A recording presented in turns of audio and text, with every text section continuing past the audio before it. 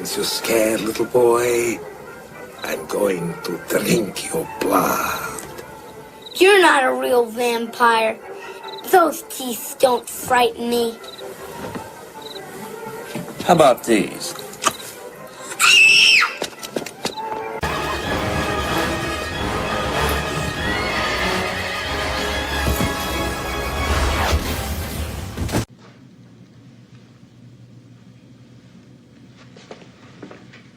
Hey, can we help you?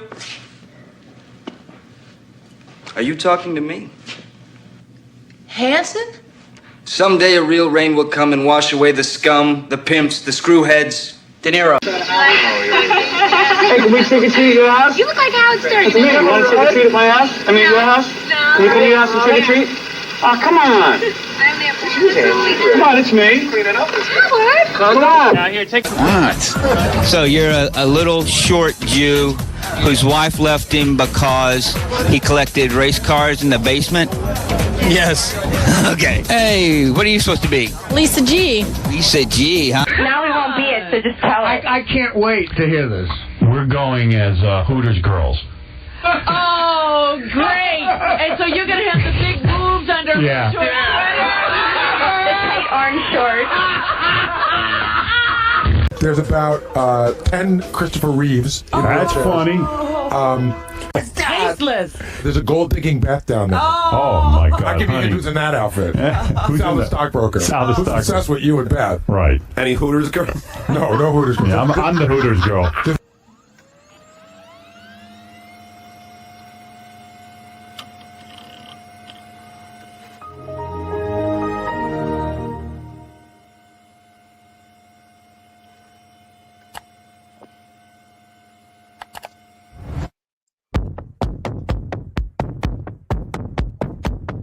I could sit here and read live commercials and just make tons of money for the company. I could tell you the same thing over and over again. I can't be tagged as the guy who's a dick. They must be so jealous of me. I'm so successful, and they're just kind of not. You know what I mean? I feel the jealousy. That's why I don't leave my house. Don't you also sort of harbor some resentment, even though it's not logical, but you resent your baby for being in the way of your career? Because we don't want the Japs anymore. Because I want respect. Some people say our show was the first reality show. I don't think there's one thing I've ever said on the radio that would have been found indecent or obscene. The secret to my show is honesty, reality, that I will say the truth. Who's watching me? Tell me who's watching me. Who's watching me? I'm just an average man with an average life. I work from 9 to 5. Hey, hell, I paid the price. All I want is to be left alone in my average home. But why do I always feel like I'm in the twilight zone? And I always feel like somebody's watching me, and I have no privacy. Whoa, I always feel like somebody's watching me. Tell me, is it just a dream? And our Dr. Mr. Roberts thinks this is a Halloween song. Let's see if it is. You guys be the judge. I have a picture pinned to my wall, an image of you and of me, and we're laughing and loving it all. But look at our life now, all tattered and torn. We fuss and we fight, and the light and the tears, we cry until dawn. Oh, oh, oh, oh, hold me now. Whoa, on my heart, stay with me. Let the loving start. Let the loving start. Oh, welcome everyone. Welcome, welcome. Do you guys know those songs? Yeah, are you? Is it a Halloween song because the Thompson twins are in The Shining? Are they the little girls at the end of the hallway? No, you know Dr. John Roberts just gets whatever he wants in this world, right? With his crazy donos, arm unplugged, yes. Arm Capella, yes. Barbara DeRush, Doctor. Oh God, that's a good one. ESG. Can't you see me? I gotta get that next time. That Thompson twins song. In the John Hamm show, which I believe should be called Hedge Clipper and not Your Friends and Neighbors. That's my clever name for it. His crazy sister, who's the best character on the show, she's like bipolar and lives with him. She's a kind of a folk rock singer, and she covers that Thompson Twins song, and it's brilliant. It's so good. I want a cover of it. I want a MP3 of it for my phone. Is the it, woman is who that, plays her? It's not Amanda Peet. No, no, okay. it's his sister. I never heard of her. She's an actress, singer. I never really heard of her before. Okay. But she steals that fucking show. She is so good on it. And she kind of reminds me of Mary Stuart Masterson in Benny and June, the way she plays bipolar. She's sort of high functioning. Okay. Highly recommended show. It's not perfect. BonJovial doesn't like it as much as I do, but it's really, really. It's kind of slice of the two shows I wish Steph would do is that kind of thing. And of course, Mayor of Kingstown, which BonJovial. You want to give us like a loose, no spoiler review of it? I've never seen you rave over something over text and message like that ever in TV history or movie history. Season 4.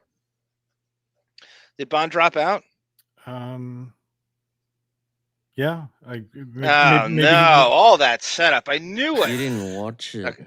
You didn't watch it. No, I'm getting the second episode. I'm waiting for. I'm back to back in it. Yeah, that's the problem. That annoyed me. Don't you worry about my modus operandi. Did you listen to my speeches? Of course I did. Yeah, it You bummed heard me out. What? For everyone listening, I enjoyed it so much that I made all these suggestions to John through voice messages that he just watch this episode, and he just It could very well be that passionate messages, and he completely ignored me. No, I didn't. And Sarah's gonna go, exactly. That's all. He ignores everybody. He never listens to a word anybody says to him. Sarah, do you agree? I really thought I actually begged you. I said, I know you're not gonna, but this time I think you should give me just for you. I haven't watched it yet. I still can do it. I can still do it. I haven't watched because it there was so much for people who don't watch this show. If you like your prison, your crime, your crime drama, yeah. grittiness, edgy, gritty crime drama. Just a 10 out of 10, 5 out of 5 series return that just had me floored at the quality of the writing, the acting, and I can't wait till it comes out in a couple of days, episode 2, and it's so disappointing that it's only 10 episodes. Well, that's what it's been. I mean, they cram a lot in the 10 episodes. I mean, they cram so much in this episode, as I said to John when I was begging him to watch it, because I was saying I have blue balls to talk about this show, and I don't know anyone else who watches it. I've got these giantness. I'm reduced to sending John voice messages just saying, oh my God, I can't believe how whatever it costs to make an episode, a couple of million or whatever. Oh my God. It's the only modern day show. I can't go any further than that with John in this. That's what I'm saying to him. I'm saying, you need to watch, if John had seen it, we'd probably send 15 or 20 minutes worth of voice messages all up. Like we'd send 2 minutes here, 2 minutes there during the week. I'll play them next time. No, just do what you want to do. Be what you want to be. Yeah. I can't control you. You're uncontrollable. He's so uncontrollable, ladies and gentlemen. That's not true. He says, yeah, I'll take I can take that into consideration. He's already made up his mind. Laura Branigan can control me, and so can Janet Jackson. That is not true. I was just, oh God, that's exactly right. I'll respond. I'll respond to Can your I say email. my favorite Thompson twins story real briefly? There you go. So how's Yes, football? Davyd. Yes, Davyd. Please change the subject because I could go on all day. Staring at my derpy 7-year-old picture. Very beautiful young boy there, weren't you? Adorable. Look at the face on that. I asked my mom, like, send me an old Halloween picture because I knew John was going to put up that Shazam photo. So I was like, you didn't have to do that. You can no, do whatever you want. I'm trying to be on theme. No, but Bun, I will respond to I passed out at some point and I'll get back to your email. But thank you for sending me all that stuff. It's really cool. Oh yes. Oh no, it was you sent Davyd and I had a very musical email thread back and forth. This is like George Costanza talking to Kramer without Jerry as the right. Exactly. that was an actual storyline, right? Right, having our musical shop talk email thread, right? Quiet down, chorus boy. So obviously we're talking about Mayor of Kingstown, and it's the only modern day show that I've watched multiple times. We're back on that now. Well, I just want to say it's the only show that I've watched multiple times.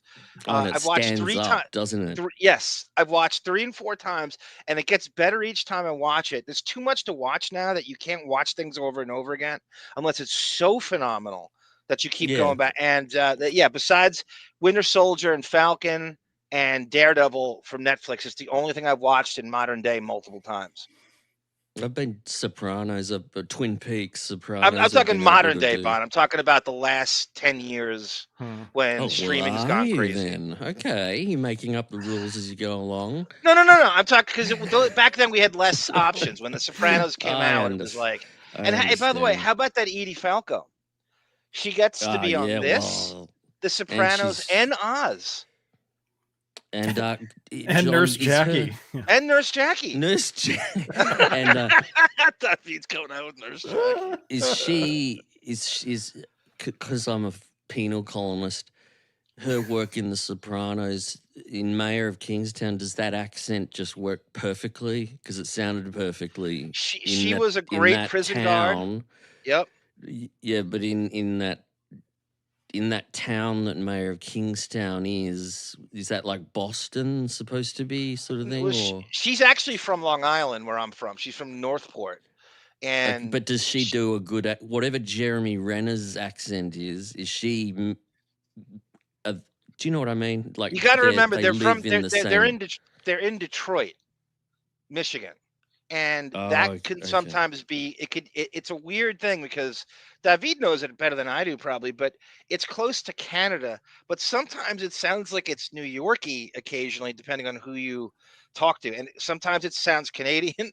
It's like Nunadian is how that accent goes. And you can almost do anything. It's a very malleable part of the country too. You could do anything you want almost with what's a Detroit accent exactly? Right? Oh, wow. That's interesting. What do you do with it? I mean, it's probably harsh. I mean, the one thing Cleveland does have is just harsh short A sounds. So like ham and ma'am, it's kind of a nasal short A sound. So I wonder if it gets worse as it gets toward Detroit. That's the only thing I can think of. I've studied that, over the last because of I forget what I was watching, and I'm going because I think it was partly because of Jump Street. You could go like, if it's one of these, every major city kind of has an accent. Like Chicago clearly has an accent, Philadelphia has an accent, Boston clearly has an accent, LA has a Valley Girl kind of thing, and cities like Detroit, you're like, what is that? Right. It seems like it's ambiguous, and so you can almost set it there, and you could drop in an Edie Falco, and no one's going to question. Or what?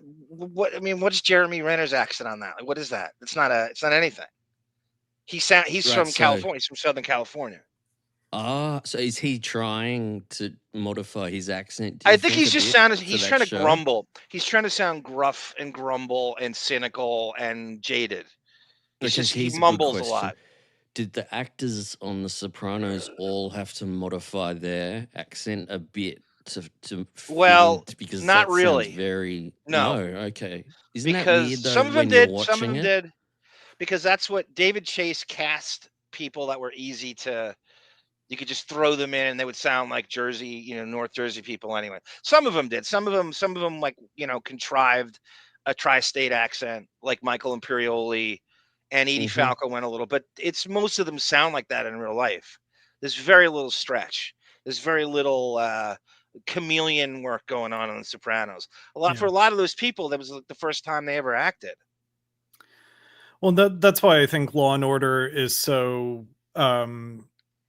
successful and long running, is because there's always new actors coming to New York City. The show is set in New York City, and people have the accent built in, so it's like I am a local. Like I could, even if this is my first time acting, I could be I fit right in. There's very little acting required since I grew up here. And what I know is about being a basic bitch. Aussie. She's from New Orleans. She's from fucking Louisiana. And there's no way to tell. Generous,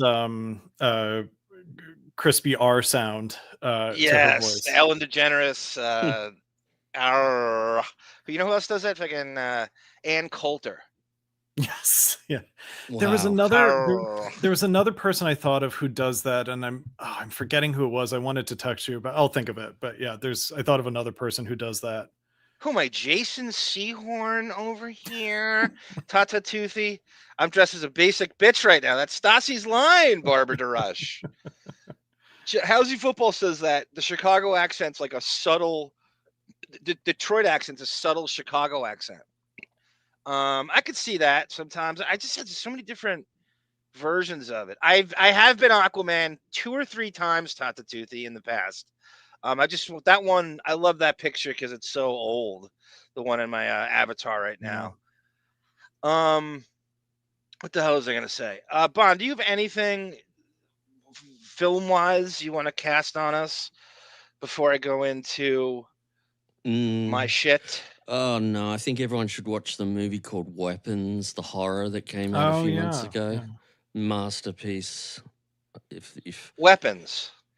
Called Weapons, that's right. Who's in it? And what's her name? That Julia. Julia. Raul Julia. No. No, she's very Julia Garner. Yeah, that's the most notable. Josh Brolin's in it too. Oh, okay. Yes. Okay. Oh, that's even more notable. It scared the living shit out of me. And I just recommend it. Davyd and I were talking about music in movies, sound wise. Oh my God, it's a masterpiece. It'll just blow you away. Because John loves to crank up all the audio. Davyd doesn't might not notice. John normalizes the audio so that everything that's quiet, like if 2 characters are talking like this. Yeah, I don't do that. We don't do that. Let's hide. We don't let's whisper hide act. down in the basement. Let's hide in the basement because I think it's coming different. John turns it up so it's let's hide in the basement so everything's going to. And then when the big crashing sounds happen, the big crashing sound is like crash, crash. So with the talking that's really quiet, it's the same as the crash. It destroys all dynamics. Can you imagine if we covered A Quiet Place on the Depening Patreon and John boosted the audio? You guys have to do that. John, could you imagine trying to get through that movie? Because they're just talking like this, everything. Don't make a noise. Don't do that, which is actually obviously going to make a really loud noise. Don't do that. And John will be going, what? Wait a sec. Whisper acting is the stupidest. I don't know if it's like some Meisner fucking technique they learned, but nobody talks like that in real life. Nobody does. I mean, I could see if you're trying to keep a secret and someone's trying to, but that whisper acting shit for dramatic effect, nobody talks like that ever, anywhere, at all. I think it's an offshoot. I sincerely believe this. I think it's an offshoot of like mid-90s modeling campaigns where like Kate Moss is whispering at the camera in black and white, like, "Bye, Dior." I think all actors just want to treat movies as runway modeling campaigns, and so they employ that style of talking into their acting now. Listen to this guy. One play of Josh Brolin's wedding, and I believe you're going to play multiple Josh Brolin weddings. And All his he's children. memorizing the filmography. He's watching Weapons now. I'm watching. I predict you do. I'm watching you're W the by reason- Oliver Stone. Yeah. You're the reason Troy Aikman got divorced again. That was a weird wedding. That's. I wish you knew a little bit more about sports. I know. Because we'd have. You did acknowledge Joe Buck, and that's good Yes. enough for me. Yeah. I think he would like you. I know he would like you. Who I only knew because of the Artie fight, by the way. So it was because of me Howard too. that I knew Joe Obviously. Buck. You know. That's so funny. That's so funny. You guys really knew. I cannot believe what a dead ringer he is for Anthony Edwards. As I think about it, it used to bug the hell out of me. I'm like, who does he remind me of? Oh, it's Anthony Edwards. Right, Jesus right. Christ. It is. I mean, it truly is. I haven't seen Anthony Edwards in a long ass time. Anthony Edwards, of course, is from ER and one of the best comedies of all time, Revenge of the Nerds. Now. Isn't college great? It's gonna be a great year. Even Sarah loves that movie. He's Looks in like Top Zach Gun Morris. too, right? Isn't he? Yes, he's in Yeah. Top Gun. Yep. Okay. All right. So, Bon, you really have nothing? Film-wise? I'm good. I'm good. Because you don't. Here you go. Here's something that John needs to do. Question? Why don't you respond to my DMs? Why not? Our channel momentarily lost our monetization for the time being. And if able, please donate via Cash App in the upper left, Venmo upper right, or the Buy Me a Coffee in the middle. Thank you so much. I had an easy time getting in touch with Trump.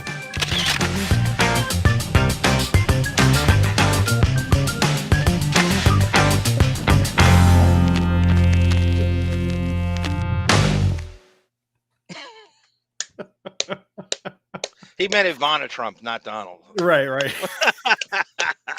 You Bon, know, Mary that's- Trump, not a. Right. Who's on the bass guitar there? Is that Tisdale? That's some You're groovy Tisdale. bass line. Huh? Oh yeah, I know you like these music. That's generic stock. You see, copyright that's free great. music. That hooks That's you in, great. doesn't it? That gets But in this- your head. This is a masterpiece. This is a Oh. masterpiece, and I'll go to the grave saying this is a masterpiece. Just ask Lucas Delabate because he's playing it all as Kvetching. DJ.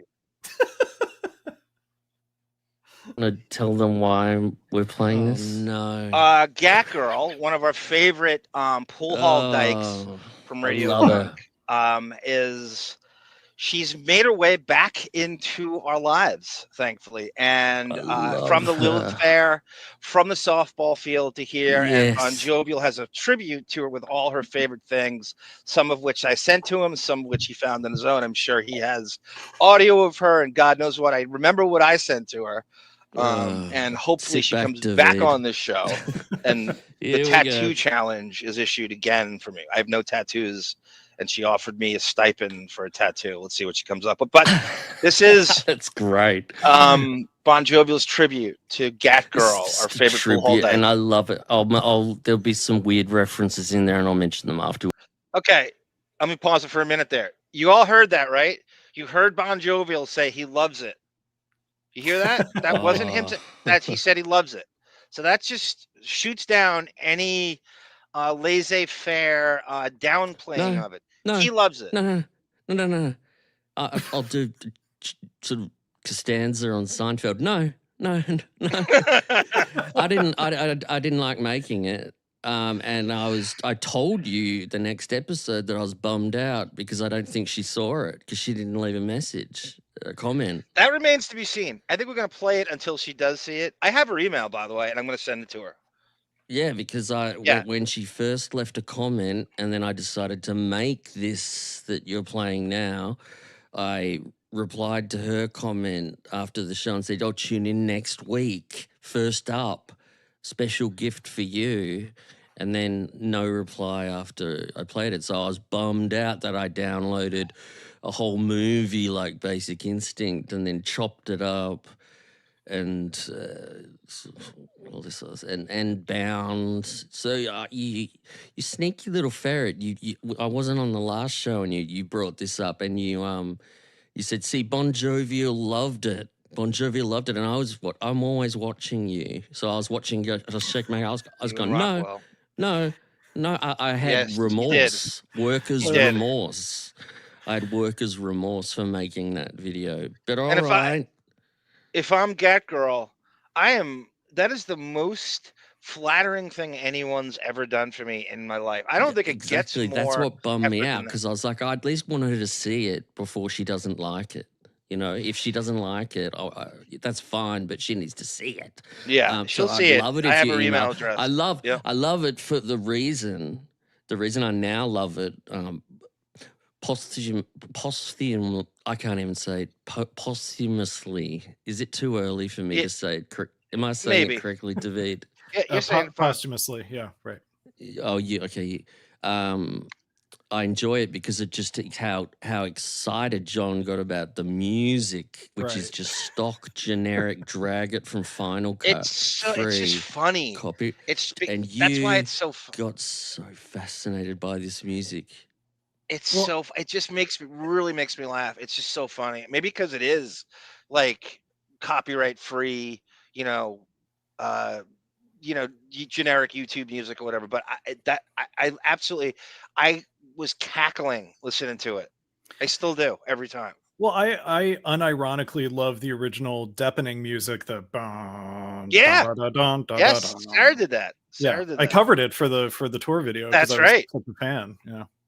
By the way, Bon, thank you for playing our monetization donation thing, John. That was brilliant. I mean, how many do you have now? 5? How do you choose? I don't know. I'm running out of time because you're going to be able to get your money back soon, in a month maybe, I guess. I don't know. Even less than a month maybe. Here we go. Here is BonJovial's GATGIRL tribute. And I'm going to send this to her on email. Some weird references in there, and I'll mention them afterwards. And here we go. You guys are the best looking audience I've ever seen in my life. I am not shitting you. Who are you? I'm Roxy. Look at how much she looks like Amber Heard, guys. Oh, she does. Oh my God, damn it! Every nuance, look at that shit. The scowl, the hair, everything. I completely disagree. She's got a butchiness to her. She's got a butchiness that Amber doesn't.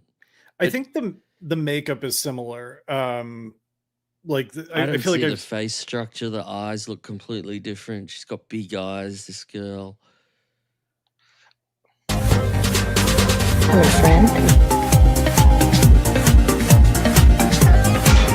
Hi. My name's Violet. We heard you working in here, and I was just wondering if you'd like a cup of coffee. This is Carmen Sandiego. Classic GATGIRL. Classic DJ. Vintage DJ. I think gay marriage is gonna, Jane Lynch is a great example. It's gonna destroy the entire lesbian cult. We can just stay the way we were.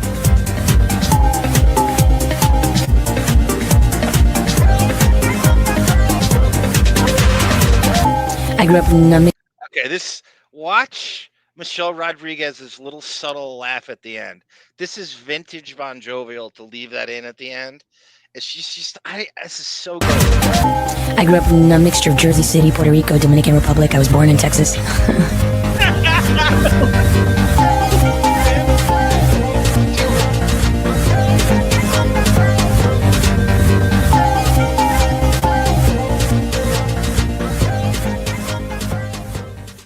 And then the Thelma and Louise drive away at the end. We just needed a league of our own, and it would the lesbian movie collection would have been complete. That's a great idea, Davyd.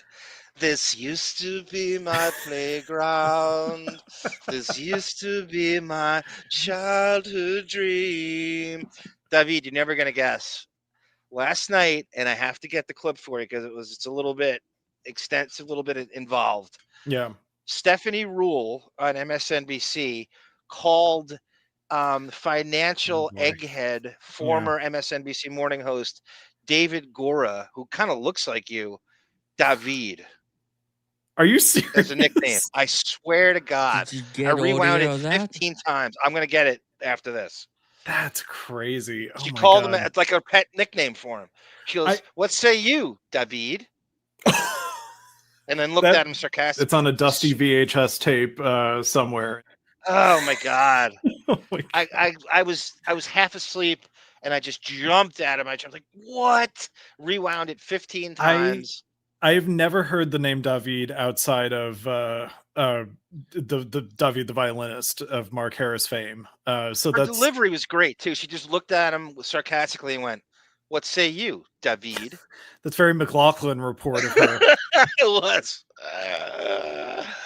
My high school clique with racist Dr. Sarah. Roxy ate puss says, "Look at Sarah. She's just throwing haymakers."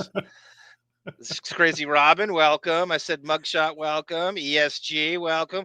Pool Hall Deck sounds like that is a great name for a punk rock band. That ESG. was good. What if I turn the camera on and I'm sitting here topless, drunk, and I don't even realize it? I don't remember that at all. What is that from, Bon? That's years ago. Yeah, I bet it is. I bet it is. I love that Sarah cracked herself up with that thought too. She never laughs. Yeah. She never laughs. She's a tough laugh. Right, Davyd? If Saturday Night Live audition should be you audition in front of Sarah, not Lorne Michaels. Right. If you can get her to laugh, that's how you get the show. My high school clique would recite lines from Bound and Basic Instinct all day. Really? Sarah and her crazy friends. We gotta get her crazy friends on the show. Yeah. Reciting lines So I from love Bound. it. Yeah, so that was Bound was the movie with Jennifer Tilly and Gina Gershon just now. We just saw Sam Simon's ex. Or Beard. Take your pick. Jennifer Tilly's done the Stern Show a fair number of times, right? Probably about 5 times. Okay. Yeah, that's pretty good. I believe she's been turned down too in the current think A-list ass kissing Velvet Rope Marcy bullshit days. I believe she's been turned down. I mean, now that she's a real housewife, I wonder if that will change, you know. Of Beverly Hills. Beverly Hills. Okay. How many seasons in? Oh my God. I think she's 2 seasons in. Someone else may know a bit more information, but yeah, she is or was had joined the cast a couple years ago. Let's go Blue Jays to all our Canadians, Tam Fran, and I mean even people housey football. I mean even anyone who dry humps Canada. There are a lot of great Canadians in this chat. As a matter of fact, John Olerud. Wow. That home. that was Laura from Dr. Katz, by the way. No, that was Sarah. Oh, that was? That was real Sarah. That was real Sarah. Sky Spectre. Okay, Here we go.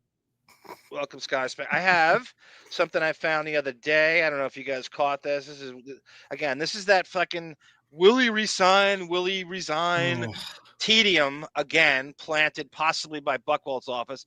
Different author than the first one. Again, I hope this is true. This is bizarre about who this is. Was Jessica Finn the broad we showed on Don Lemon's show? Davyd, do you remember the name of? I forget the name of the broad first time. Maybe it is the same broad. I'm not sure. I think it is. I think it is. Okay. Howard Stern's again, it's the Sun. This is a couple days ago. Howard Stern's top staffers are asking around for new jobs at SiriusXM as they believe the show will be canceled in December. The private conversations are being had at the streaming radio provider. Stern's $100 million contract, which is yet to be renewed, inches closer to the end. An eyewitness at SiriusXM's offices this week claim they overheard the Stern radio personality, and I use that term loose. Can we really call Fred a personality? Fred Norris pitching himself for a new gig. Fred is walking with another guy at Sirius and said to him, "Hey, let me know because I don't know what's going to happen in January. I actually might be looking for a job," says the eyewitness. Meanwhile, the source is also told the staff members are expecting the show to officially end at the end of the year. After conversations with Gary Delabate and the others, it sounds like they aren't expecting to re-sign with Sirius, said the insider. Stern has notably been broadcasting from his sprawling Hamptons home since the pandemic, with some occasional exceptions. The U.S. Sun is the first to exclusively report the Sunday morning superiors were not expected to find common ground. In August, sources informed the U.S. Sun that Stern's SiriusXM program seemed to be facing cancellation. The satellite, an insider reveals Stern's contract is up in the fall, and while Sirius is planning to make him an offer, they don't intend for him to take it serious, and Stern are never going to agree on the money he's going to want, and it's no longer worth the investment for anyone. The source couldn't agree more there. Jesus, I mean, the source, about time you said that. The source also noted at the time that SiriusXM was expected to pursue a separate agreement to maintain control of Stern's extensive show archive. Extensively getting thinner by the day. You know, the less he does, it's almost like when I go through and I prepare for this show, I'm kind of like running. I swear to God, it's like I run into the same stuff like over and over again. I'm talking like from the early 2000s and 90s and stuff. It feels like we've exhausted that almost by now, or I'm getting close to doing it. Yeah, I mean the archives are so redacted by this point that, you know, does it even require someone full-time managing it? It can't just be a collection that stays on the cloud, you know. And redacted by people who don't know what he wants redacted. Right. Like those are called the dark tapes. Who weren't there for all the red flag people and aren't really knowledgeable enough to know what he wants. That's kind of the interesting thing about the red list is that there's so much cross-referencing throughout the show's history in terms of like, yeah, it's an interview with Sarah Jessica Parker. We want that, but she asks him about his kids. That we don't want. I mean, you would have to you have to go through every single thing, you know. I said Jerry Seinfeld the other day. He goes, "Man, you really look like you're wearing a wig today." Yeah, that would have to be edited out. Shit like exactly. that. Right. Exactly. That was great, Bon. I don't know how you had that queued up like that. That was great. I mean, now with AI, they could turn Artie into, you know, Michael Rappaport with boy, that's very little. That's an amazing thing. Another brilliant thing you just throw out as a throwaway. This show is so bad. This show is so rote. It's so predictable. You could AI the fuck out of it, and nobody would know. Oh yeah. It's so robotic, and so by the numbers, any idiot can predict it. So banal and so sterilized. You could AI the fuck out of this, and nobody. It would actually probably sound edgier if you AI. Do you understand how creepy that sounds? What you just said?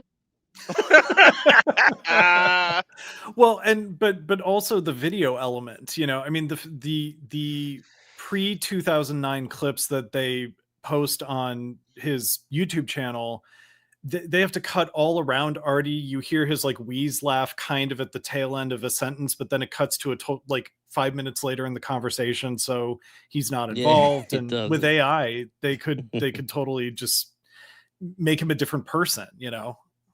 Yeah, you could do. I mean, and if Howard's looking to be even lazy, you couldn't get any lazier than his show is. Like, there's nothing you could do to reduce the caloric expenditure on that show except just move completely to AI. Yeah, I mean, we are at that point where it's like, you know, Howard should basically be replaced by the animatronic Great Hall of Presidents version of himself that is, you know, fed lines by AI. I mean, it would, as you said, it would probably be an edgier show because it would be edgier. Reach back to in the last 40 years and find, you know, some relevant way of communicating with an audience in an entertaining way.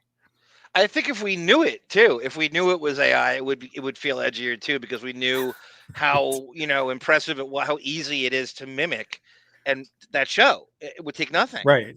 Yeah. That's Jason NLS2 Fred of 72 needs to. I know. If this is true, Jason, just commenting on this article, if this is true, if this conversation, and I don't even know why Fred even needs to be at Sirius. We're gonna go get pumpkins for Halloween, or we're gonna, If this is true, Davyd. Yes.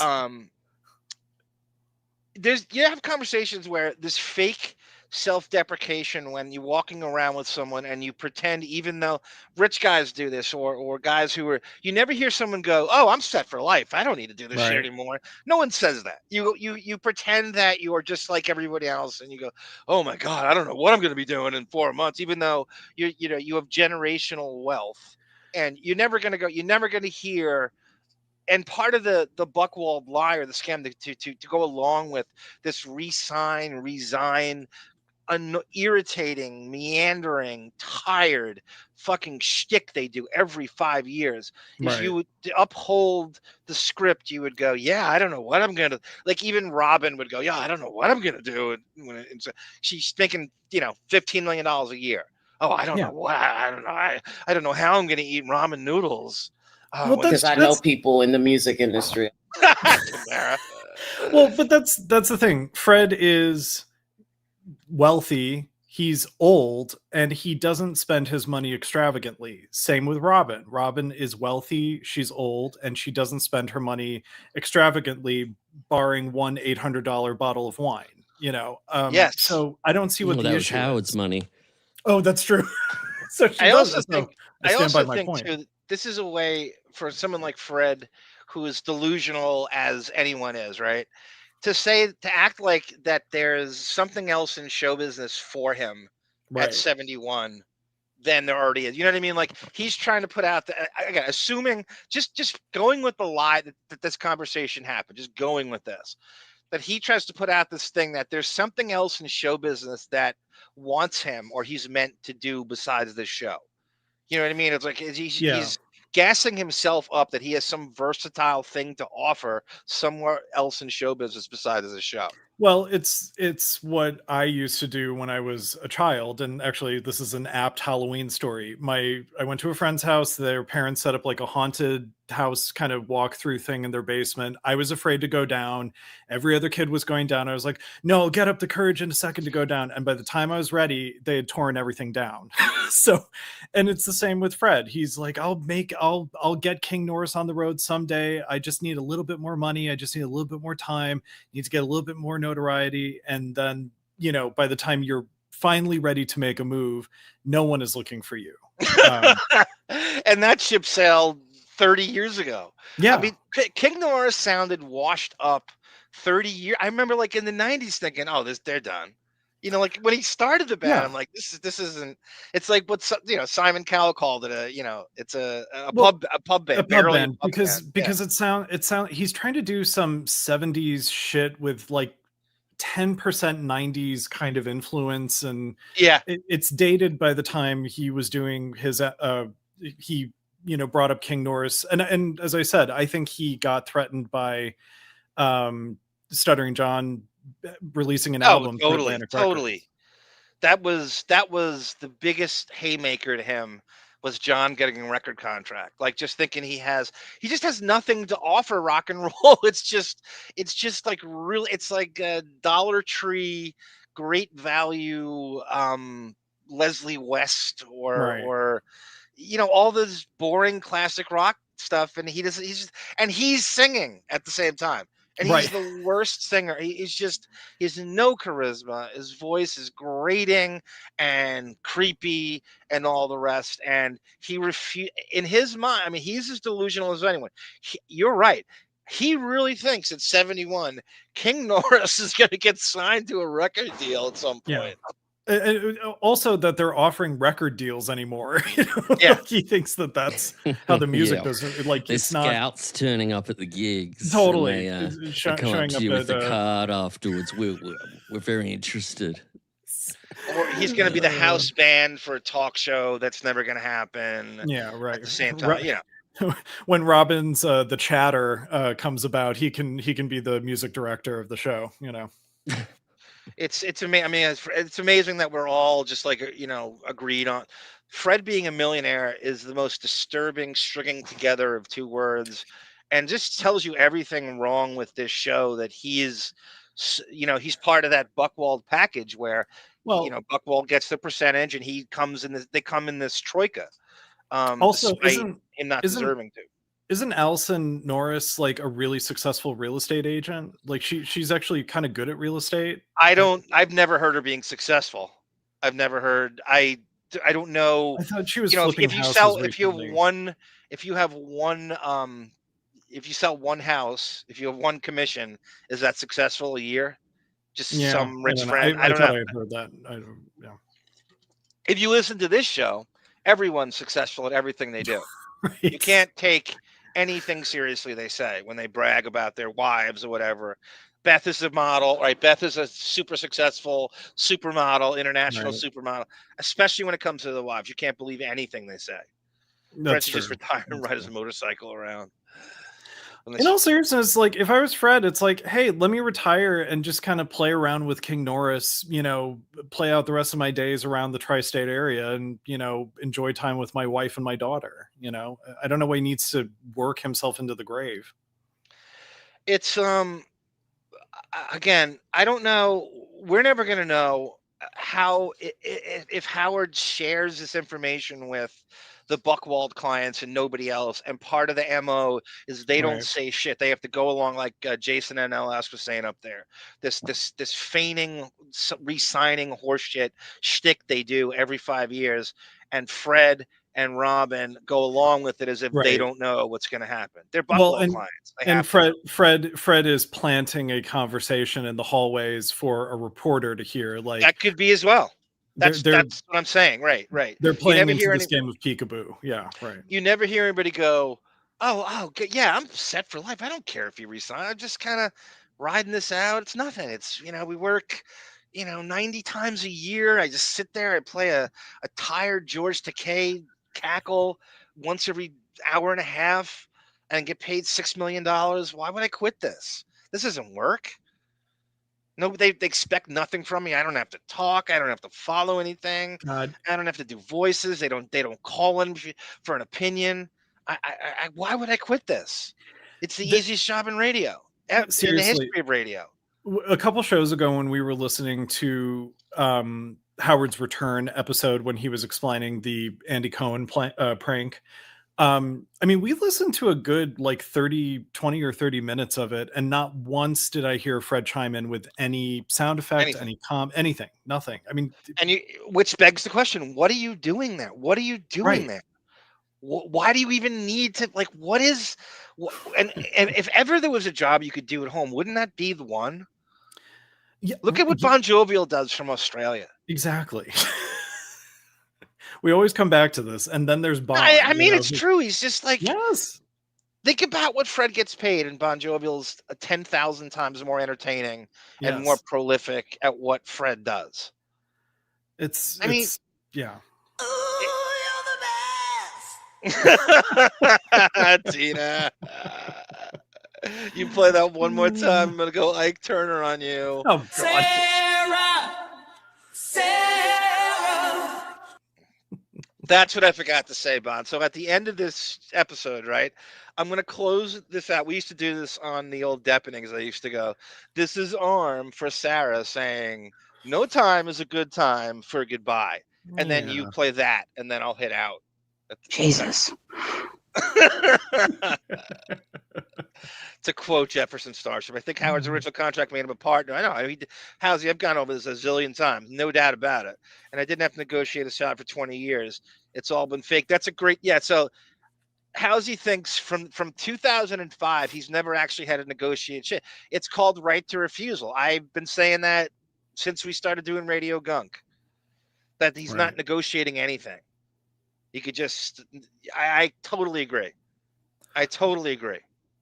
Was him suing sort of a separate thing? He wanted more money on top of what he already On top got. of the partner That was thing, right. part of the. So he wanted to take credit for people subscribing to SiriusXM for, say, the Major League Baseball Network, the NFL channel, the NBA radio, Right. Yacht Rock, 80s, 90s. So if you were subscribing to something else, he's taking credit for all subscribers Yeah, that meet right. his bonus. Because he That thinks kind he's the only magnetic surface on SiriusXM that is actually pulling people like Oprah in onto the company. Yes. And so therefore he should make money off of it because of being just If a we, magnet. in fact, do have 23 million paid subscribers. What a fucking lie that is. And then If we, in fact, do. It's just a great way well, to start that. if you were Bon, if you were in the audience, if you were a staffer in the audience, in the second half of that, wouldn't you get up and go, "Oh, okay, well, how many listeners do we have?" Wouldn't you need to know that information at some point? Yeah. What exactly I'd love to. is the listenership? What's the number? And then he has to lie and he has to throw some bullshit out. Yeah, I mean, I would want to know the number because it's like, listen, how many people are we actually playing to here before I put in the effort of 80-hour work weeks for minimum wage, sleeping on, the carpet Anybody would overnight? ask that. Yeah, Right? exactly. When you're a touring musician or comedian, don't you have to know how many is in the audience each time? Isn't that very important that you know who's watching you? You'd want to know like how many seats is the venue, and and someone count the heads, to see Right. what you're dealing with, right? There's an NFL blackout rule about that. Do you know that? If this is so stupid, and I don't know if it's still in play anymore, it's the dumbest thing in the world. And today's technology should have shot all that down. The NFL owners have a thing. If you don't sell out our stadium, we're blocking out the game locally. So we're punishing the local fans from watching it because you didn't sell our stadium out. Right. So it's almost like an optics embarrassment by the owners. Like if you watch on TV, oh my God, there's empty seats in the second deck. Wow. That would be funny if Ross Zapin was outside the stadium trying to get seat fillers, like they did for Howard's birthday. That's great. Have you ever played an organized sport? Oh my God, I love when Artie would throw the sports thing in. Any sport. I challenge you to any sport. All right, swimming. Yeah, right. I remember tuning in. The King Norris played a couple songs. The G4 network. They are awful. Jason, 100%. Beyond, it's actually worse than I remember when we did the first Fred show, and I went back and listened to it. Bon, this is your MO. His music's horrid, right? What would you do with that? And in any era, horrid. Yeah, it was. Davyd put it right. It was just a lot of bluesy stuff, and then trying to throw in a bit of alternative sort of. Yeah. Ben he fell asleep in the middle of that sentence. Ben 4810's theory is that because Sal has upped his YouTube shows, his cooking YouTube shows, he feels that there's no fear at all in the staffers. The true test is they do an actual podcast as a guest. Well, I was about to suggest we should get the Lemmings, like the Marianne from Brooklyn's, to insist and rally for Howard to do a live YouTube stream and see how many people tune in. Like you can, because they track that number, like how many people are actually watching the live stream. That's a great idea. That's just another to kind brilliant of idea. He would out their never numbers. put himself. He would never. I He know. would. He would never. They have I a know. million excuses. He would never do that. I mean, obviously, you're so right, Davyd. Another great point by you.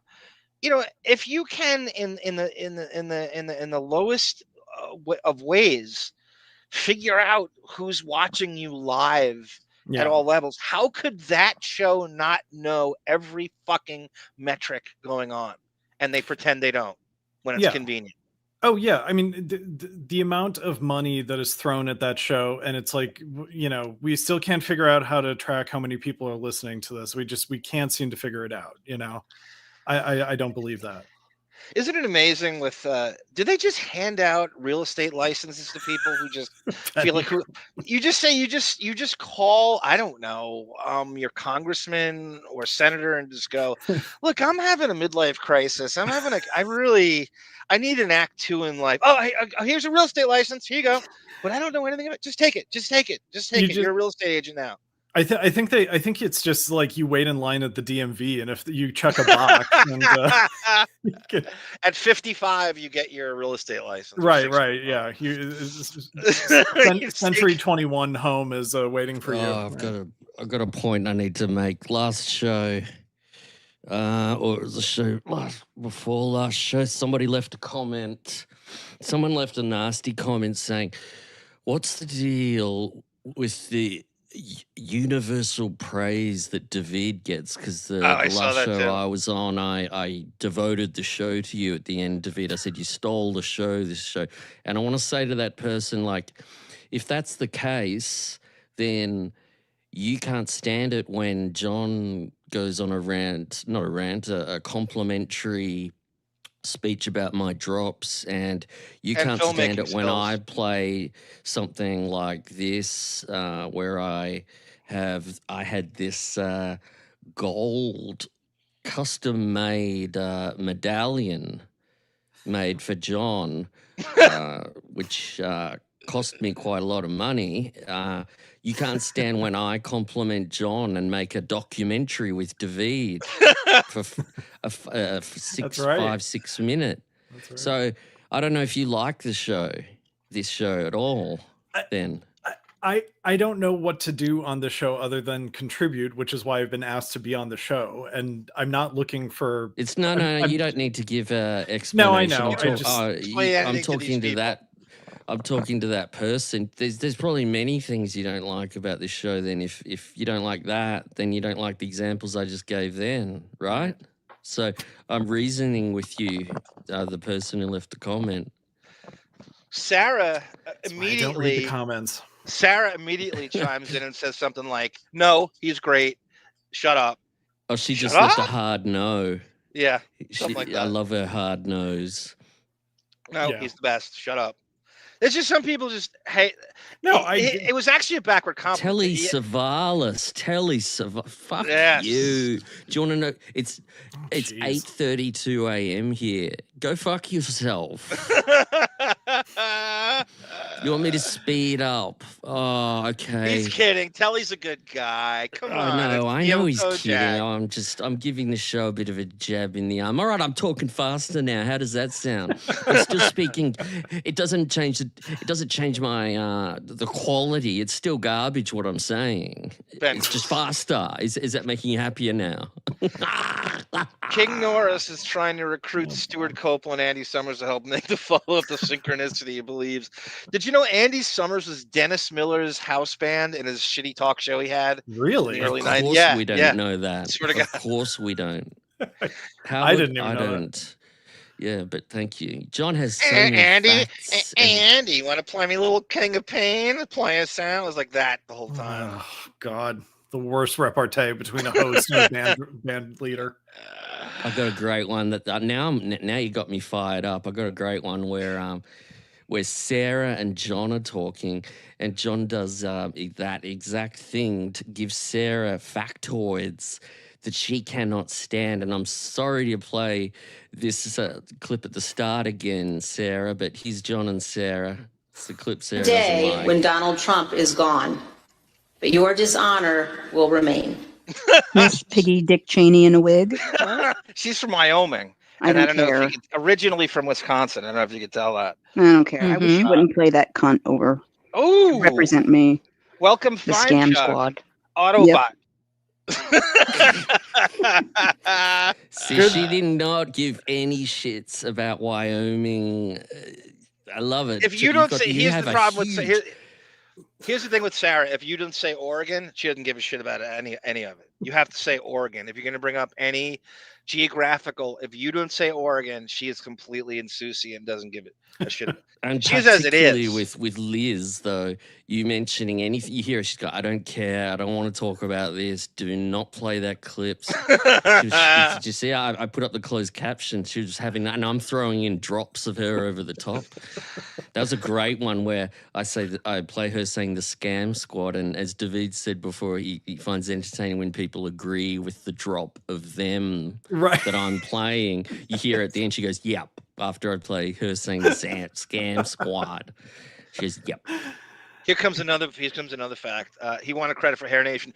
Do you know that, I guess through Buckwald and K-Rock, Fred was on the Ozfest in the late 90s, early 2000s. He was like, I swear to God, you could probably find a flyer for it online somewhere. He's banned. It was like 10 bands playing, and they just threw they him would have in played at 10 a.m. in the morning. Yeah, they would have. Yeah. He was first. That It was opened horrible. the day. Yeah. Wow. I did not know swear to God, that. you could probably find the flyer. I believe. I believe. keep going back to KC Ruhle. I keep going back to. By the way, I'm thinking about having a panel next time, different topics and stuff. Bring in KC Ruhle and like Radio Gaga. Not in the mood, Brendan. Not in the mood. I keep going back to old Stern shows with Artie. God, he's awesome. I just can't believe he fucked all that up. He's on for 9 years. He owned that show back then. I truly miss him so much. Yeah, I mean, you got all you're going to get out of him. KC Ruhle, if it makes you any, and I'm sure were you there to meet Artie? Because he started, yeah, you were, right? Artie started in 01. So you definitely met him, I guess, at K-Rock. He, do you really see him transitioning to the modern day Howard? I mean, I think he got out at the right time, I think. There was no way that he was going to stop Marcy Turk infiltration. Also, every other show he did after the fact fell apart mostly because of him. Yeah. You know? He said that last time. He just has no endurance for a daily grind at all, even if it's completely tweaked to even if it's Kumia at 4 o'clock in the afternoon or Nick DiPaolo at 10 o'clock at night, no hours seems to work for him. I mean, you couldn't have a more scatological Artie tweaked show than the Nick DiPaolo, Nick and Artie show. Yeah. I mean, completely. Brendan, I wasn't complimenting my drop. I was enjoying that Sarah complimented my drop. Do you understand now? See, Sarah went, yep. I wasn't saying, ooh, what a wonderful drop I did. I was saying Sarah appreciated the drop. Jamie Lee Knoxville. You're really pissing me off, Brendan. Anyway. Jamie Lee Knoxville says here, isn't Taylor Swift and Oleo Records now? See, Johnny Meyer feels that if he wrote Johnny Meyer, you wouldn't like the line as much, so he writes it as Jamie Lee Knoxville, and you love it. That we would ever hold anything against him. I don't know where he got that idea. I don't either. Okay. It's a clever pun though. I like Jamie Lee Knoxville. Yeah, it's very that's good. Good. Good name to be a fake caller too. Jamie Lee Knoxville from Detroit, Michigan. You're on the air, Kim Kardashian. All right, guys. HOWAWEEN.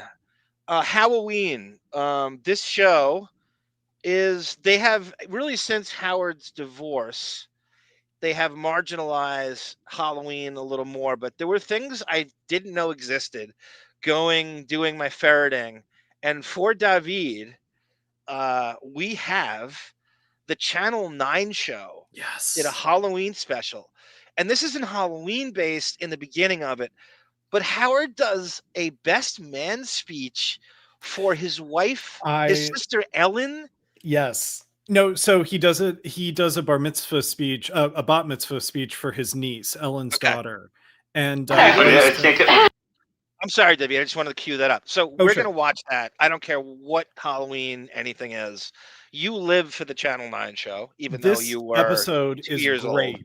This episode is great because Raye Stern is the guest on it, and you just see her throwing everybody's, accusations at her you know, and she answers them all away. You know, she's great on this episode. I couldn't agree. I was just skimming through this, and I stopped randomly, and I see Raye Stern, and Howard does that thing like the world's oldest teenager, and he goes, Right. "Ma, ma, ma, ma, come on, ma, ma, ma." Yeah. Yeah. And you sense that Raye doesn't even recognize him. Like, what is this shtick that you're putting on? You know, this is not how you behave in front of me when the cameras aren't rolling or you're not on the radio. I mean, she was completely bewildered, you know, and like, really, this is how you're going to act? You think I'm going to buy this character? Davyd, I think you're an expert on the Channel 9 show. We should almost do an entire Channel 9 retrospective. Yeah. Yeah. It really, you know how we say like this is punk rock, and sometimes we overuse it, like trying to compare something. This really was satirical punk rock in a way.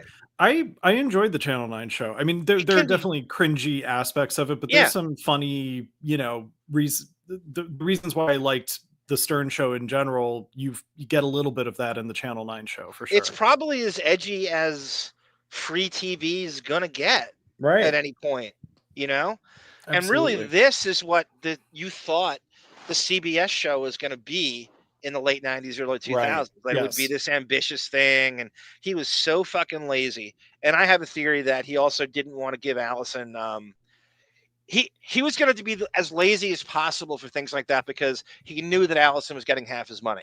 So I'm not going to work hard and give half my money to Alison.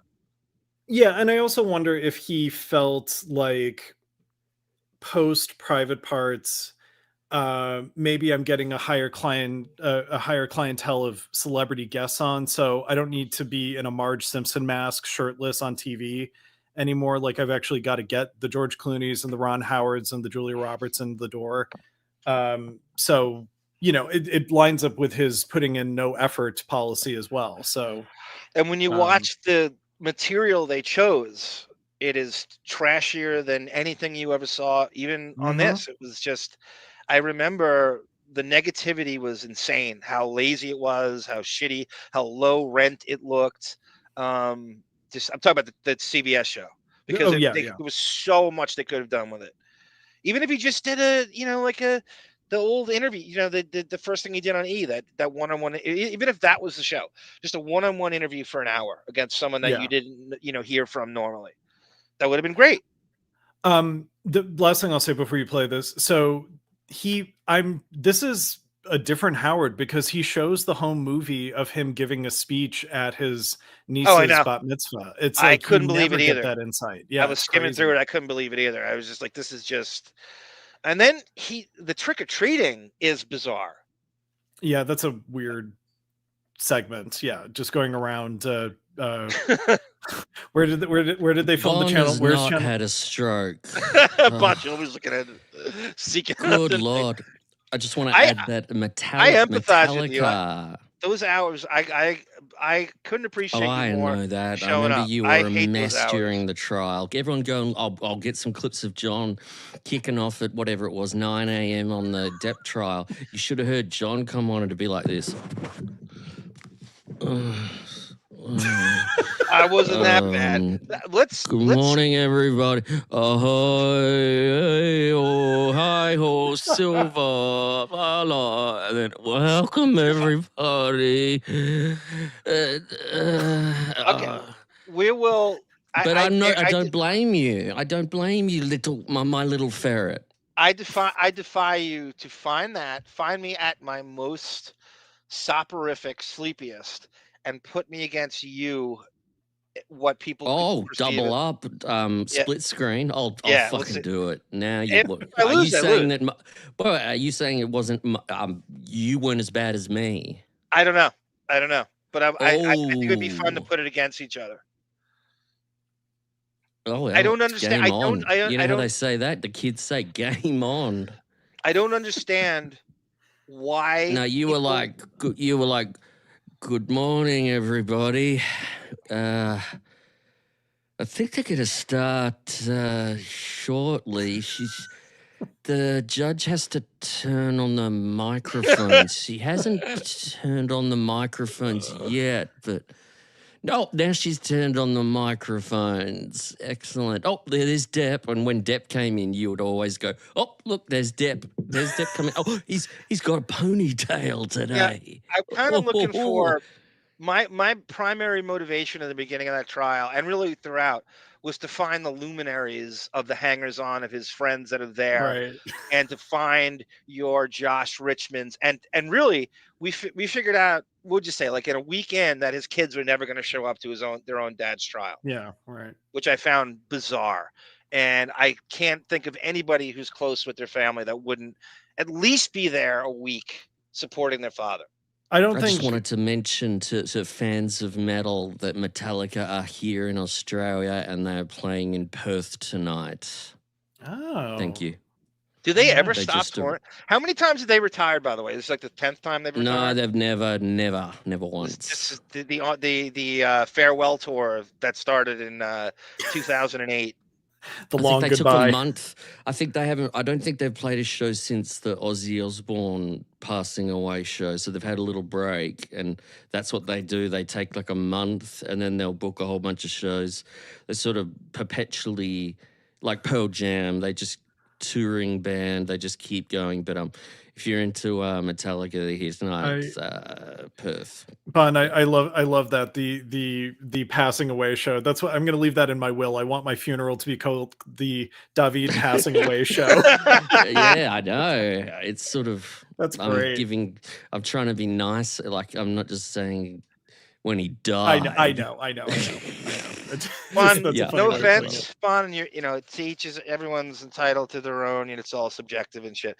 But Davyd and Brendan and I, we think Metallica is the most overrated band in the history of music. I'm not going to see They them bore when the they shit come out of us. here. We are so No, we're so sick of them. I haven't They liked their really last bore three me. albums. I find Wait, them really haven't- boring. I could do a whole show on the downfall of Metallica.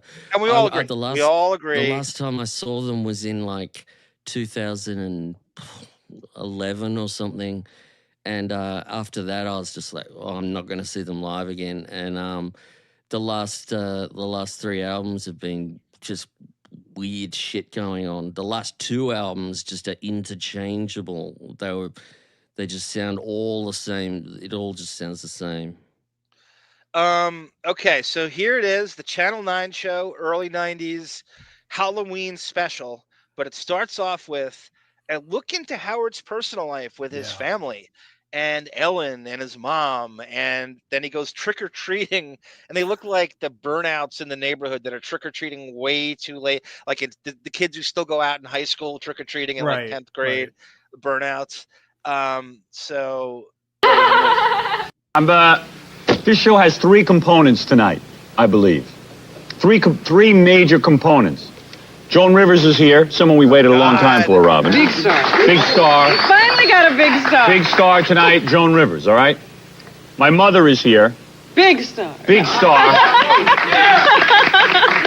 You know why she's here? No, I don't know why your mother's here. Well, because she berated me. I had to give a speech at a bas mitzvah, and my mother said it sucked. All right, so we're going to talk to my mother. Bas mitzvah, bat mitzvah, like what? How many? Is there three different pronunciations for it? Andy the bat is Cohn. for a boy, right? And the other one's for a broad. No, bar is for a boy, bot is for a girl. Okay, Jew broad who likes bat mitzvahs. Fights Dracula. Says Artie's Uncle Sonny, supposedly. About You that. have the tape of the speech? That's right. Okay. And then, did you see, I don't know if you caught the beginning of the show with me getting a massage and a Halloween Was mask. that you? How many, Davyd, you watched this whole collection extensively. Yes. How many massage episodes are there? There's quite a few. What is with him and the massages on this? Because he wants to watch Jackie, Fred, and Gary getting massages. Yes. So you read my mind. It's just hitting me now. Every time you weird. tune into the show randomly, he's getting a massage. Someone's getting a massage. The Channel 9 show is Camp Well Met to him. He's just creating situations for other guys to get off, and he can be the little voyeur perv that he is. Barbara DeRush goes, when Davyd was born, when the show was on Channel 9. No, he was in '89. Yeah, it's like a year difference. And the Dragon and the Angel, Davyd, 21 matches your actual born day. Yeah, it's the day after. Right. We went trick-or-treating, and all I'm going to say is this is the best 11 minutes of tape that you'll ever see. I didn't recognize that hairy chest. Yeah, it'll be. Did you see how hairy I look in that? Yeah, I did look kind of hairy, but that was me. I got a homoerotic question for you guys. He says that. How many times a week does Howard shave his body hair? Now, modern day. Oh God, it's too early. No, well, what he's saying there, right? He's a hairy bastard, chest wise and leg wise. And now you see him, right? And there's like the plunging neckline, and it's all fucking Well, nared who's out. doing it for him now that Ralph has died? That's my question. That's a great question. Somebody's got to be doing it. Who's doing it now? And you know he ain't letting that shit go. I'm gonna say Chris Wilding. Chris Wilding's doing it. Good answer, Davyd. I might go with that. Maybe that's what's keeping him on the payroll. I think he and Chris have a very, very secret, locked, either WhatsApp or Telegram chat that they work out all of their sort of sexual favor shenanigans, and that is one of the things that. Good answer, Davyd. You're on a fucking roll. Don't compliment me, John. Please, Oh, the universal sorry, praise for Davyd, please. Oh yeah. Your body was hairy. That was me in my Marge Simpson costume. Wait till you I thought you didn't watch The Simpsons, Howard. Yeah, right. see Just this like tape. Seinfeld. We went trick-or-treating, and all I know is we ended up in this woman's bedroom. This was just a woman, just the lady who was driving down the street. Two ladies. We ended up in their house. This is all I'm going to say, and it was the best Halloween ever. Well, you told me she was a dreamboat. Hey, you'll wait and see how good she looks.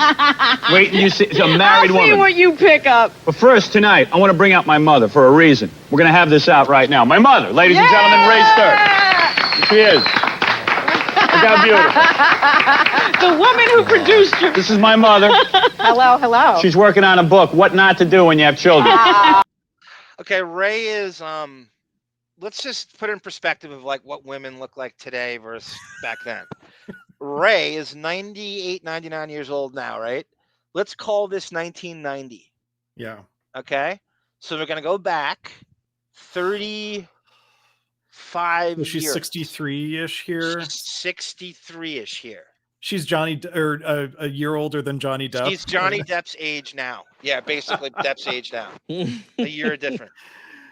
This is what it's like now. 62 versus 1990 versus 2025.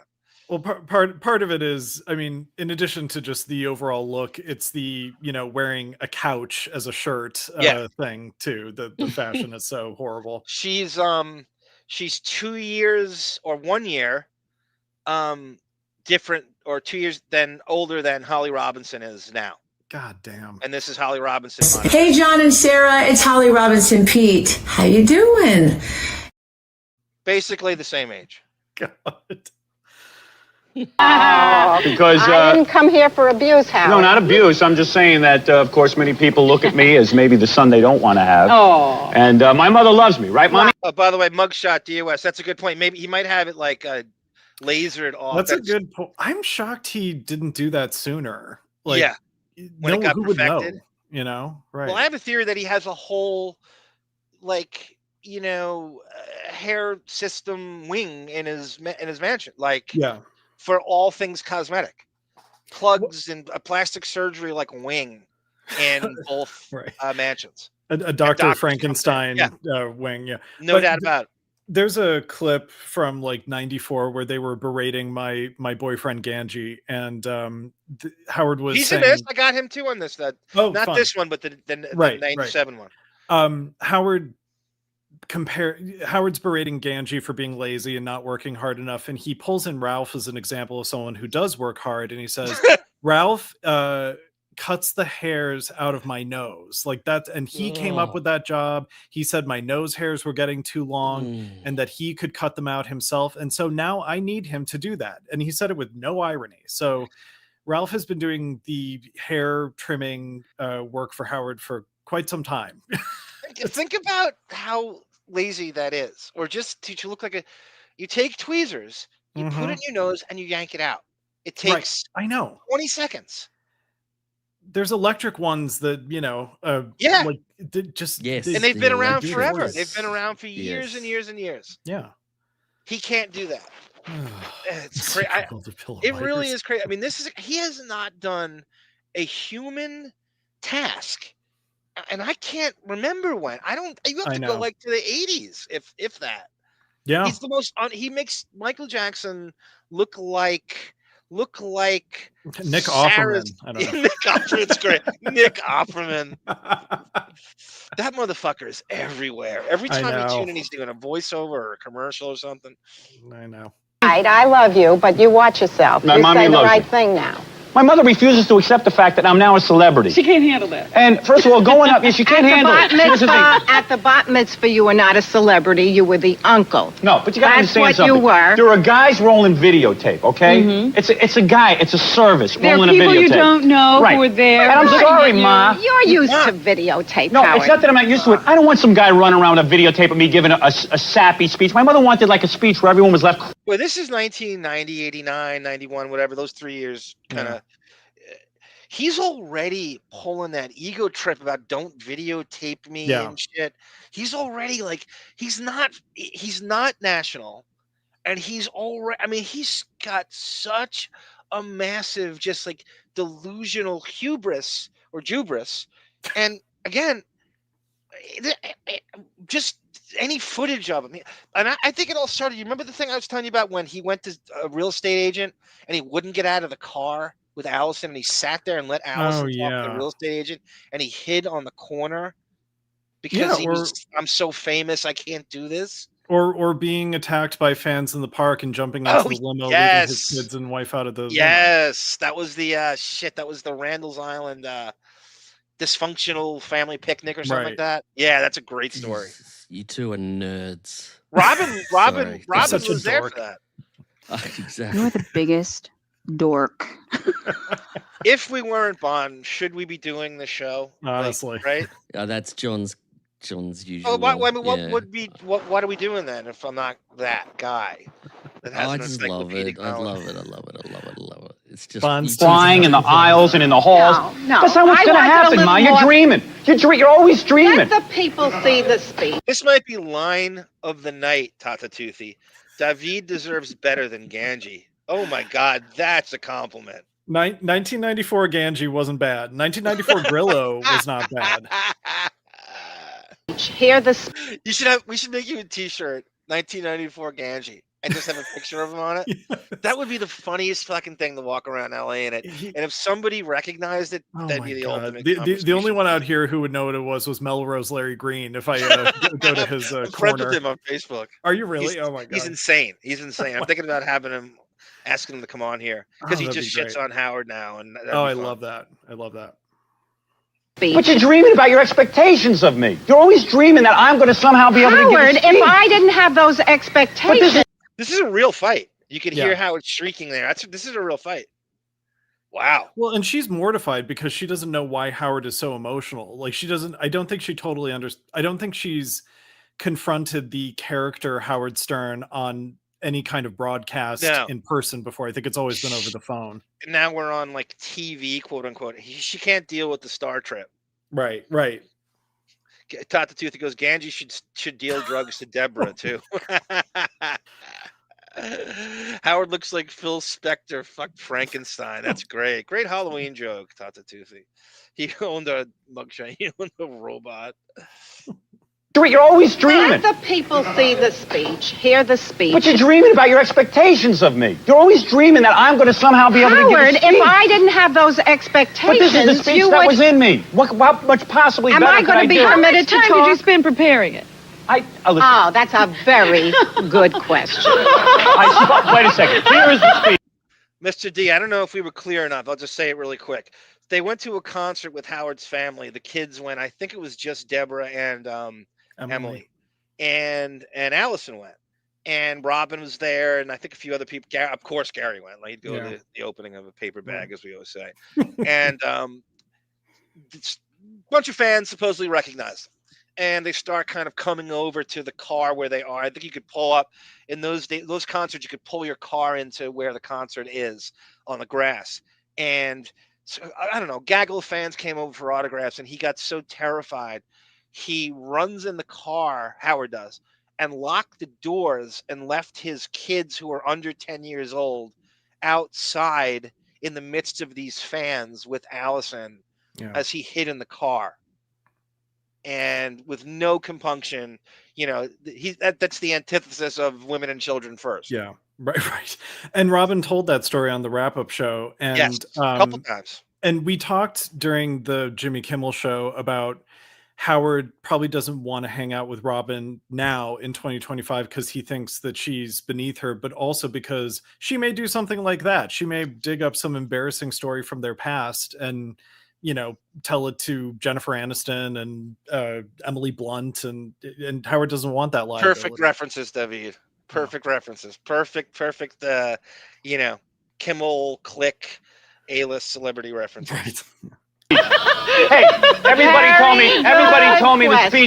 told me the speech was good, except my mother, because she wants me to leave him crying in the aisles. I spoke to people right in this studio, and they said they agreed with me. No, they didn't. That was Dan, our producer. He's a schmo. Oh, I don't think so. Hey, Dan, you're easily replaced. We can send you back with Rollin Smith. He can work in the news department.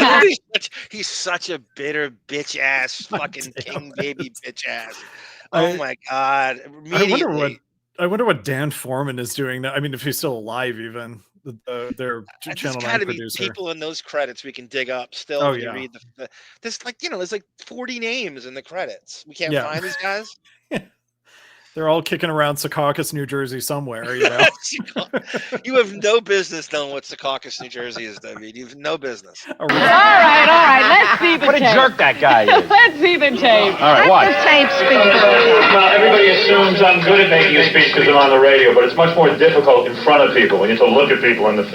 I might isolate this and upload it. Just cut it out of this, and then I'm gonna listen. Okay, I'm gonna let this play out. Here we go. All right. Let's see the tape. What a jerk that guy is. Let's see the tape. All right, watch. The tape speak.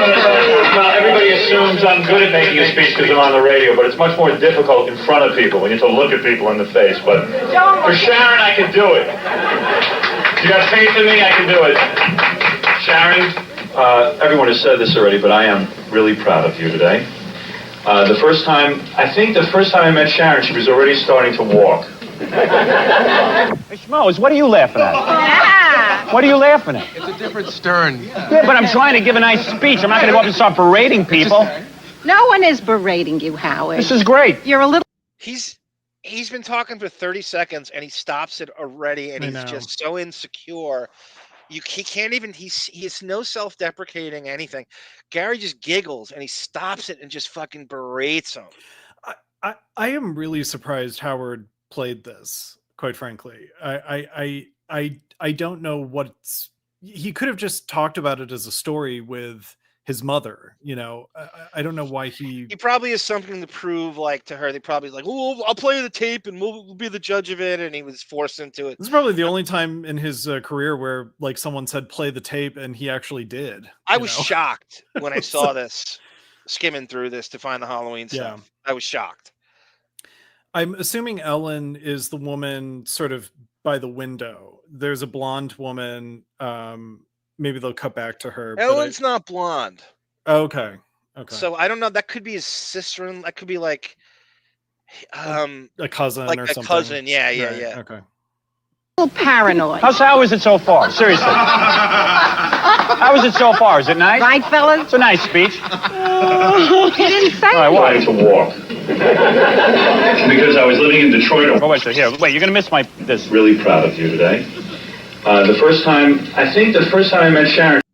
Yeah, that's his right side. So now he hit the nose job, and he'll only be photographed from this side now. That's his right side. Also, did you hear the WNBC Alan Alda voice that I'm really proud of you today? Yes. Yep. It's just a basic. What's he gonna do? What is he gonna do? Like Don Rickles shtick to his fucking niece? Right. I did. He's making it. He made it weird. It's I don't expect you to be the Howard Stern radio persona at your 13-year-old niece's bat mitzvah. And he's just obsessing over this. And it's fine. No one's. Ugh. She was already starting to walk because I was living in Detroit or Washington at the time, one of those places. And she came up to my knee, and she wanted to see my face. So she looks up, she gets up to my thigh, she finally gets up about my stomach, she's looking up, and she just passes out backwards because she can't get up this high to see my face. Where's Ellen? Ellen's right to the right. Yeah. She's you could obviously, And tell it. I think the bat mitzvah niece is in white. No doubt. Yeah. Yeah, that's no her. doubt. And that must be Ellen's husband. Yes. Okay. It is, and I've never seen him in any way, shape, or form. Yeah. And I'm trying to think. There's a quick shot of her at one of the birthday shows. I will late say 90s. I will say when Ellen called into the show during the 80s, Howard would make a big deal about how hung her husband was. Why would you Yeah.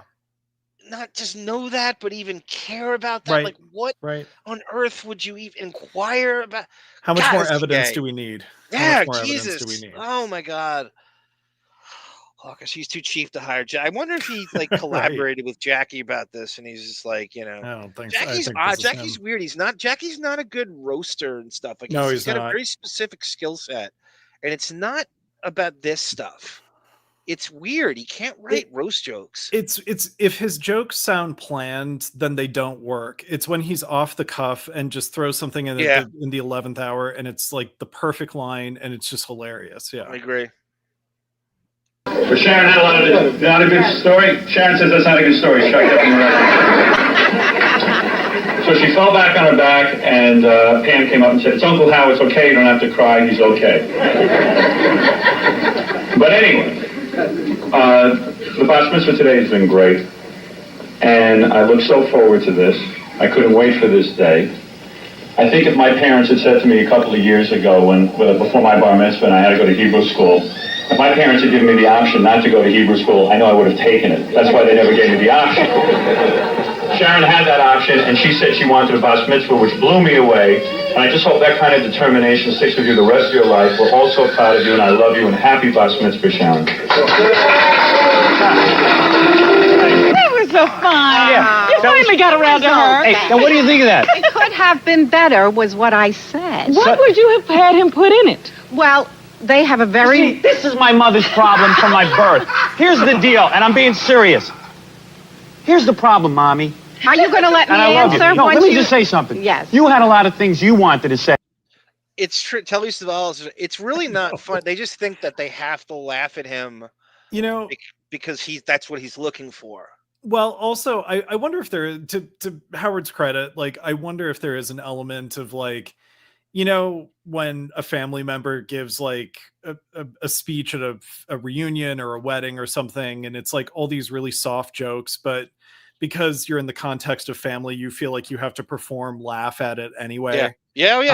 I think the best there's- crowd ever. Right. I think there's kind of an element of that. Yeah, there's no doubt about it. I mean, he's not. He softballs it, and it's the right tone. Like, what are you gonna do? The speech was fine.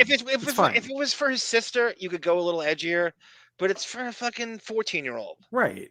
I've laughed on this show when I don't actually even understand what you're talking about. Yeah, because you know the rhythms of it. Yep. Like you're talking about some state, some town in some. She's a Tampa 6. Yeah, and I go, it's probably funny. Right. It's We probably should, good. We should write those for BonJovial and have him say it. Right. Like, I'll do it. She's a Phoenix 7 or something like that, or you know, she's a Portland 6. Hey, you wanted me to say what you wanted to say. No, I can't. I spoke from the heart. Okay. I said that I'm proud. I'm a proud uncle. It's great. My parents forced me to go to Hebrew school, and I'm only half Jewish. This speech was not about you, Howard. This did not center around you. This centered around Sharon. I talked about her determination. I couldn't believe her determination. Well, if I was some kid, I wouldn't want to go study Hebrew somewhere. It was kind of a general speech. Right. Say what you're thinking, Robin. You're not going to get fired. Excuse me. Hey. Even Brendan's not hypercritical of him here. Says, to be fair, that was not a bad family event speech. He seemed comfortable. I agree. Yeah, that's the exact tone you have to take with that. No one has expectations for a family speech like that. But did you hear what Raye said right there? Like, say what you're thinking, Robin. You're not going to get fired. Like, even Raye knows the deal. Yes. Back that up a little Said bit. it was. I'm proud. I'm a proud uncle. It's great. My parents forced me to go to Hebrew school, and I'm only half Jewish. This speech was not about you, Howard. This did not center around you. This centered around Sharon. I talked about her determination. I couldn't believe her determination. Well, if I was some kid, I wouldn't want to go study Hebrew somewhere. It was kind of a general speech. Right. But, say what you're thinking, Robin. You're not going to get fired. Oh, excuse me. Say what you think. Well, how often do I see the kid? I rest my case. Listen, let me. Do you think his parents could influence him about who he fired? Like if he fired someone and both Raye and Ben say to him, like, why did you, I loved Brent Hatley. What are you doing? That he actually would be influenced by that? I think he's influenced by Ben because I think Ben is the one who convinced him to stay with Robin. He said, Robin is great for you on the air because you're not funny and you need someone laughing at your jokes. And you need someone who, you know, I'll give Robin this, that she does have a pretty decent voice for radio, you know? Yeah. And Howard straining to have a lower voice than he does is going to become more obvious if there's not more people breaking up the sound of it, you know? So she's his Dustin Gwen comfort. Yes. Of just it really is because he's so insecure that he needs someone over laughing at the stupidest things and just giving, you know, lobbing it up no matter what shape she's in. Right. But I do think Ben in particular has influence over the choices Howard made in at least his early career, you know. I mean, we don't even know the half of it too. We don't even know what's really being said. He's not going to tell you, you know, he's not going to tell you 90% of it. Just everyone, we have temporary lost monetization on our channel. If able, please donate via Cash App, upper left, Venmo, upper right, or at the Buy Me a Coffee in the center arm fund. Thank you. I love you all so friggin' much. Friggin'. I said friggin'. Take a break. A quick break. Just sit here, Mommy. I'm not done with you yet. Staying, let me tell you, I'm staying to defend All myself. right, good. All right, Joan Rivers is here tonight, and the tape of us trick-or-treating. Don't go away. Good. Doesn't call. She says Yes. that she feels she's being picked on. That's right. Why do you feel you're being picked on, Ma? What are you talking about? I'm just discussing my... Listen, there's no secret that my childhood was a little messed up. In what way? Oh, this is great. You know, Davyd, I haven't really seen this or I don't remember it. This is what we talk about as she's going to dispel all the childhood stuff here. Yeah, Davyd is Dustin Gwen, is Aoki. Oh, God. Brendan, I say that all the time. Comfort. Davyd is Dustin Gwen.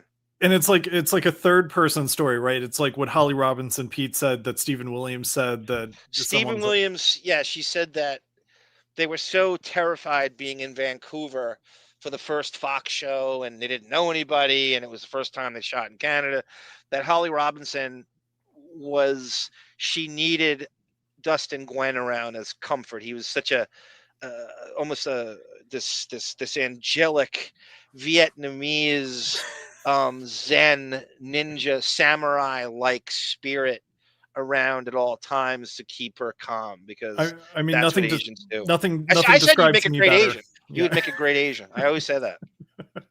And a great Canadian too. And a great Canadian. Davoki. There were three major developmental phases in my... I just want to say one thing. Number one, I was never toilet trained Are properly. you going to let me speak tonight? Let me say something. Do you deny that I was not toilet trained properly? Do you know that I had an anal fissure? You were toilet trained beautifully. There wasn't one problem I was with your never toilet taught to training. properly wipe. No one ever showed me the proper way to wipe. I had to go to a doctor at the age of 33 years old and learn how to wipe myself. What a thing to bring. Yeah, that's interesting, Telly. Howard really only saw his niece like once in 10 years. That's a really good And he's point, doing that speech. And he didn't even know if it was Detroit or what. How do you not know what city you were in? Also, it would be funny if he threw in at the end of that speech, just know if you ever need shelter from a hurricane, my house is not open to you. There is a really nice library with a great card catalog in North Belmore that you can stay at. That was number one. Now, what was the second one? That was That number is one. called Howard Stern's anal stage, if you will. Okay. You're taking unfair advantage of me. You did not tell me you were going to discuss this when I came on. I didn't know I was going to discuss it either. I'm just emoting. Listen, you were a wonderful mother. I love you very much. Well, then act it, I love Howard. you, but there's a Act it. couple of Let things that I everybody want to know get how off my you chest. feel. I should have brought the poems The feeling you used to send me. I love you. Oh, I wish you had. Oh, I should have. Why don't you bring them? I wish Hey, you had. I'm not saying I don't love my mother. If that's Wiggy Dearest says, "Oh my God, I can't stand him. What is with this friend?" He's trying to like speed talk her and kind of pile drive her with, just sexual dialogue where she's just going to be, "Oh, I can't respond to that," and drown her out with what are they? Steamroller Yeah. with sexual, Well, dialogue. and the camera A is always going to cut back to his face, so Ray's point of view visually can't be overpower his. That's on right. top of her talking over him. It's interesting that Ray's invited, but Ben's not during this. That is weird. Yeah, they usually. Why would come as they a- not both be there? Why? It's not like he's gonna, They do upstage come her. as like a set match. I don't know why he wouldn't have them both there. Or he would let her do this by herself. I believe Howard wouldn't. I believe Howard stopped his dad from going because he didn't want them ganging up on him. That he's that much of a pussy. Well, and I also think Ben's a little shrewder about how to, no pun intended, out Howard for his lies. I think he's better at kind of cornering him, and I think Raye is just. I think she's emotional, and sometimes Howard. That's easier for Howard to work with. Right. It's easier to overshadow. That hyena laugh of Robin. That's a wig. The 6 inches of elevation on that fluffy creation of Tony. Ben. Hey Ben, I found a Tony video from the old days, and she does it's either music trivia or God, it's a full interview with her, and I'd never I forget what it is, but it's like music trivia or something. Because she was involved with the Richard Christie makeover, right? This wasn't that. This predates that. Okay. This is like from like the late 90s. And I wonder, honestly, because Howard didn't meet Tony until Private Parts. I think she was in the wig department at Paramount, and he just loved her so much that he hired her away. That's right. So I wonder if this is like a Ralph creation, this wig. Oh, Ralph was heavily involved in the Channel 9 stuff. Absolutely. Every bit of this is Ralph. He designed like Howard's Ted Kennedy costume for the show and a bunch of stuff. Yeah. A lot of the blackface too. Oh, here, Tony Coburn's singing audition, 2001. Wow. It's right here in my folder. Okay. Tony Coburn's singing audition. And I don't remember it. I mean, I listen virtually every day those years, and I don't remember it for some reason. Every now and again you miss stuff, and I miss that. That's what you think it's about, but she's got to take some criticism. Well, she criticized your performance. Let me You can criticize criticize your hers. Thanks. Robin, fair. I am nothing but fair. Robin, all I said was it could have been better. The second developmental stage that I feel I was somewhat retarded in. Number 1 was the anal stage. Yeah. Number 2 was the social developmental skills. Howard. I was raised in a black community. Howard. And it was very rough on me. Do you hear my voice? Yeah. I was never I am exposed. the one in his head. I was never exposed to white Do children. you hear my voice, Howard? Yes. Yeah. Past is past, Howard. I don't think we should discuss this. I really don't. I think you're taking unfair advantage of me. And she's too mothering. She's too mothering. I am your I mother. went to get an earring. My mother was yelling at me about the earring. But I'm a man. I'm 36 years old. And you like the earring now, right? So it's 1990. So I am 36. That's crazy. Howard is. Isn't that crazy? My age now in this clip. That's insane. And Raye is 2 years older than Holly Robinson Pete. Yeah. No, Howard, you always ask me when. She's Johnny Depp's. For everyone, Raye is Johnny Depp's age now, right here. In this clip. The speech was over, to get back Go ahead. to Go the back speech. to the speech, Mommy. The first thing he did was come right over to me, Robin. Looking for your approval. Well, I wish I could have given it. See, this is what I'm talking about. That's the third stage I'm talking about. The idea of the expectation. I tell my kids no matter what they do, it was good. And you want to know something? My kids are going to be a lot better off for it. I tell them it was Howard, I was good. speaking. You interrupted. He paused it.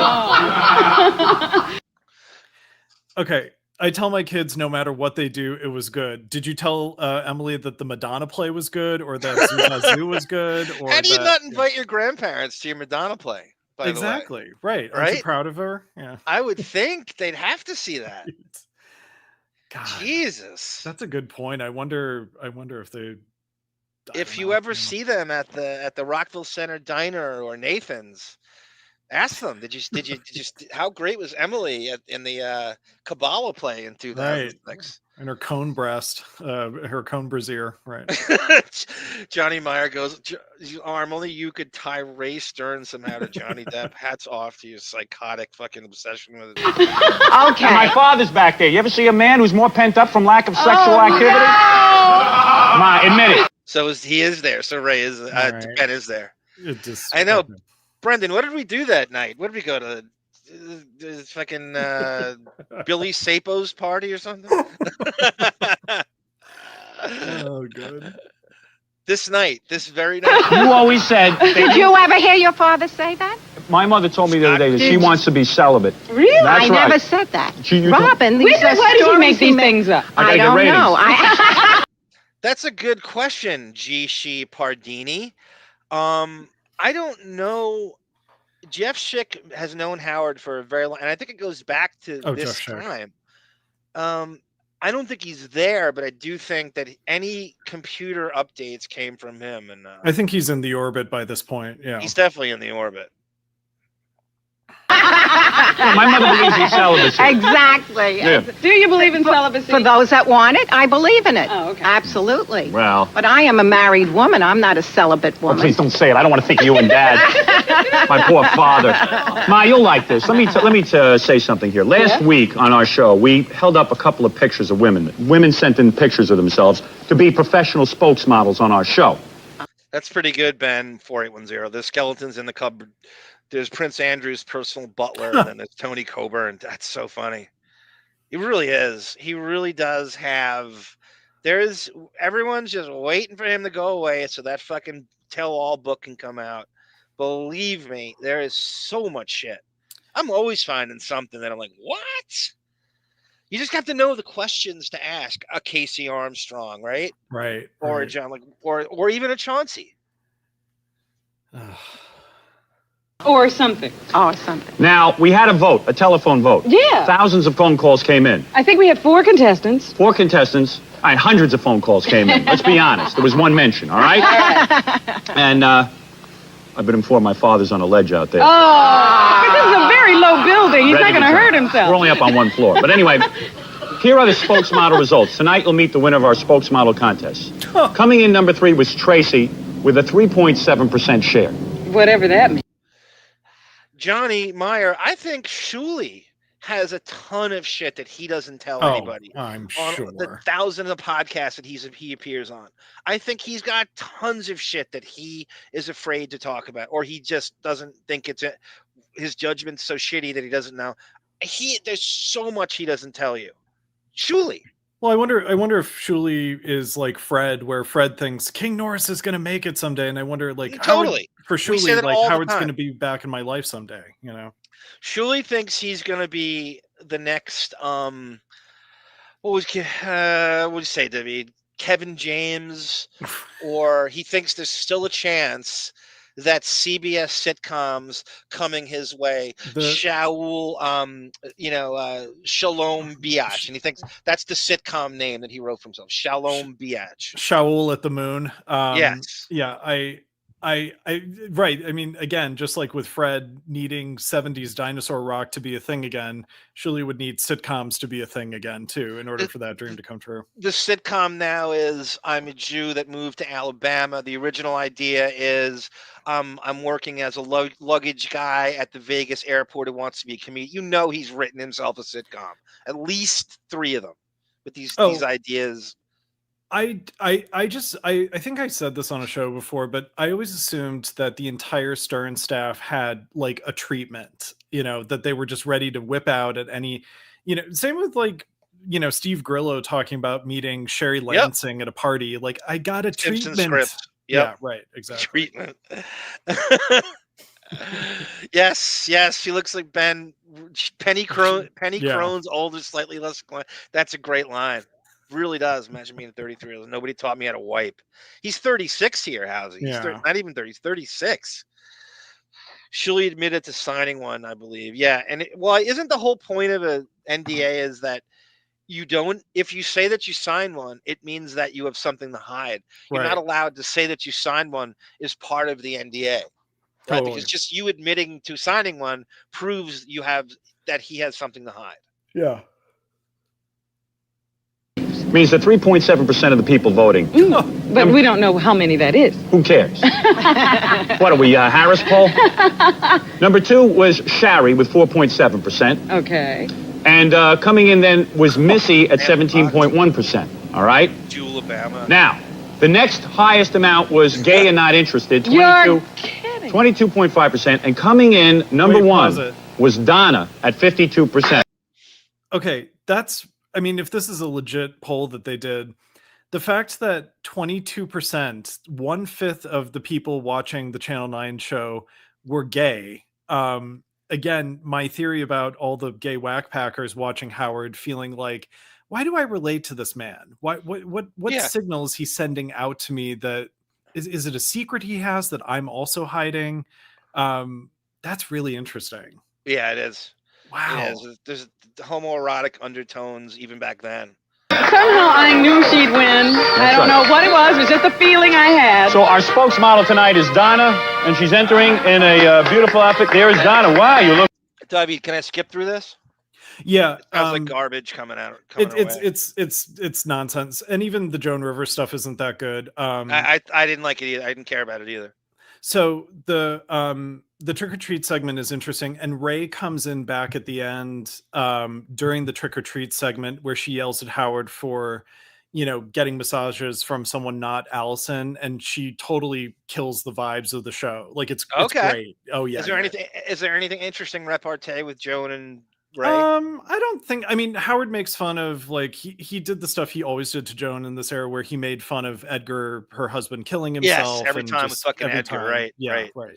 I'll just play this for 20 seconds. Sure, yeah. We finally got her as a guest. That's about it. Congratulations. Joan finally stopped canceling on us. Excuse me, I had a date, and we called your moron ex-producer. Right. And he knew about it, and he got to tell for a man, you had a date, and you couldn't make this show? I mean, who are you dating? Who am I dating? Yeah, who are you dating? Here we go again. Your husband. Let me tell you something. You look. You like him? Oh, well, yes, but not... Does you want me? Stay away from my father. His head's gonna explode. My father hasn't had sex in 7 years. That's not my true, mother's Howie. celibate. I'm not kidding. That's not She's true. celibate. I'm telling you. She's not interested in sex. Unlike Joan, who wants sex every 5 minutes. I have to announce. Yes. They said I could either get money or give my club dates. Does anybody in the chat remember the Eddie Murphy movie? And if you guys remember it too, I'm trying to remember which he's in. He has a son, or maybe it's a girl he's dating son. And in the movie he's putting the kid to bed, and the black, he's like 6 years old, and he says to Eddie Murphy, "Can I watch Joan Rivers?" And he does the eye thing, that he's gonna jerk off to Joan Rivers. As if she's like the hot. Do you remember this? It was and Eddie Murphy's like, "You're not watching Joan Rivers," and pats his head and puts him to bed, like Joan's a sex symbol or something. Metro. Is it Metro? I don't know. No, it's not Metro. It's older than that. It's older than that.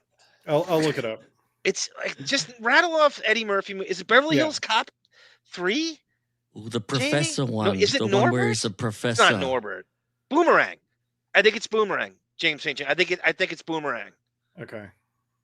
Because Boomerang is one of the movies in the fucking D-Scrambler era that I watched 100 times. Right.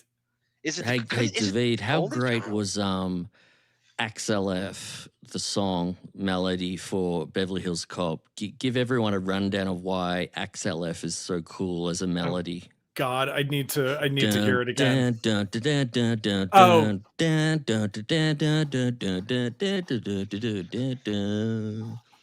It's yeah, I mean it's right in there with that Vangelis kind of 80s synthy pop kind of film scoring approach. It's so catchy. It embodied that movie, didn't it? It's great, John? yeah.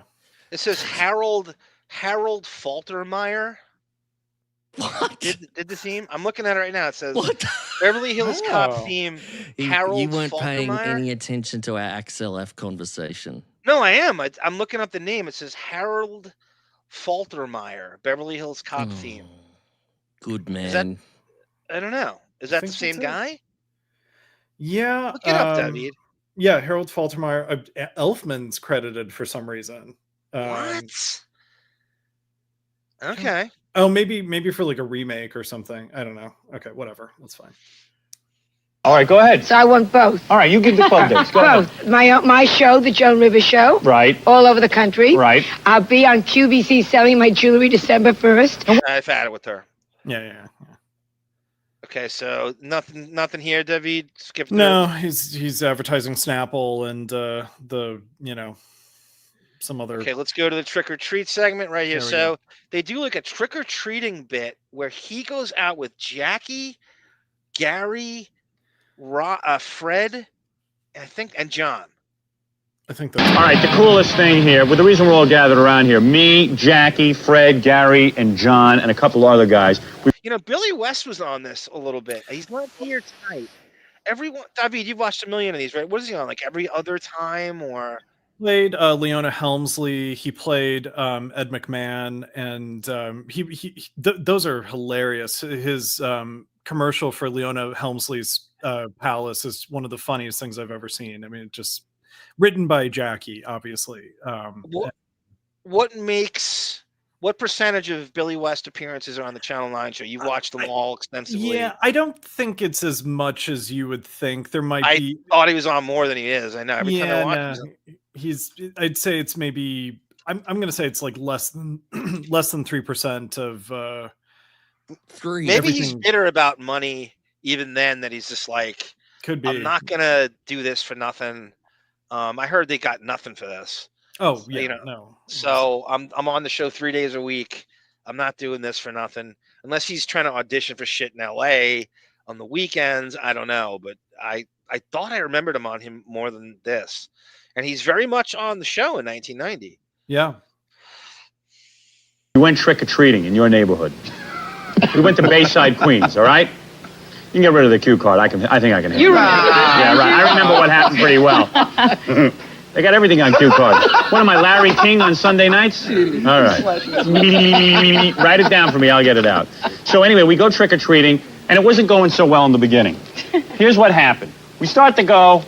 Here's us trick-or-treating, and I'm feeling like a real idiot because people are getting scared. I mean, we look like a pretty scary group. We're here in Bayside. I'm rolling. Hey, all right, trick or treat. Trick or treat. Trick or treat. So if you don't know New York, Bayside Queens is really just a little bit outside of Manhattan. I don't know why they I still don't understand why they chose Bayside as opposed to, say, Old Westbury, where Howard lives, or Bayville, where Jackie lives, or Uniondale, where Gary lives. They had to go to Frank and Estelle Costanzaville to do this bit. Do they admit to living in Bayside? Do they say Bayside Queens? They always say Queens. They just never Queens, right? Yeah, they just never specify. Yeah. Which is so bizarre because Larry David lived in like the fucking Coney Island area. Interesting. I'm gonna look up. It doesn't track with the Larry David and George. Like we said, it's a hybrid of Mike Costanza, Jerry's actual friend, who looks just like Jason Alexander, and Larry David, because Larry David did not live in Queens; he lived in Brooklyn. So I just looked up Costanza House exterior address, like whatever the establishing shot is for the Costanza House, and it says it's in Astoria. Okay. So that's very close to Manhattan. That's a little bit of a, an N train away. Yeah, 2237 37th Street, Astoria, New York. So but they say they live in Queens on the show. So Astoria is one of the original like gentrified outward neighborhoods. When people couldn't afford Manhattan, they would go to Astoria. It was one of the first neighborhoods to get, Manhattan exiles. Billy Lewis. What's that?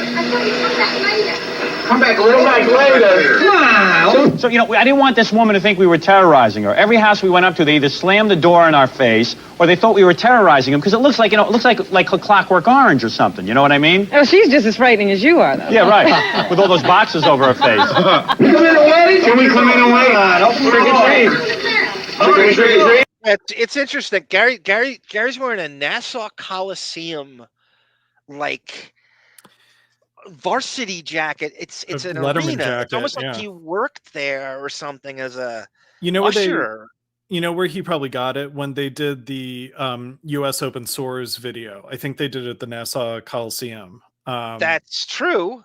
But also, too, where he's originally from, Uniondale, is where Nassau Coliseum. You could walk to Nassau Coliseum where his parents live. Oh, okay. You just walk down the street. I mean, like that makes I more used sense to go in my running view. there all the time when I worked the basketball camp at Hofstra, and where Uniondale is, you just walk across the street and you're in the Uniondale neighborhood where the Nassau Coliseum is. Yeah. How sad is it that I know where the US Open Source video was filmed? That's great, especially the fact that you were barely born yet. And John, were you wearing the baggy pants when you were running back then too? No, that was pure fucking concrete city, heart of the summer. I was wearing just shorts and the thinnest t-shirt I could find. I remember that was so hot. The baggy shorts. The baggy shorts. Totally. Yes. Yep. Love baggy it. basketball So you've shorts. always been the baggy shorts. I love That's as hot as I've ever felt in the summer outside of the city. It was just there's no breeze. You're nowhere near the water, and it's just this like very little shrubbery. I remember being not a lot of shade. I was so fucking. Oh my God! Rest in peace, Nick Mangold.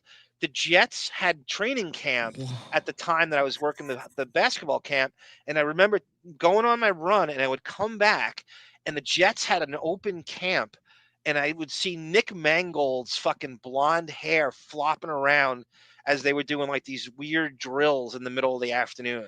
Every time I would come back, I would see Nick Mangold's fucking hair, and he would just like sit in the middle of the field. And he just passed away 2 days ago. Money's worth tonight. He just passed away 2 days ago. From Centerville, Ohio, Nick Mangold. Oh, is it? Oh, wow, that's right. You too. My goodness. Hey, what money? What about money? Yeah, money. UNICEF. For Mike, Secretary of UNICEF. Okay, what do we got here? Homer Simpson, Donald Duck, and Donald Duck. Who's that in the background?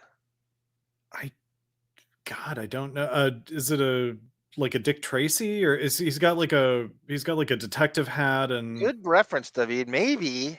Not Dick Tracy himself, but like a Dick Tracy villain, maybe? Yeah, it's some... I don't know. Maybe someone in the chat knows. Yeah, I have no idea. It's the same level of quality.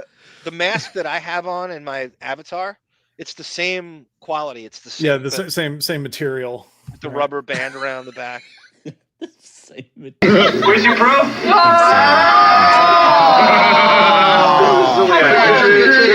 Kelly thinks Robin got a nose job. Interesting. Yeah. Maybe. Yeah, I could. That's definitely possible. She got a boob job. I mean, why wouldn't you? You know, he played when he was there. Billy West had a great lucrative career in showbiz. This is 1990. He left in paint like anyone was failure in show. Yeah, he's the one who got out. He's the one who got out and made something of himself. And he knew it. And he knew it when he was on the show. I think he was thinking of an exit strategy the entire time he was there. Yeah. He knew that it only goes one way. Howard's the only one that benefits from the show, and I need to get out of this. There's no way I'm going to be compensated for my efforts or my talents. And probably when Billy West went out in the world, people were telling him like, Billy, Jesus, you're the best part of it. Phil Hartman called him at the show, telling him how great he was. Yeah. Well, and I think Billy's head got gassed up, and it should have been. That, like, you're the best part of the show. You're the reason I listen. He's like, oh, really? I get $32,000 a year. Right. Yeah, I mean, Billy West is utterly brilliant. Like, even when you listen to him in interviews, like, he's such a smart guy, but and he's kind of, I mean, you can tell he's definitely on the spectrum somewhere, but he is the success story of that show. I mean, and I think people sometimes forget that he was even a part of the Stern world. If you only know him from Futurama. I mean, he left in 95. Right. I mean, you're looking at 30 years ago. I know. He hasn't been on the show now. Yeah, people know him better. I mean, you could say that he's as good at what he does as what Howard is at what he does. Like he's a top tier voiceover artist. Well, and also it's a great gig. I wonder how nationally known Ren and Stimpy was compared to Howard's show. Huge. In all my nephews watched it. All my fucking I watched it. That's one of my earliest memories. Yeah, huge. Someone's exclusive to employees. Monkey bought it all. Who am I? Dennis Potvin over here. That's an old Islander reference. All right, now just so you know all the players, John's in the Donald Duck costume, right? Jackie's in. What are you in? Bart Simpson. Bart Simpson. Great observation, Telly. The 7-foot door. You know, Telly's like a fucking contractor or something. If he knew, he could look at that and know that. Then Howard's head is almost at the fucking top of the door. That proves he's fucking 6'8". Telly got a protractor out and put it right up to the screen to compare Howard to the door frame. I'm Madge Simpson. Marge. Oh, whatever. Sorry, I don't know the cartoon figures' names. Gary, you're wearing Yogi Bear for Baba Booey, and what are you, Fred? I was wearing like a leather mask at one point. Sometimes you'll see me in that, and the other time's Poon Face. All right, Poon Face, not Poon. You know, if Billy West is the heir, doing the Bugs Bunny voice. It's interesting too because it's a fucking Ivan Reitman movie.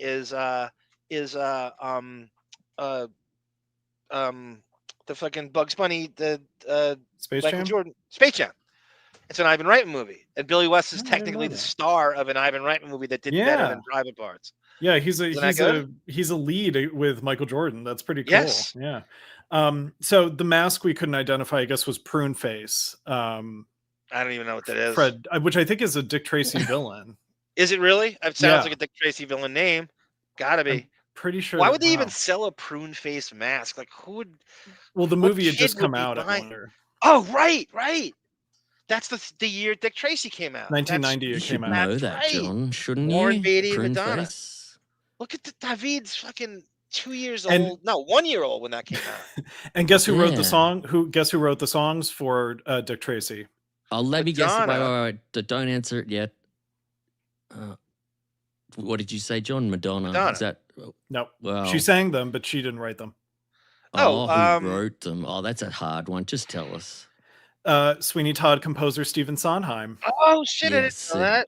That would have been a and hard Elfman did the underscore. Yeah. I was gonna say Elfman. Oh, and that movie bombed, didn't it? Yeah, it did. For a lot of people, they like that movie. It didn't do well, like money-wise, but retroactively, it had like a Batman feel to it.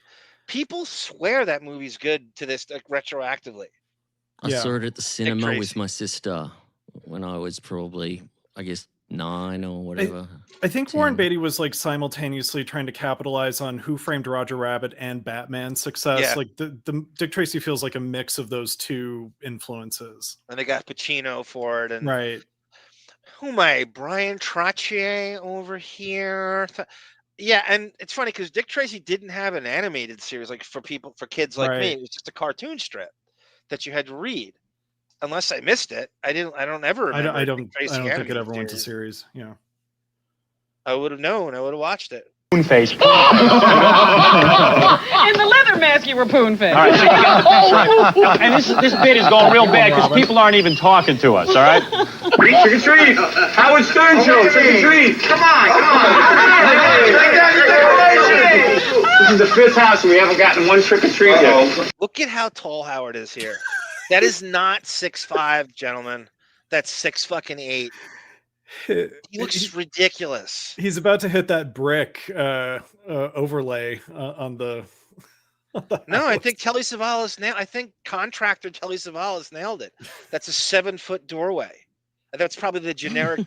I had Davyd, how many rants have I had that doorways should be bigger now for moving? That the biggest stress about moving is that doorways aren't wider now. They're not wide. All you have to do is make them 4 inches wider on both sides, and all your problems would go away. Oh yeah, with couches. Come on. 4 inches. The That's all you fear need. is there.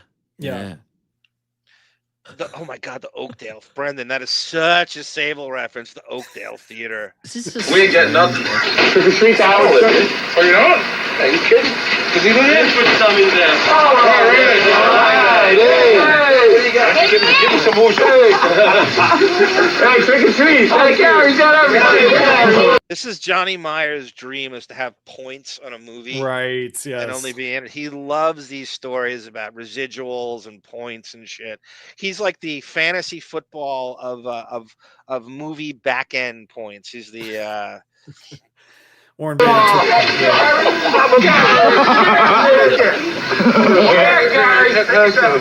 right, thanks. And there probably has been yet. Yeah. What you get? I got some M&M's in the package. Yeah, it's open though, dude.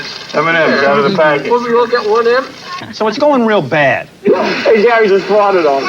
Okay. Fred, put on your mask. I know, you gotta turn around, get back on the express quick. he has security for this as well. Not Ronnie. There's a security guy right tailing them around that they hired. I wonder who that is. So I'm sorry, Prune Face must be someone else because Ronnie's wearing the mask. We couldn't figure out what it was before. Yeah, I have no idea what it is. That's okay. I mean, that's a great call by Dick Tracy. Came out the same fucking year this is. Hey, here's somebody. Now watch our good luck. The bit's going nowhere, and along come the girls. You're just hanging in the street. Hanging in the street, it's going nowhere. Hey, can we come to your house? Where do you live? Where do you live? Look what's going on with the traffic. The traffic's going crazy now, right? Yeah, John's like 5'7", 5'8", maybe.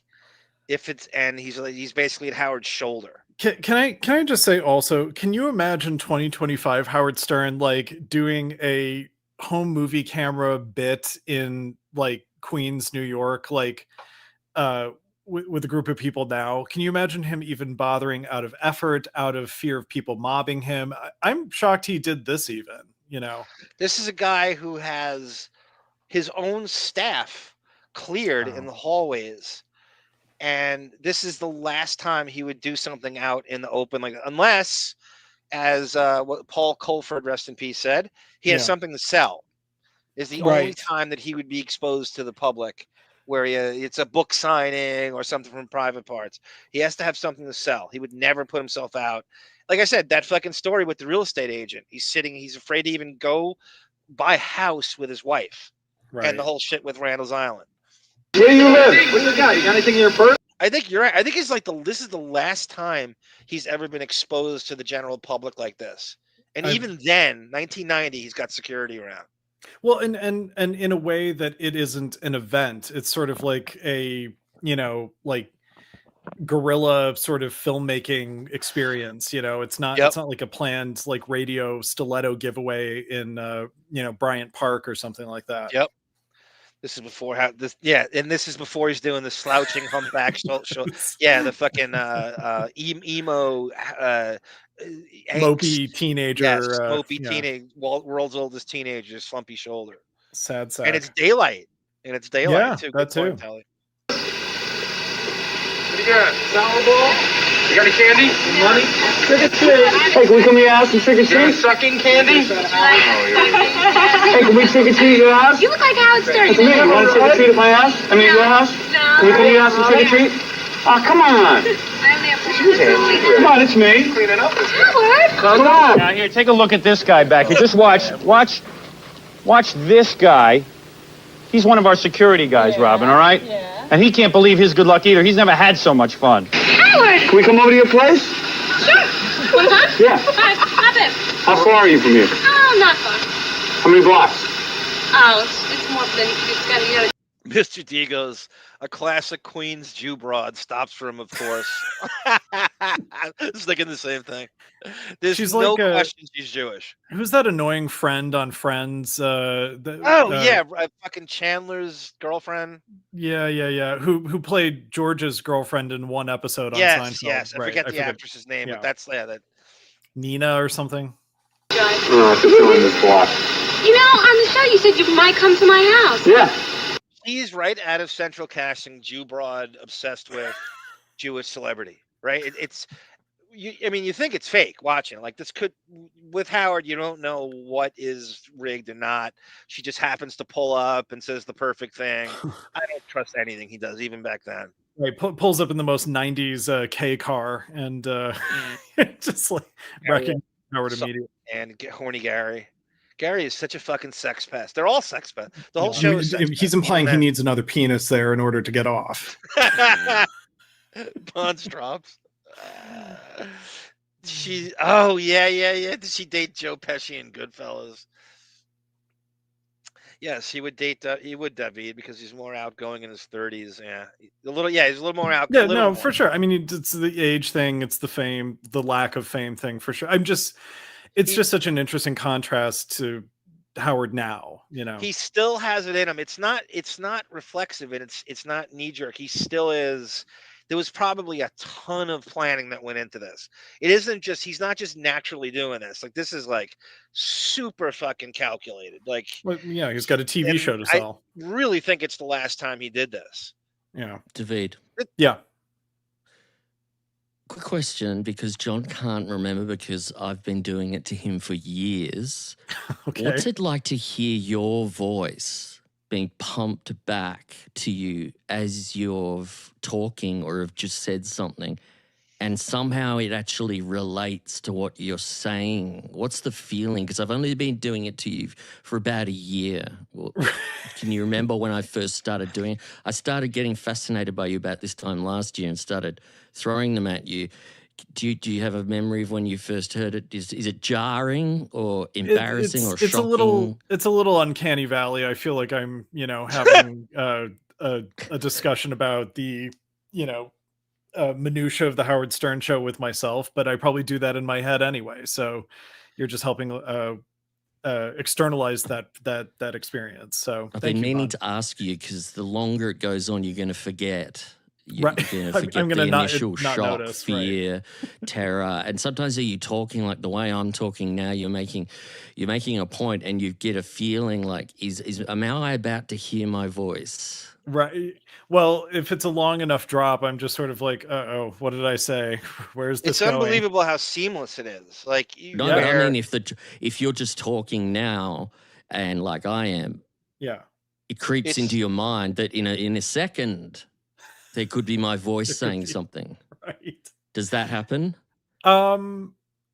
Now that you've mentioned it, I'm sure I'll think of it that way, but I just always find it amusing, no matter who it is. Thank you. It's so seamless, though. Even I'm like, is that Davyd current or not? And that's unbelievably that makes me joyful. You've gone. I don't know why I'm crowbarring this in now. I've always wanted to ask Davyd, but you've replied to Davyd like, yeah. And that was actually just a drop I did. And David's in the background going, that was so a drop. Meanwhile, the real me is laughing at the drop. That's the only way I can distinguish the past me from the present me.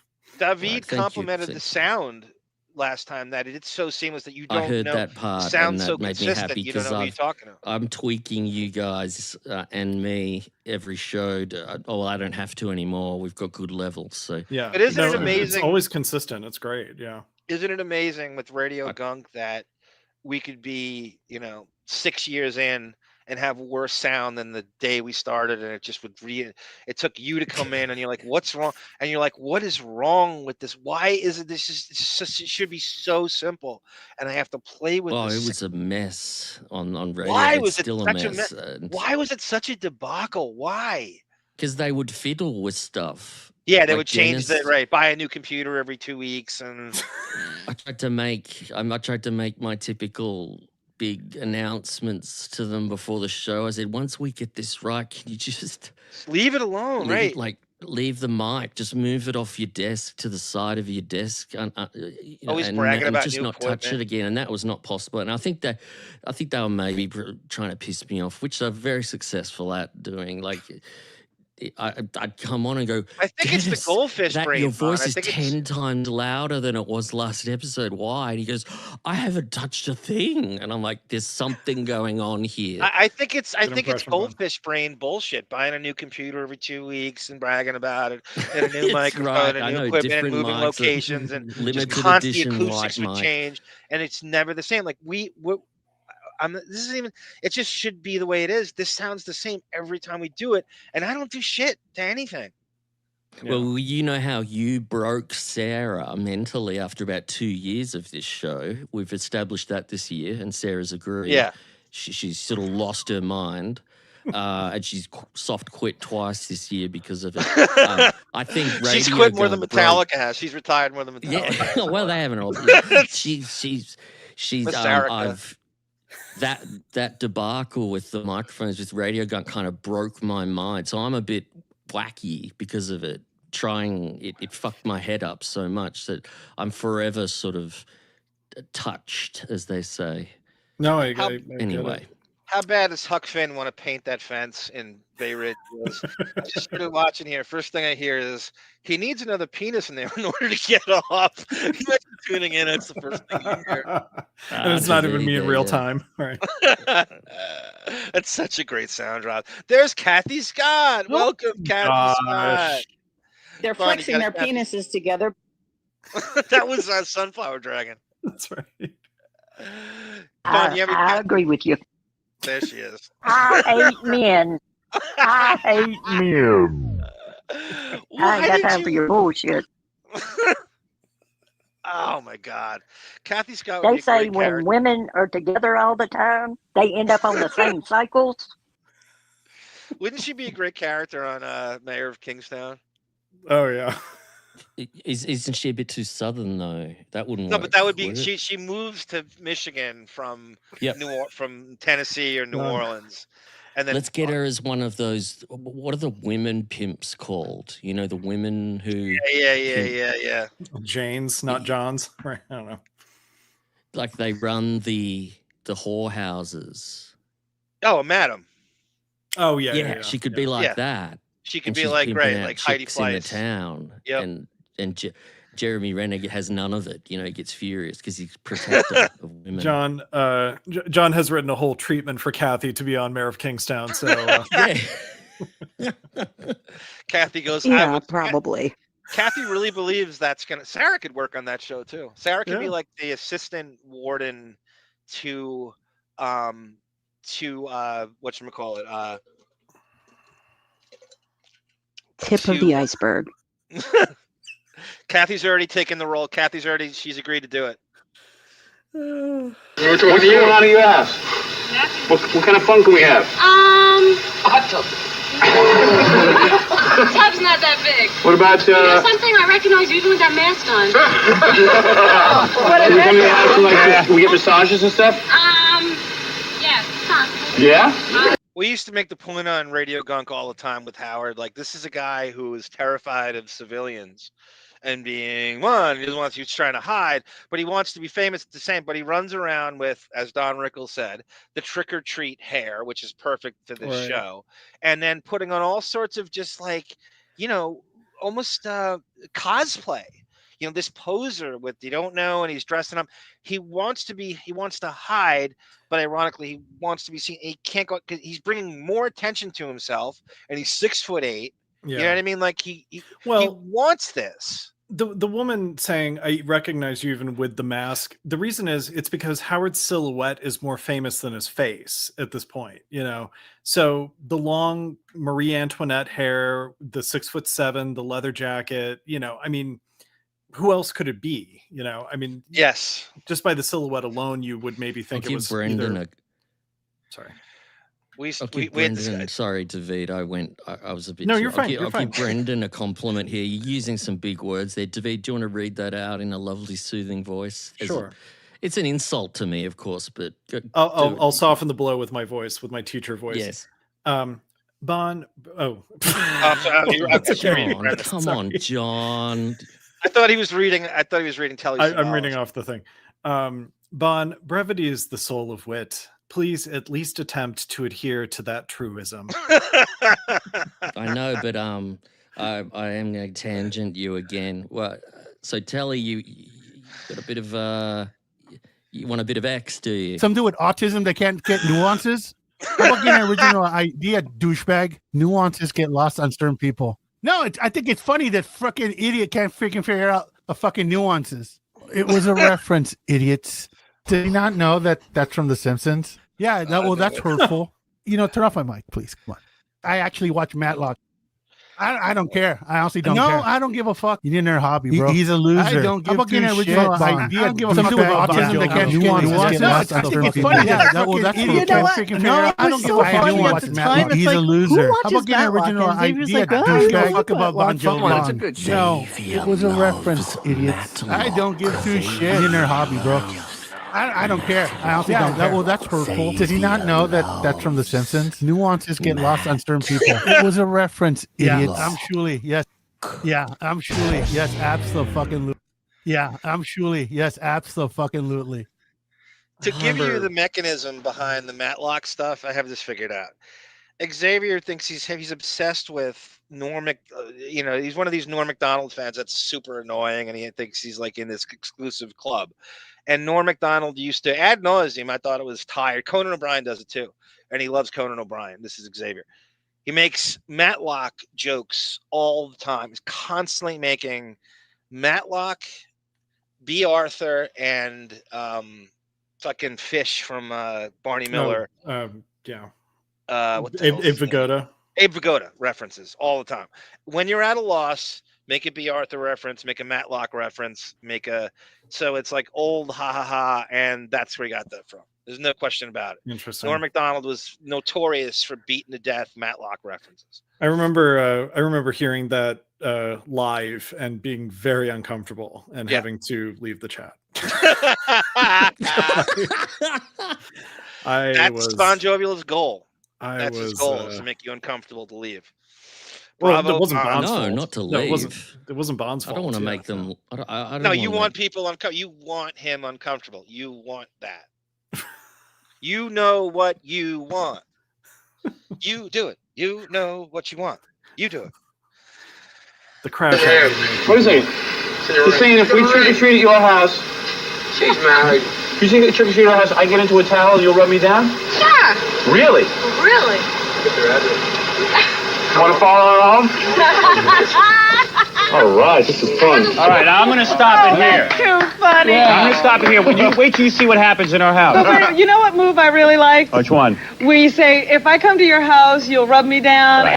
Bon, they're loving that fucking drop in there. This is like standing ovation. I saw them on the Reddit, the Radio Gunk Reddit. They mentioned that they enjoy it when I go Xavier berserk. I might even turn all of those drops into a song, put popcorn or something in the background, bong, bong, bong, bong, bong, bong, bong, and just do a fucking Xavier mega mix with some picture of a fucking cat and something stupid like that. He's a cunt. Okay? That's the first time, the one you just did where you kind of had like a, what would you call it? Like a mashup? Yeah, montage. Yeah, that I've never heard. That was incredible. That mashup. Just play the mashup again if you can, just really quick. Well, I'm doing it live. Hold on. Let me put popcorn on. Where's popcorn? Pop. What do you think? Here we go. So I got the bed now. Call it in the industry. Hold on. Let me set this up. All right, I got Imagine someone tuning in now. Oh, that's good. Now I know. Now I know the level. Hold on. I haven't done this before, so I'm getting the level right. This could be Lucas Delabate. Yeah, Height House. And a Reeve, yeah. Here we go. Let's try that again. Yeah, I'm surely, yes, absolutely. Some dude with autism that can't get nuances? Fuck Bond. Fuck Bond. How about getting an original idea, douchebag? I don't give two shits. He's a loser. He's in their hobby, bro. No, I don't give a fuck. I don't care. I honestly don't care. I actually watch Matlock. Turn off my mic, please. Yeah, that's hurtful. So that's the first time I've ever tried layering. So we'll see how we go. I was trying not to laugh over it because I wanted to preserve it. It's so good.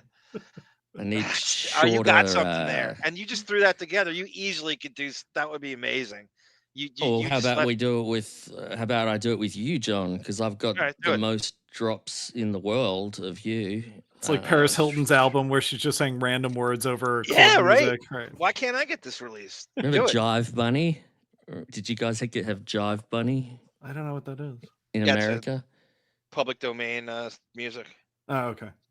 No, they took old hits like "Let's okay. Twist Again," like we did last summer, and then they cut it all Yeah. up. Yeah, with a beat they behind do it. variations of it all the time. I kept. All right, let's try John now. Let's try John. This is huge. You've arrived at your first stop. I feel like I'm at the Amber Heard trial when you just cut up the tape and threw it together in the wrong context. And You're making me feel like I'm growing up vagina.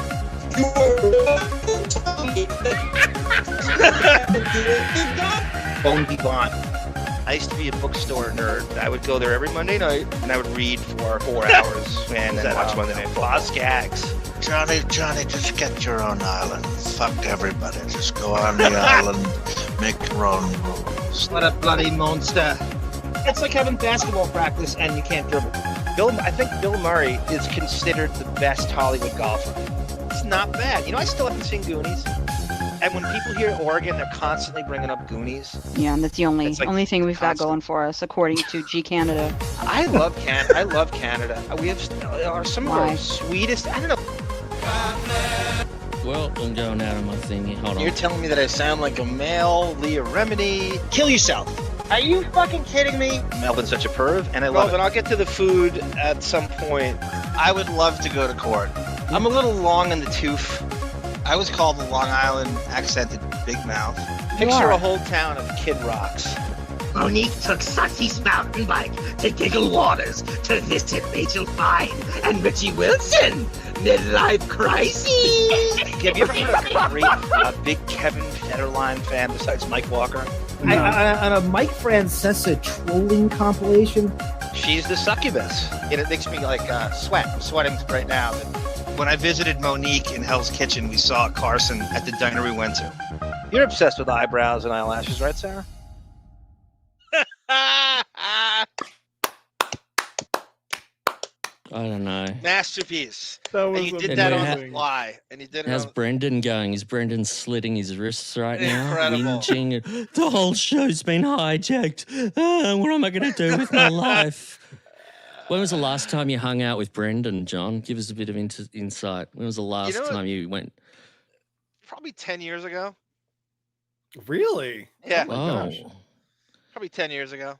Okay. All right. It was a very memorable night too. I Not dropped the him answer I off. was expecting. I dropped him off like an F buddy at like 10 to 5 in the morning at his house, at his old house, behind Sizzle 7-Eleven. chest being sizzle chest.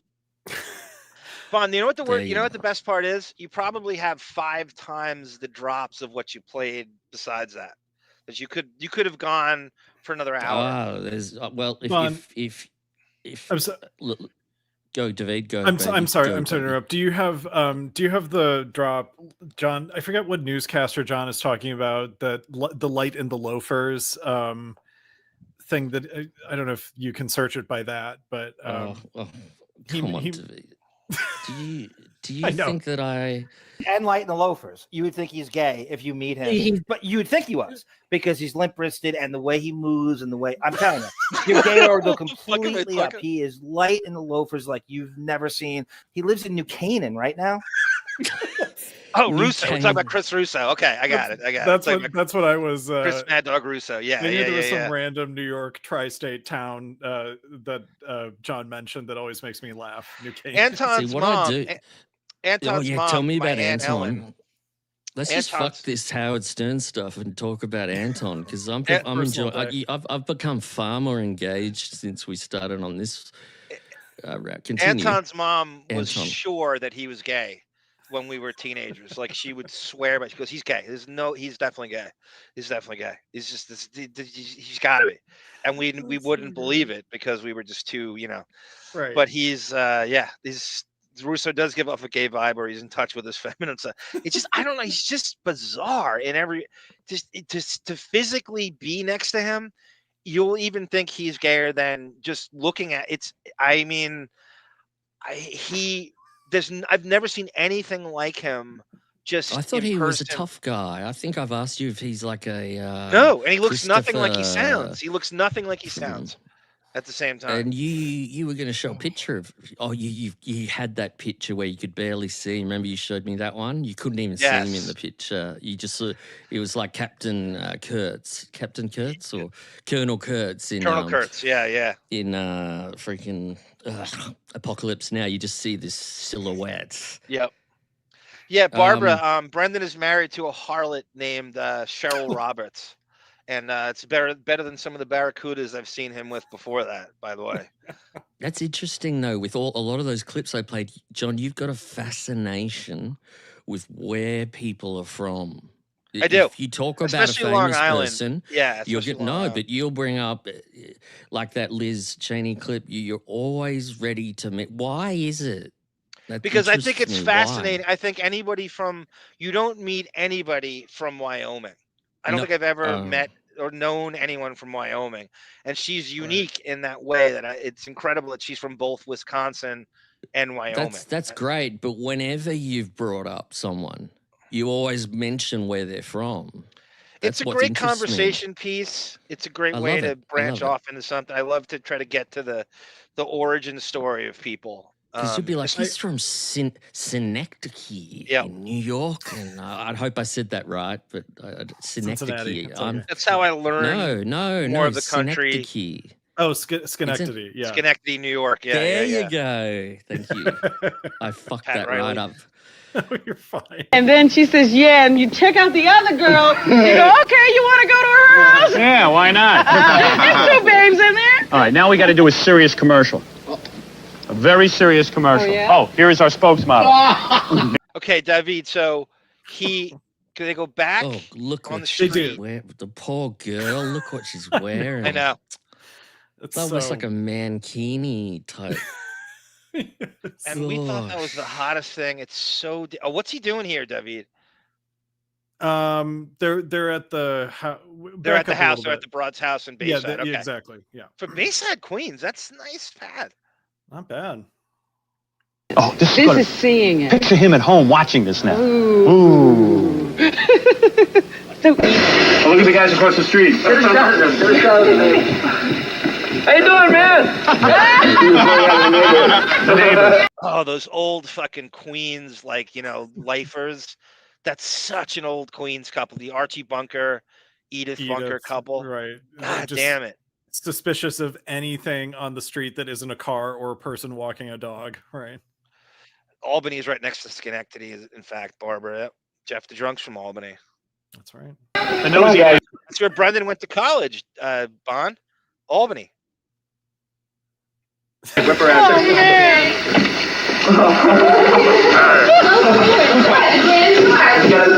She's like grinding on me. That's from Michael, though. Very nice. That's a nice home for Queens. You don't think of Queens as looking like that.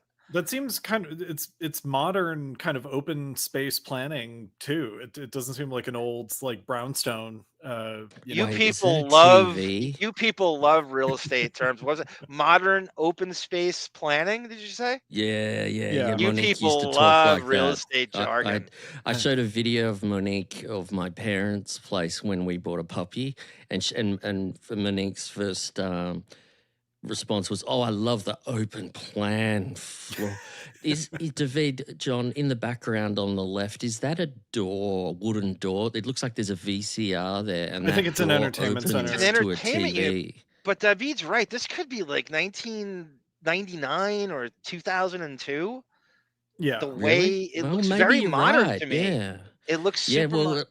We think 2002 people were kind of cool. No, the 90s, the 80s hung over into the mid 90s, and then the 90s hung over into the early 2000s. It takes time to get out of it. But things have strangely seemed very similar now. Like I watched The Sopranos in 2006, 2007 when they wound it up, and then I watched a show from 2015, and I go, everything's kind of looking the same-ish now. Yeah, everything old is new again. Yeah. You bring up The Sopranos. I don't know if it was Davyd I was talking, or it could have been my cousin. And that show bridges the technology gap where things started to change as that show was being made. Yeah, So like the that's cell true. phone generation and stuff, and computers are starting to rise.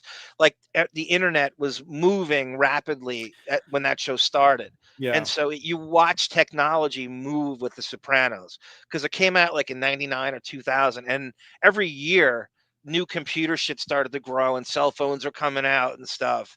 That's a weird one that, Well, you know, is also right. Curb kind of early Curb has, I think, like phone jokes that are sort of like landline. I can't miss a call from the landline humor. Right. And then that evolves into, you know, Larry not leaving a good enough Uber rating, you know, so you can watch the technology evolve on that show too. So James St. James and John Roberts are the same person, right? It is the night, my body's weak, I'm on the run, no time to sleep. Christopher Cross, Ride Like the Wind, ride like the wind, to be free again. And then Michael McDonald chimes in, and I got such a long way to go, such a long way to go. Oh, I've got that. I've got you doing that live. Remember you had a black guy on in 2015 and you both sang it together. Do you remember the black guy, John? Oh yeah. Yeah, it's in. I don't have a clip of it. It's in my don't worry about it. Don't worry. It's in my Radio Gunk 2015. I'll sing Walking in Memphis while you're looking for it now. Well, John sings that during, I think when I'm driving to Squabble Lane. Yeah, and I'm working on something with your voice singing that. Think about that. Touchdown in the land of the Delta. Sorry, go ahead. Oh, that was what great. was that? I mean, see, he can sing. But that's a note I've never heard. That was such a unique singing style. Well, he did it. He almost went into a bit of a falsetto. Yeah. I'm over operaticing it. You can sing though, Davyd, can't you? I know. Like, no. I mean, I can sing in tune. I just don't have good tone. Bullshit, because you kind of have to be able to. Don't you know, he's belting it out when no one's around. When in the car. When no one's around, I'm Bernie Taupin. When you're driving by Taryn Tactical and stopping at Dairy Queen for the fucking blizzard. Very nice house. I could care less. All right, look, we don't have much time. We have a recording studio upstairs. Who is that guy? Was that look like Tom Chiasano? Very nice house. I could care less. All right, look. Okay, that must be a security guy. We don't have much. Right there to the You right. know, who was the friend of Ronnie's that had the car dealership that Howard was also kind of? Oh, friends Wayne with? Siegel. Wayne, is it? It's not Wayne Siegel. No, not here. Definitely not here. I'm just trying to think. I think that's a security guy they have tailing him. Yeah, I think it is too. I was just trying to think of like guys that Howard was kind of quote palling around with because of Ronnie in the early 90s. Jeff the Drunk is from Rensselaerville. My older friend Tom Plant, who's friends with my brother-in-law and sister, went to Rensselaer. Say the name of the town again. Rensselaer.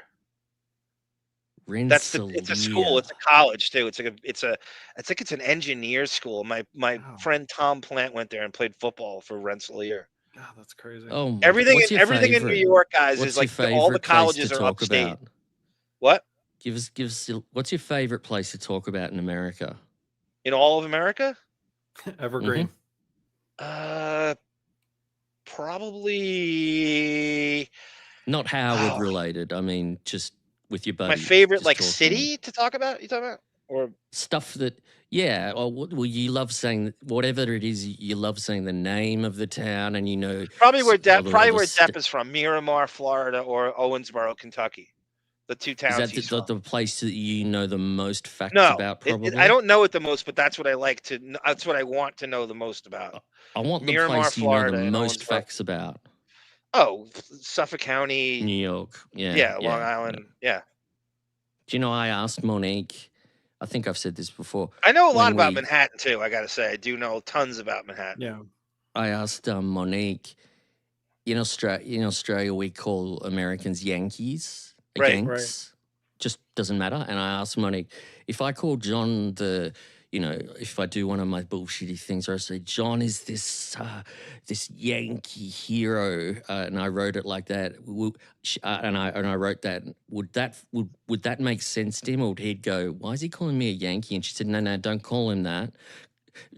And she said what you just said. Say something about Suffolk County, because she said I always make fun of him for Suffolk County. Why would she make fun of you for Suffolk County? Because she's a Manhattan elitist and thinks that everything that's not Manhattan is beneath her.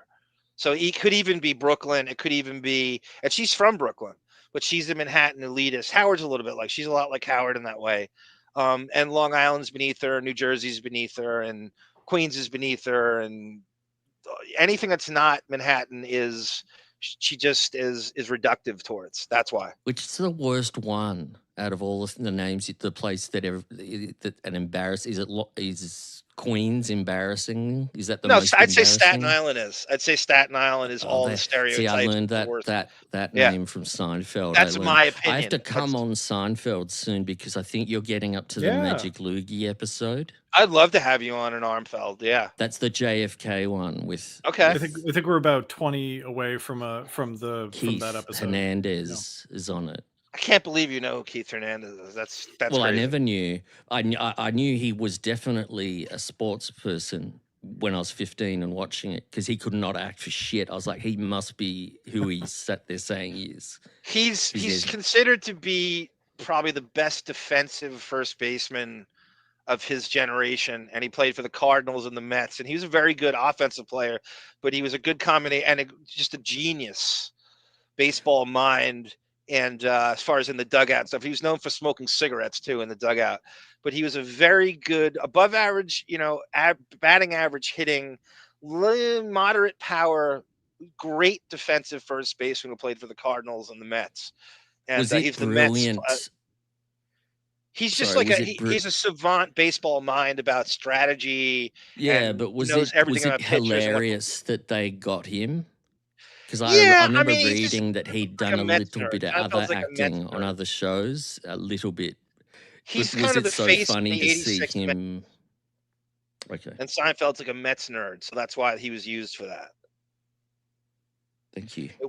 I've derailed this show so. Recording studio upstairs. What do you mean, for what? My husband's musician. Oh, Ron, you have Davyd singing, right? Recorded, so you can play it again. Of course, he has it. Yeah. Okay. I listened back to the show. Do you know how many clips I got from last show? I got about 20 drops. I think you're going to play the Davyd singing drop before this ends. Again. I wish. No. I'll sing the full line. At you some know point. what? I'll fucking well. I'll give you guys a few minutes to get back on track. I'll fucking sort this out right now. Bye bye. Hey, recording studio. All right, let's go. Here's what we do. Yeah. So I think you girls are the massage girls. Okay. All right. Now, what we'll do is, you got towels? Yeah. We'll get into towels. Okay. While you go, let's go pick your I outfit. don't have a towel big enough. Come on, let's go pick. You don't need a big towel. Let's go get right. Let's look at Howard's height here for a minute, Bon. This is insane. Unless these girls are straight up midgets, right? He's 6'8". Yeah, they're he's cleaning the ceiling with his hair as we speak. It's crazy. That is not 6'5". The Gowanus. Come on. Oh, is this great or what? Huh? You have something sexy for television? What about this? Oh, I'm sorry, Barbara Drosh. They're two different places. I didn't know that. Rensselaer is different from Rensselaerville. That's bizarre. Oh, interesting. Why would that be different? This guy's just running out of names. Like, I don't know. We'll just call it Rensselaerville. I don't feel like making up another name. Put Ville on every town we've already named. Albanyville. Yeah, right. Schenectadyville, Buffaloeville, Sayvaleville. My husband loved it. He bought me this. Oh, this? Yeah. What do you guys think of this? That's great. That's great. And just panties under this? Yes. Just panties. All right. And what about for your friend here? My friend, Dina mine. Oh, getting chicken, huh? Dina. Oh, come on. We'll have fun. Oh, come on. You look good, Dina. All right, give me a rose. All right, let me see what you got. A very short one. Very short road. Very short one. What else you got for her? No, not that. Give her something else. What's the Mason-Dixon line, Davyd? It's Virginia? Somewhere in Virginia? God. I used to know. I do not It's recall. like Virginia. It's somewhere in like South Virginia or something. Okay. I'm almost positive. By the way, Howard is trying to look through his Marge Simpson mask to see if any of the men he's with have erections at this point. That's the purpose of this outing. He's got to go through clothes. Oh, can you wear these? Oh, I'm sorry. Oh, I'm so sorry. What about? I can't see out the can. Can you wear these? Straight ahead. Can you wear these? All right, Howard. Here we go. What do you got? Wow. All right. All right, you wear this. Where did that come from? Now, she goes over to the corner of her room. She has boxes because they just moved in. She pulls out a sexy nightie. And so That's a real story. Keith Hernandez ran out of cigarettes, and the Pirates dugout, he bummed a few cigarettes off Jim Leyland, who's the Pirates manager at the time. That's like the Andy, I know, Davyd, you know, the Andy Vance, like, you know, Bobby Bonilla, Doug Drabeck years. Love Bobby. Thank you, Christine, for the Venmo. Yes, thank you, Christine. I'm going to play you this as an appreciation. You are the dream I never knew I had, but only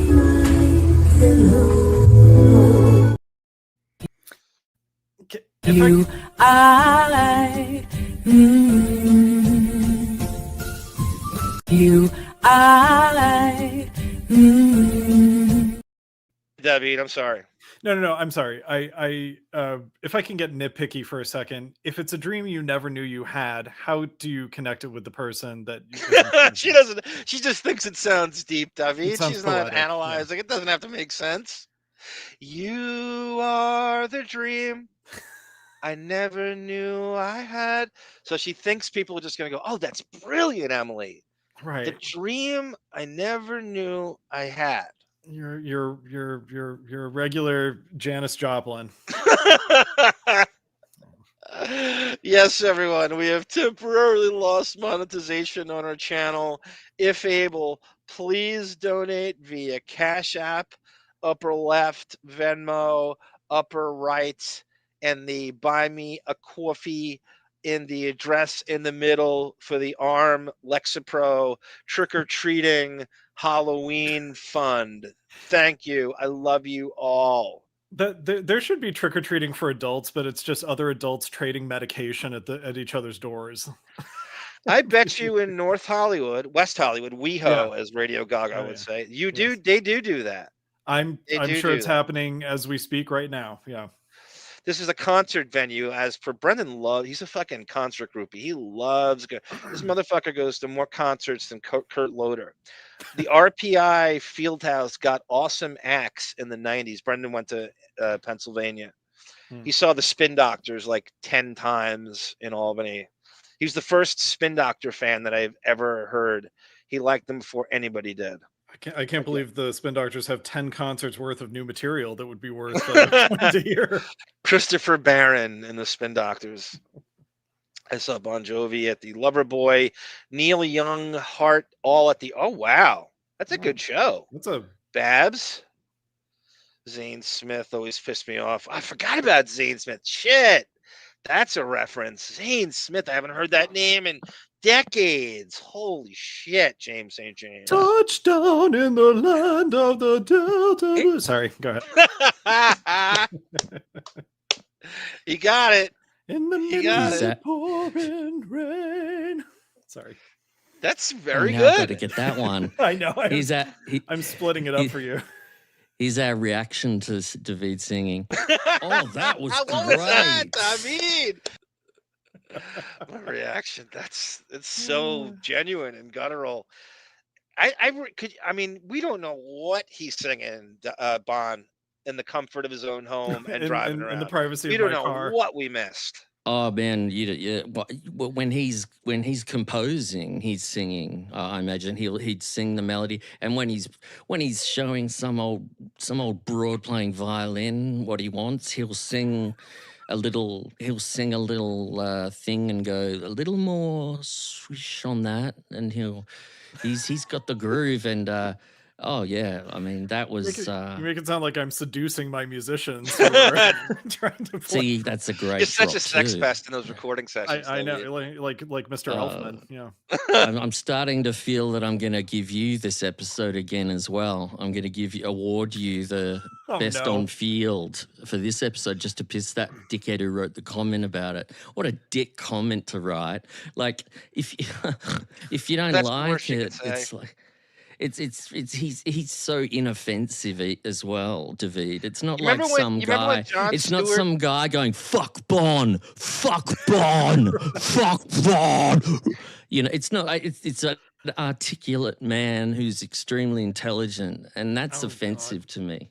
No, you know what it reminds me of? You remember when Howard was jealous that Jon Stewart was getting too much good press? Yes, he was too beloved, and Howard just went off on a thing because he couldn't stand that Jon Stewart was so beloved. That's what that reminds me of.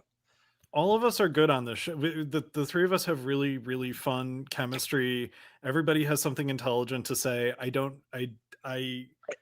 know what to tell you. You know. Because people just love to hate everything. You gotta have shots. Why I never type in the words Reddit. That's why I never do it. It's the perfect move.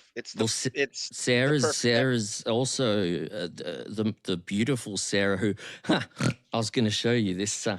I sent I probably will get it again. I sent an email this week saying, wouldn't it be lovely if Sarah could come on at the start of the show and do something spooky, like sing "I Did the Mash" or something. Yeah. You know, because I've been campaigning for what feels like years now for Sarah to come on for the first 20 minutes, and I said, and maybe we could bring back the Camilla cam with cobwebs hanging over it, and a skull, and then yeah. Yeah, and that because I'm getting kind of pissed off at the moment with John and Sarah. I wrote after that. I said, "Oh yeah, and make sure not to reply to this as per usual." And I got 0 reply as usual. No reply at all. That's something that's pissing me off now at the moment. They never reply. I mean, if that was Chubby Pickle who emailed all of us and said, "Yo, what's up? I want to come on the show soon, motherfuckers." That's your black saying? Yeah, motherfuckers. There'd be an instant reply from Sarah and probably John, both of them. So, yes, sir, we'll be very interested in you coming on again. We love the blackness. We love to hear from the blacks. And with me sending 2 great ideas there. Imagine if Sarah came on and actually did sing. Like, I was working in my lab late one night in her voice. I would be just, I don't know what I'd do. I'd go crazy. Falcon, the winged black superhero. Go ahead, Bon. I'll respond to you, Bon, when it's just the two of us to nerd out over music for sure. And only You're wonderful. Oh, Davyd, we had a email chain yesterday where we were responding within 20, 30 minutes, and that's not going to happen with John.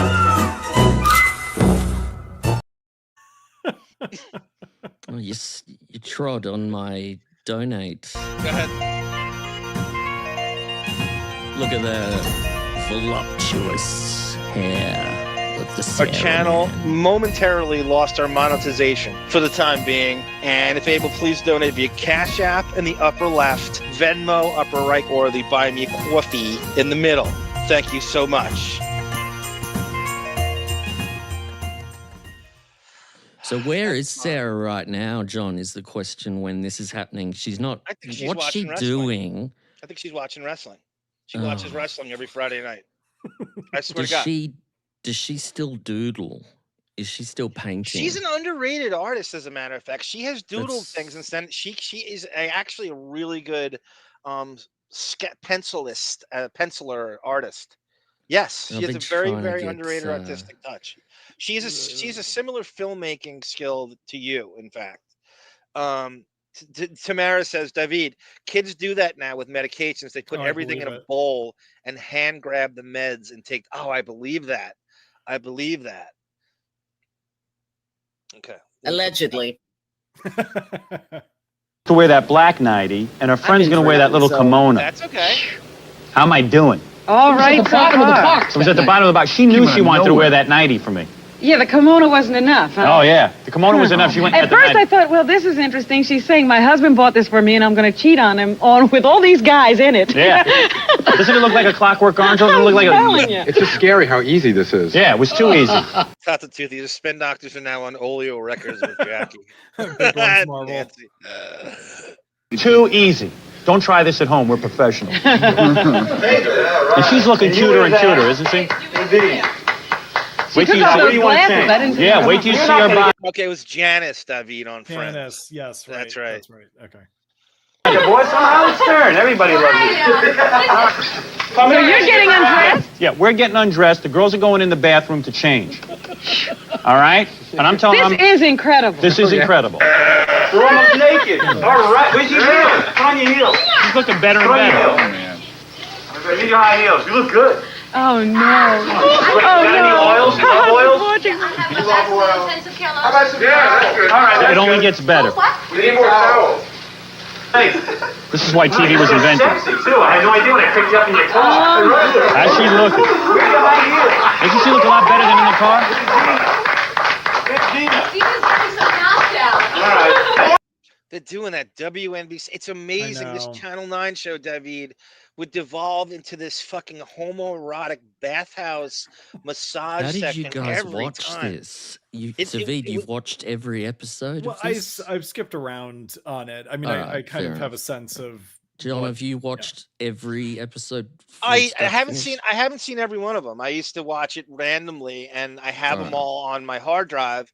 And I've only skimmed through them when I'm looking for something now. If you wanna go find Fred the Elephant Boy molesting Tawny Katane on the Channel 9 show, I know where to find it. We were going out a lot. Mental. Yeah. Bergen, Canada. All right. There's Dina. She don't look bad either, does she? Look at Yogi Bear. How fucking horny is John and Gary right now? God. Especially those two.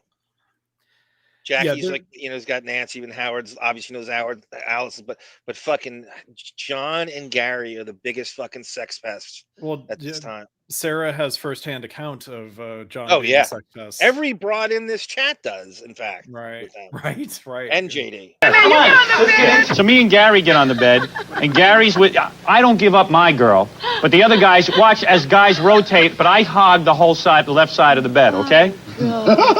Yeah, the mask should be on your ass. You're not gonna sit on me? You're very warm. Jackie goes up to some hijinks and sticks his hand under my No, neck. you thought this was you're doing everybody. Oh yeah. Oh yeah. This is great. I'm leaving my wife.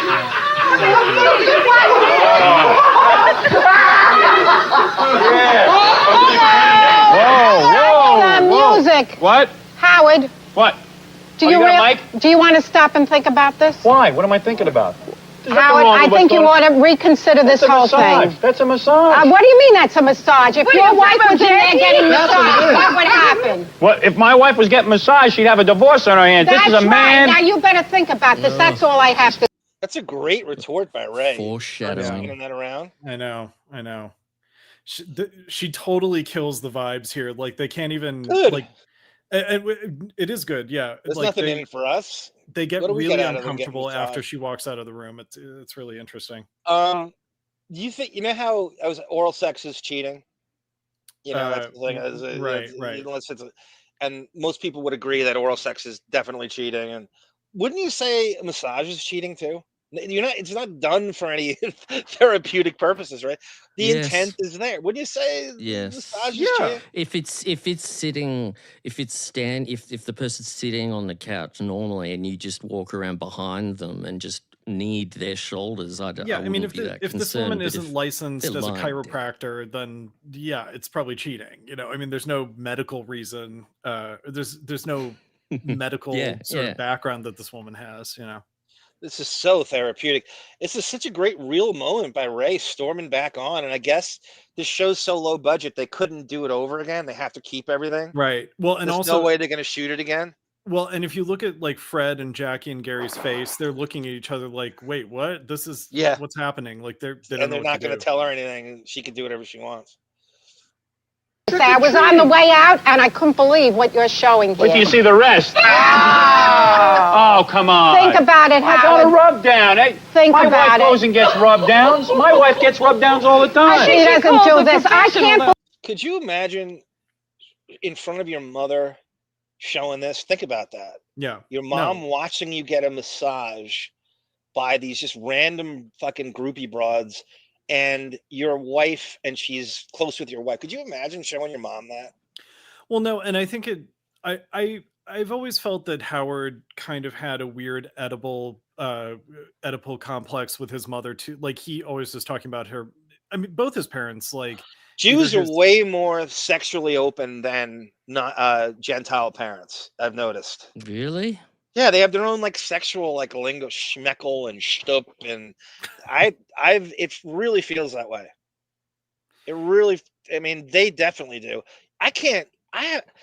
My parents still haven't taught me the bird and the bees. No, mine didn't. My mother said, Well, you nothing don't to need do to with know all that. You already know Yeah. about that, don't You'll- you? Maybe you'll when, find like I out. was in grade 6 or Yep. year 7 and I went and I immediately You'll said, learn. yeah, of course, because you watch TV and movies. Yeah, they didn't need to, but maybe you had to in the 70s and the 60s and the 50s. I don't know, I guess. Well, I I don't mean, know. You left your house. You Go ahead, Davyd. What? I'm sorry. Ray allowed Howard to buy Playboys and you know, she Yeah. never sort of censored anything from him. But I don't think it was. The alleged that she's afraid he'll be gay if she doesn't, you know. Well, which I right, don't know. exactly. I don't know if I believe that, but Let me tell you something. My friend who's got a 13-year-old and a 16-year-old, she Black said guy? she no not that I don't even know. Hello, man. Thanks for the black guy. Hook me up with some coke, will you? She ahead, Bob. said she said the sex education is out of control in school now. Like Wow. they're it's like I remember having sex education and we're talking about the female reproductive system like in that way in say 1993. But she's like, well, they have to because of all of the internet and everything. And you know what she told me? She said she found out recently that one 11-year-old student sent another student, a female student, a text message saying, I'm jerking off looking at your picture right now. And the school found out. Yeah, you could, and they're- right, you could, they're on your probably phone, getting you the could easily police just do that. involved. Right. Yeah, but an 11-year-old, I never would have dreamed. I would have been so scared to do that. Even if I had the phone, I would be like, kid no, could go I'm on going a to get in teacher's- so much trouble. But that's what the kids are doing now. And I think mobile phones, cell phones, they should only be allowed to have their home phone number in them, their parents' phone numbers. That's what I would do with my kids. I'd be think like, about I this. want to see your address book. If you're adding all your friends, you're going to get this weird shit going on. It's scary, is what I'm saying. A kid could go on their teacher's Facebook in the middle of class, find some fucking vacation. You know, the female Drunk teachers love evening, to be teachers yeah. because it's their third choice because they want to have the summer off to go to the beach. Beach bikini pictures of their You'll get 24-year-old. backlash for that, John. Oh, there's so many women I know who should You're not right. be You're teachers, right. You get who have holidays. no business teaching shit, and they want the summer off. They know who they are. It's their third choice. They've not a stitch of idea to educate anyone. So you're saying and there's you kids know who sitting you in are. class And this looking kid up her sitting in class, he surname goes on on his Facebook. teacher's Facebook, Yeah. pulls up bikini pictures, and then he casts them to they have like a film projector, and you could cast your phone onto, and then the whole class could look at. God, a Chromecast. You know what? I had a friend who was a cop, and he used a fake name on Facebook because he was scared of people he put in jail. Yeah. Trying to find.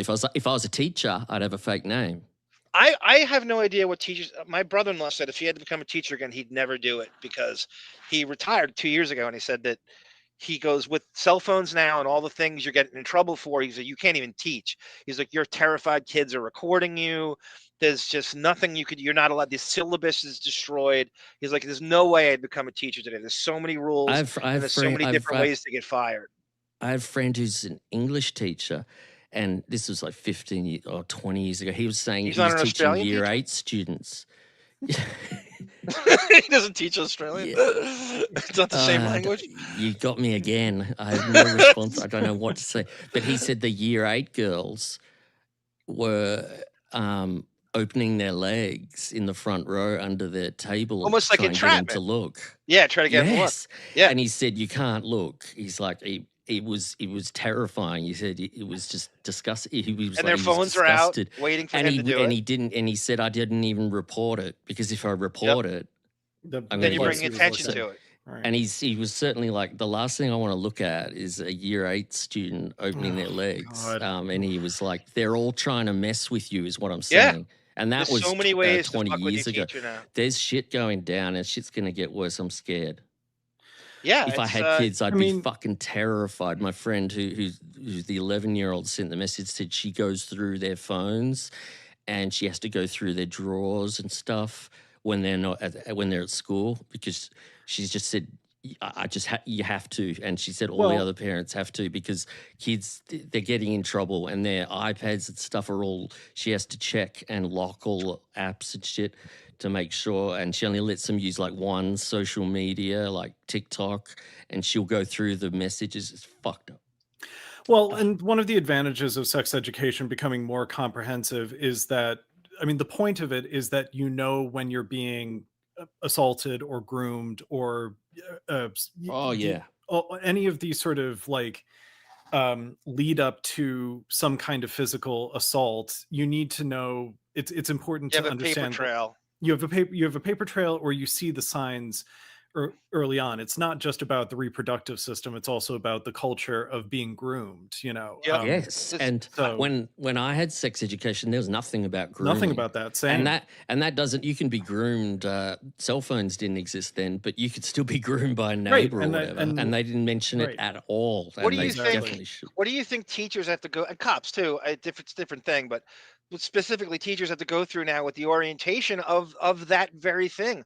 I think the worrying about social media and so is exactly what they get told. I think they read the riot act by administration, like, you stay off fucking social media, blah blah blah, and this is what you're gonna go through. Act like you're always being recorded because kids are sneaking. I mean, they're gonna, you know, I guess the phone banishment's coming soon, but kids are always going to find a way to bring that in and record you, and everything you say is going to be used against you all the time. You know what they're doing here? They're banning also, I think we're going to be the first country by the end of this year, I think, we're banning all social media for children under 16. And the way they're doing it is you have to apply it's with probably your a good thing. Birth certificate I don't know for what an good comes from them being on social media. number. And they're doing another way where you have to do, like, you know how people who don't use an iPhone, it does a Face ID scan where you tilt your head. It's probably a good That's idea. going to be another way. It'll be AI, and the kid, if a kid tries to scan their face to use it, will use AI to determine that they're under 16. So it's amazing new technology to try to keep people from getting fucked up, because it's happening all the time now. Kids are getting really fucked up. What good can come from anyone under 17, 18 years old being on social media? What could possibly good could come from it? Naming one thing. I totally agree. And I think I'd love, if I had kids, I would be like, yeah, cell phone's great, because if you're getting chased by someone, you can call the police or me. Yep. But I'd be terrified about everything else that goes on with the phone. Yeah. It's like, I just think I'd lock it, but you can't really, because all of the kids at school are half of them, the parents are probably so stupid that they're letting them use anything. And then the other half, if you can't give them your phone number and be on social media, you're not cool, and then it's a huge problem for self-esteem. Well, parents don't have to meet their kids' friends anymore. Like, you just, if a kid wants to come out, goes to your house, text you from the outside, and you run outside, the kid never has to come in and meet the parents. They have no idea what's going on. You could dance around your parents all the time. You remember a day when kids wanted to avoid their friends' parents. You would sneak through the back door. You would wait for them. Yes. It was great. But now you don't ever have to see a kid's parents.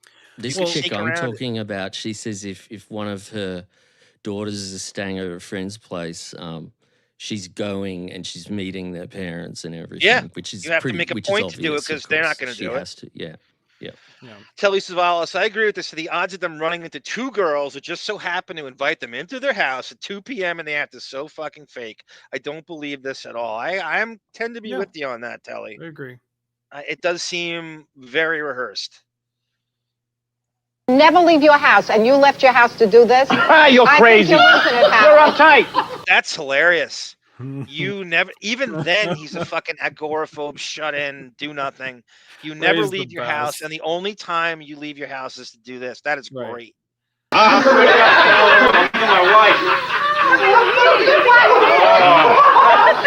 That's almost like the celebrity thing we make fun of Howard now for the star fucking. He only leaves his house Right. to star fuck. It's Yes. almost like that version of it then.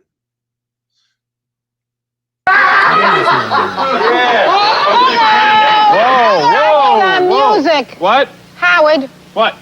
Do Oh, you you got a mic? do you want to stop and think about this? Why? What am I thinking about?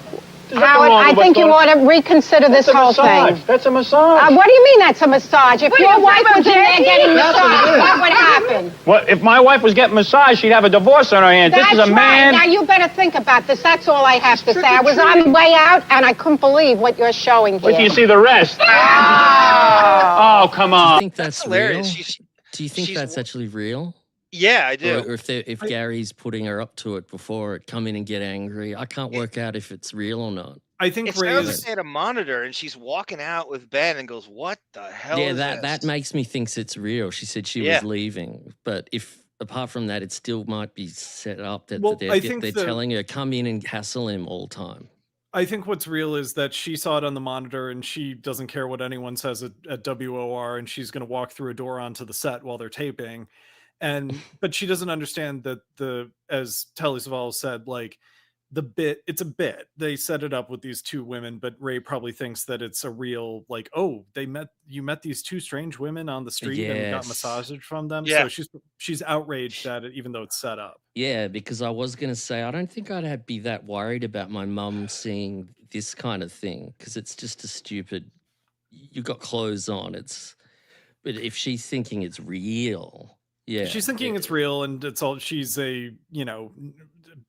an old woman in 1990, so yeah, man. stringent Yeah. standards. Tatatuti, that's a good reference. That Police song, "Don't Stand So Close to Me." That's the premise of it, right? The girls in the class, Yes. the teacher in the class. Yeah, that's a great reference and a great song. Think about it, I got a Howard. rub down. Hey, Think my about wife it. goes and gets rub downs. My wife gets rub downs all the time. She doesn't do this. I can't believe you left your house. You never leave your house, and you left your house to do this. You're I crazy. think you're losing it, You're Howard. uptight. You're just uptight. You better listen this time, Howard. You think he shouldn't go on? Absolutely not. Why? What? My Think wife about don't it, care. Howard. I don't Just cheat. think about it. It's not cheating. Get out of here. You're making me crazy. That's the. It's amazing how little Ray respects Channel 9 and their I television know, that's what I'm power. saying. Just walks right out and like, I don't give a Channel 9. No one gives a shit about Channel 9. I'm going to interrupt the whole thing. And what's he earning from this back then, guys? I want to know that on so the- bad, Bon. I want to ask Oh, somebody okay. who knows him.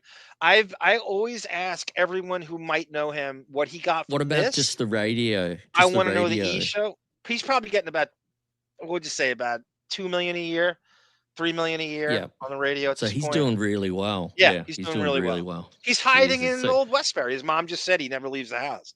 That's a So rich that's guy. why she's willing to play along with Yep. all this, which is just pathetic attempts at I want to humor. know what he made from the CBS show. I want to know what he Right. made from the E show. I want to know Well, what he made from wouldn't, Son of the Beach. All that. Wouldn't you be able to look back on Actors Guild rates from that era, and it would have just come under Actors Guild, wouldn't it? No. For I don't think- TV, I don't think this. It's a local channel, so I don't know if they're signatory to SAG-AFTRA. Okay. It's probably just their own local contracts. He And made I a mean, ton of of course, money. he made a ton of money negotiated. off pay-per-view specials. Tons. They were selling that shit for $30 a pop or $40 a pop. And apparently he got all of it. And the others made nothing off it. I mean, there's no budget to this thing. He got as much as you could possibly get. There's no way Buckwald's not getting all that he could get from Channel 9, and the others make nothing from it. Yeah. But legally, they had to make something, you know, it's like, yeah, you know, so even, I mean, even if it was $1,000 an episode, that'd be fine back then, because they're not doing anything. They have they're just laughing at him.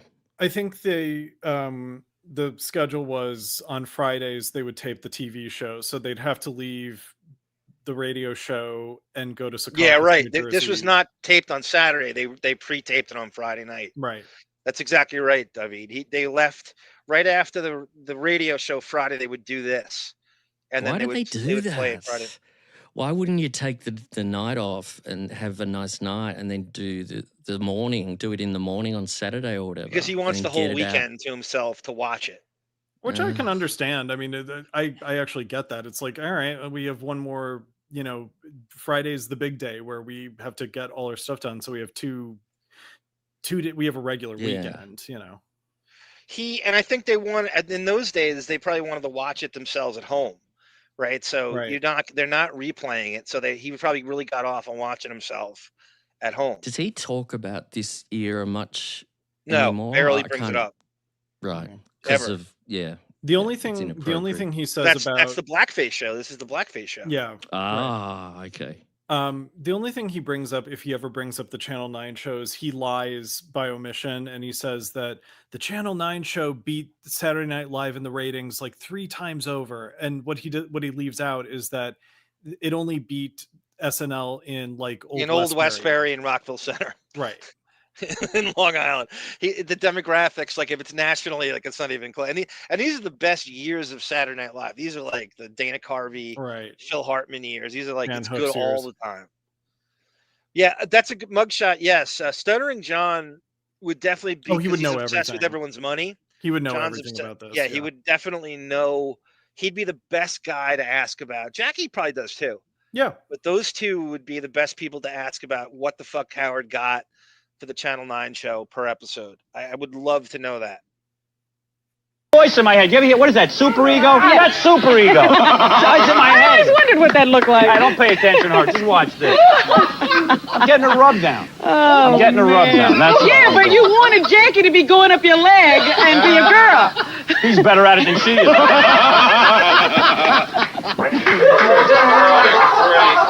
Look at Gary, how he gets right in there. I like the socks on him. Oh, yeah. Where's that big spot on your back? Yeah. Oh, that's a birthmark. How often do we ever get together like this? Now you flipped over. Wait till I rub you down. Oh, no. Want me to rub How's you that? down? I don't know about that. Sure. Think about how cool Alison is. She's going along with this. Oh, yeah. Yeah, this is just how embarrassing that is for her friends to see this shit on Saturday night. Oh, man, I'm getting aroused. I'm getting excited. How's she looking? Whoa. Oh, man. Should have made a pumpkin. Check it out. How would your mother flip out before you turned over? I know. My mother didn't even get to see me turned over. The massage gets better. Look at this. You're the nicest person I ever met. If you're watching this, you just tune in, right? It looks like he's getting a happy ending right there and then on the table. Right? On What that public whole access TV. This pause. Pause. My wife doesn't do it. Did you ever dream about me? Now that's John getting another rub. This is John. Like what? This is John in his Donald Duck costume. Every did I woman's recognize nightmare. Every woman dreams of giving John a rub down in his Donald Duck costume. Nothing sexual, so don't even like.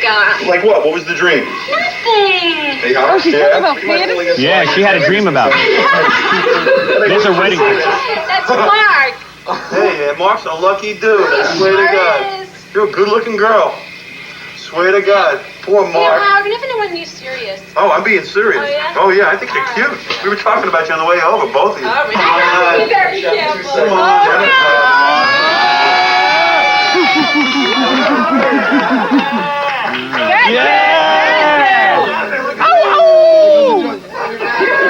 Oh, man. Do you think so? You know, I don't know where I'd like to be now. At your house or their house? Their house. And Allison's watching us going, yeah, that's cool. That's cool. This will pay off. She's planning if you're Alison, you got to get the lawyers right now it's a long con to divorce her. Yeah, the 9 year. I've always said that they were separated by 97. Yeah, because they never went to John's wedding together. I think they had been separated and they didn't want anyone to know. Okay, thank you, Telly Savalas. Great work tonight in the chat. Hey, it's show business. It's no big. There's no business like show business. It's only because I'm a celebrity. Jackie, by the way, is now getting his massage in his Simpsons costume as well. You have the weirdest belly button. How much more of this Vaseline intensive care can you take? I don't know. Look. Oh, no. The infamous belly button. It's Jackie's belly button. That's the rest of the bottle. Jackie emptied the whole bottle. Ruined everybody's fun. I don't think so. Don't I look attractive? Yeah, caked with that stuff. Yeah, this is really spontaneous, I'm sure. This is all... You want me to? Yeah, I saw it. Your hair looks like it's nodding. Are you sure that's Positive?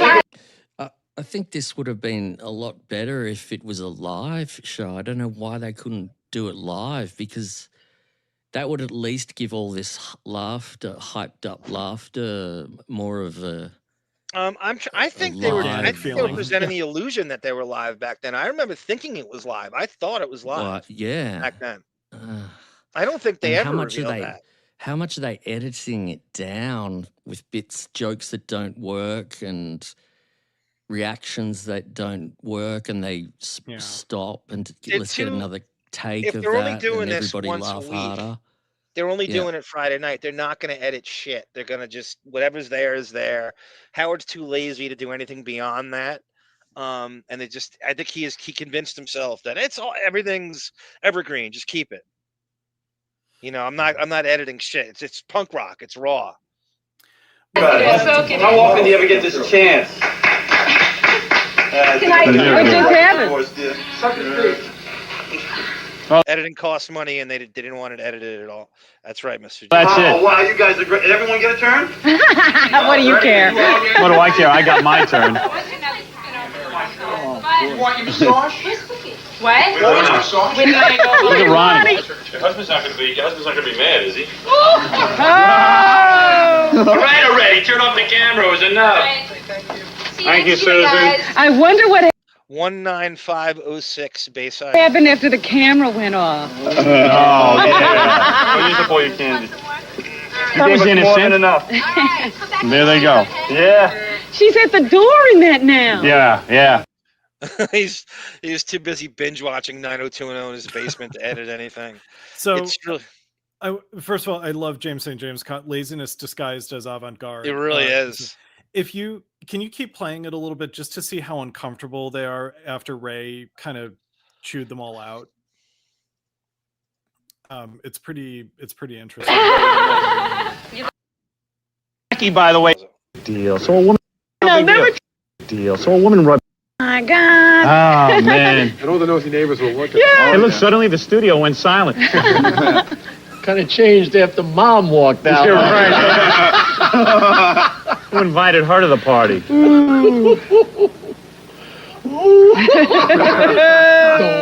Howard doesn't know what to say. No, that was how. What? Maybe you ought to take your wife out tomorrow. Yeah. You're. Hey, listen. Bond's right. You would edit all this out. You would never these uncomfortable moments and shit. You would never leave this. You would edit it all out. It's just this is pay dirt for us. The fact that Robin's saying like, you should take Alison out to like all of them are feeling like, wow, you really fucked up. Like, doing this on television where your wife and her friends can see it. Maybe you should take her out to dinner. But on some level, he loves it. He loves. No, I agree. It just that he can get that, and they would go along with that, and keeps Alison almost like bitter and jealous, and in a way. It's a big deal. So a woman rubs you down. You go to any massage parlor, women rub you down. And sit on you, and hey. If you're Alison and you're arguing with him at home, you're gonna say like, "Who is this for? How is this entertainment? Like what?" What do you want to get from this? Worse than his radio show for who it's for. I don't understand. Wouldn't you say that to him over and over again? Who is this for?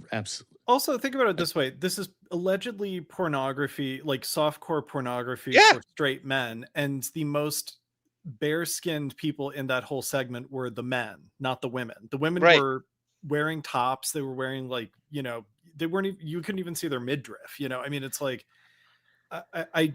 it's so clearly softcore porn for men in Howard's mind. I hate men. What is it for though? Like jock douchebags? Is that what this show was for? He's going to dismiss it as locker room. It's college jock. Yeah, misogynistic. And I'm sure Alison's pushed back on him and is just like, no one. This is for you. Why would your audience want to see this? What does it do for them? Right. Who is this for? Like what we say about the show now, it's a different type of thing. And that's no big deal. And like I said, every time I randomly tune into the Channel 9 show, it's this massage thing. They had a quote-unquote Super Bowl party where everybody's got massages the whole time. Yes. Every time I tune into this. It's like we were saying about Roseanne, Davyd, when we tune into Roseanne.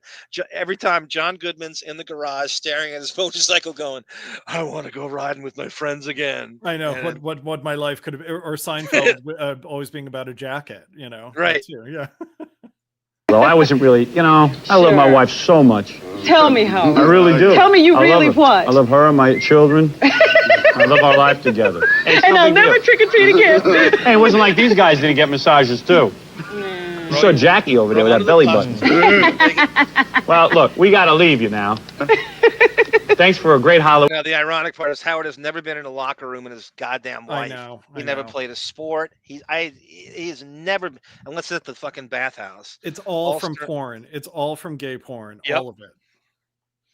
Do you really believe that, Davyd? Yes, I do. Like I believe that found... Do you think he's bi, curious? I think that he has some weird like sexual arrested development where he's not quite straight, he's not quite gay, he's just sort of this amorphous sexuality that isn't so much about having intercourse with people. I think he just likes to be a voyeur and watch people get off or be in sexually compromising situations, and he'll get off on his own time.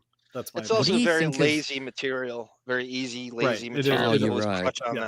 Yes. What do you think of the term gaydar? Do you think that's offensive nowadays, or is it so played out? Do you think you have a good one? Like you can tell just from like you can just hear someone talking and you can. Yeah, I don't ever have to use it that much. I'm not really that obsessed with who's gay or straight, to be quite honest. So no.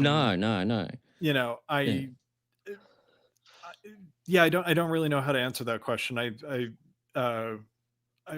is a thing. I mean, people can, you know, the tendencies, and it's you look for this guy's, and sometimes we overdo it, and we know people who want everybody to be gay, so it makes themselves feel better, or they're out of control with this guy's gay, he's definitely gay, right? But the gaydar is definitely an intuition one has, depending on where you're from or where you live, and all the cues and the lisp. And the obsession with Halloween and the gym and the dildo. Yes. Pansexual St. June. Okay. All right. Here is Halloween post, because we just brought up Alison. Post Alison announcement of separate. That's a big difference between what actually happened. So he's finally gone out and announced that he has been separated, and he decides, and tell me if this is fake, he claims he's gone trick-or-treating with Ashley, that he physically took her trick-or-treating. Like it's not fucking Laura Lackner that's doing it with security following him around. That he went door to door in Old Westbury with Ashley trick-or-treating. It would be funny if it was Ralph who took the kids trick-or-treating and he slipped meth into their candy bags. I think you're spot on with that. He gave Deborah ecstasy, yeah. Good. I never thought the drummer from Nirvana would be. This is my horrible Photoshop attempt. This is me on like Microsoft Paint, and I cut out a picture of Howard and I put it on a skeleton costume, and this is him walking through the neighborhood with Ashley. Justice I have Princess no Jasmine. Photoshop skills at all. That's so funny. It's kind of funny that it's so bad, right? I love that. Yeah. Big. Who knew? I would never have predicted that. I don't think anybody would have. But the son of a bitch is good. And he'll be here in a couple of minutes. What were we doing? Playing tapes? I got so much. I got so much to get to. Let me take a couple more calls. We got tons of tapes of people just talking about me and my marital problems. They're just funny to listen to. We read you the articles from the Star, the Inquirer. Okay, I'm just seeing where I am here. But yeah. But that wasn't anything good. No, that was like the sad music on Entertainment Tonight. Yeah. Poor Howard and Alison. It's over. Well. Oh well. Yeah, well. I'll tell you, I cracked from the pressure, man. I got so sick last week. Yeah, do you know this? So when he announced his separation, you know how he brags, I never miss a day? Yeah. When he announced his separation, he took 3 days off after he announced it, and then claimed he was sick. If you go on Mark's Friggin' and look at, I don't know, I think November of '99, like the first week of or Halloween of '99, he mysteriously takes 3 days off in the same week he announces his separation. So he's afraid of God knows what, or maybe he's like grappling with the blowback, or he's trying to let the heat go down, or whatever he is. But he took 3 fucking random days off during this, and nobody talks about it. It was bizarre. Thus, faking injuries was born for Howard Stern. Yes, load management. No Ralph pun intended. That's why I wasn't here. Literally, I lost my voice. My throat was killing me. I had all the congestion in my lungs. I was pretty much in the fetal position. Did you go to a doctor, or did you lie there? I just lied there. You don't need you don't need a doctor for that stuff. Well, if you fall apart that much, like sometimes you think, oh my God, maybe I have something terrible. Although my doctor did call me. He did? Yes. The great Dr. Robert Baker called me. Robert Baker. Let's look that guy up. All right. I think he was using real names back then. Yeah. My Gator is, Paul Schaefer is a perfect Gator name, Tata Toothy. Yeah, Dave. Perfect. Yeah, Have we Dave. figured out, is he gay or not? Paul Schaefer. What's up with him? I don't think so. I think he's just sort of he almost has like a Jackie Martling sort of like gregariousness to him, where Jackie's just like so physical with everybody. But he is straight, I think it's that kind of personality. Bob Baker and said, I heard you coughing on the air. Something's wrong with you. Call me. But he knows. I knew. Even my shrink said, hey, I knew it was a psychosomatic illness, in the sense that what happens when you get severely depressed, your immune system. In the sense what? Why are you saying the sense that? Well, because it's a real illness, but it's you brought think on. There's some real colds, and this is a cold brought on. I think what happens is you get John, so. can you pause it? Okay, I found a Robert H. Baker for Westchester County Department of Health. Would that be it, do you think? It could be. Westchester's just outside of Manhattan above, and I believe that he would be doing Manhattan. He probably has an office in Manhattan. I mean, okay. Baker's a very common name, but how old does it say how old the guy is, or how long he's been? He was appointed in August of 1993. That sounds good. Yeah, as a physician. We'll go with that. He's an ophthalmologist. Maybe, I don't know. There's a lot of them. That could be. So I wasn't sleeping, and you get so run down mentally that your resistance goes down. Every cold is that. Yeah, I know, but this was like hit me so fast. Usually there's a little delay time. This is like boom. Well, that's why it probably wasn't a real cold at all. Right. I told you that a lot of times there are theories that this is a way of. What's the deal with Asians, Davyd? That all Asians being gay and that stereotype? Barbara DeRush. Is there anything to that, or is that just? He's Japanese. My husband said her mom is like, he's Japanese.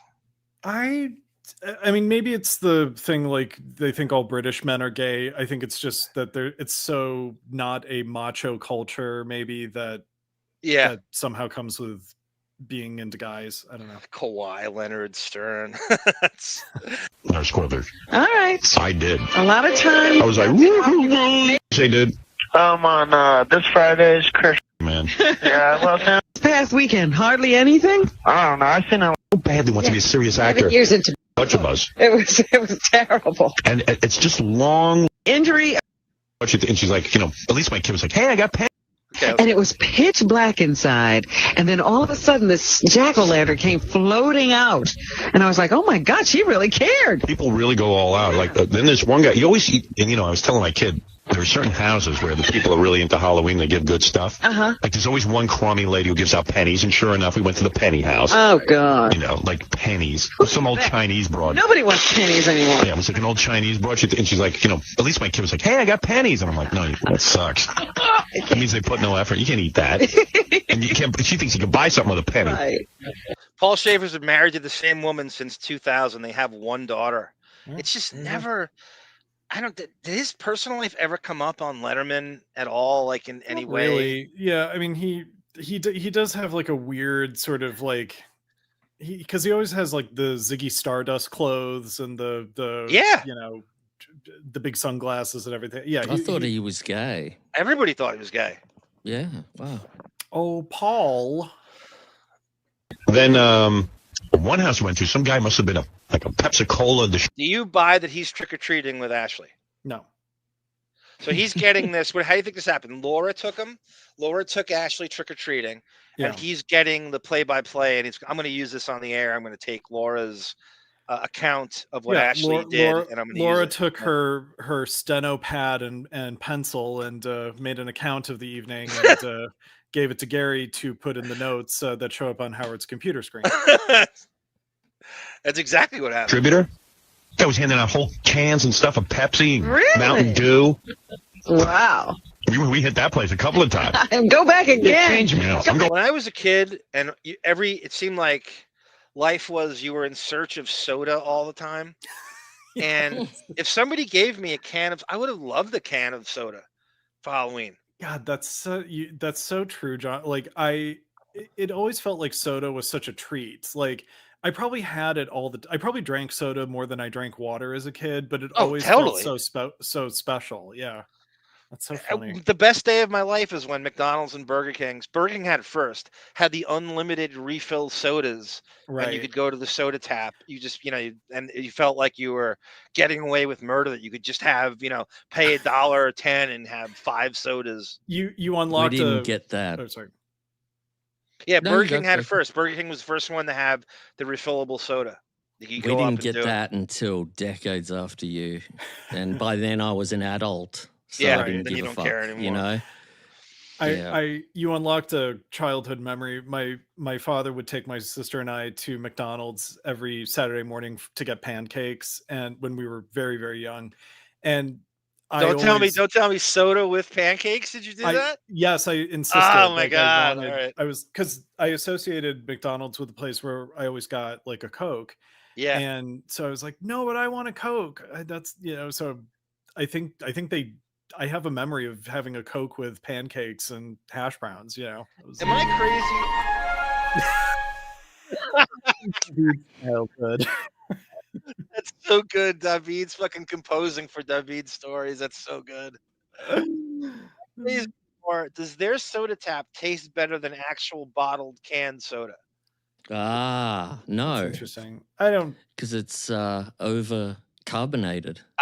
Whatever they do to it, it's like better than actual bottled soda and canned soda. Do you think? Yeah, that? I don't know what it is. I feel that way about some beer too. There's certain like beer taps. Oh, that beer taste is better on different. tap. Beer Yep. on tap is coming from a keg. I used to brew beer, so I could go into that for hours. But Oh, I man. thought the soda. Beer in kegs on tap is fucking awesome. But I thought the soda from like McDonald's, they're gonna pipe in more just soda water and less flavor, I'd imagine, or maybe not. Yeah, because I used to work at McDonald's, and we had there's probably so many people who worked at McDonald's or So did fast food. Sarah. Yeah, we had She was a you had manager. these bags full of that soda syrup that you would pipe plug the tube into, Right. and then it would go into and mix with the carbonated water. So you could, I guess they could tweak the ratio and make it more. Yeah, however they could test it out and go, I like it more better just this way. carbonated water, or that's why they always say, oh, it's different. They just say, you don't get ice because you're losing about 30% of the liquid because they put so much fucking ice in. Well, that was the best about the refill. You didn't care about it because you could just go back and over again. That's amazing. We didn't have that. Oh, Well, I would have gotten sick though. I would have drank so much. John. I did. And I loved iced tea just as much as I loved soda, Barbara. I loved them both. And now they have the computerized kiosk where you can sort of tap on a screen one of 35. Oh yeah, right. You soft can drinks that they manipulate offer. that's right. But Bon is right. It's like they have the tube for the drink itself, but the last little bit of the liquid that comes out is just carbonated water. Like it becomes clear at some point if you're getting Coca-Cola. Yes. Yeah. Look at James St. James. McDonald's Coke is delivered in steel drums, and the other sodas are in plastic bags. Wow, I didn't know that. Wow. Huh. Or a local convenience store, you used to be able to buy a cup, and then you brought it back, and you go, oh, wow, you could do that, come back with it. Shit. Back today. Yeah. We went to a house last night, and it turned the garage into a haunted house. Oh, that's cool. This pretty cute chick was in there in like a witch's outfit. Nice. Hey, Daddy will stay here, kids. So we walk in, and then some executioner comes out from the side.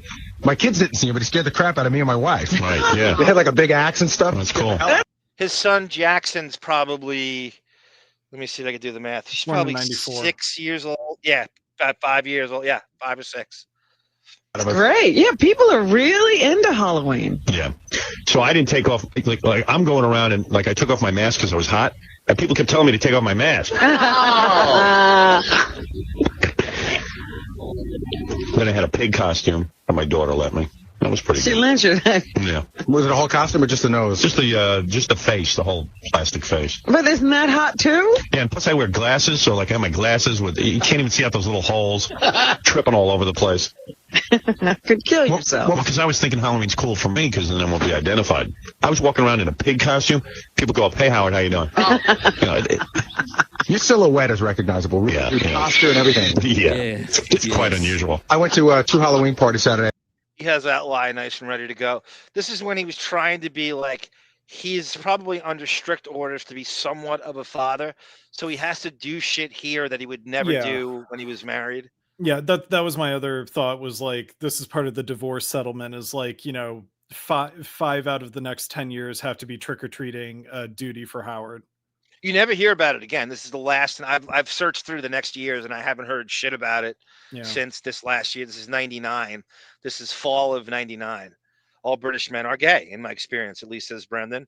Beer on tap will get you drunk faster. It does seem like that, Babs. Here's Sarah.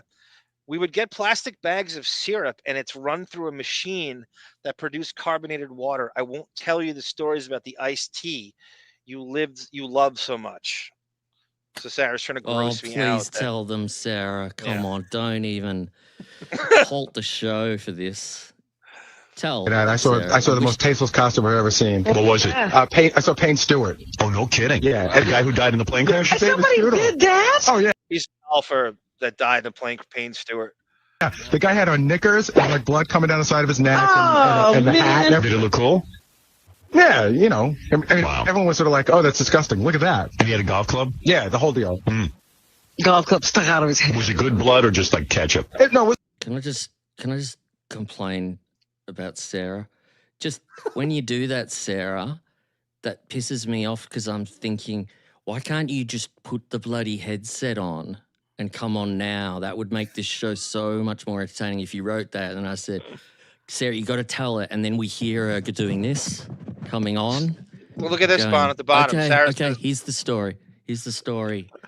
That's what I'm just saying. It would enhance the show. Yeah, no, but Sarah said she's going to do a McDonald's Ask Me Anything for Super Chat. Oh, right. Oh, there that'd it be is. fun. We'll host Sarah in a McDonald's Ask Me Anything. That's a good idea. Oh, well, that could be a Sarah and Bon show then. Oh, yeah. And how?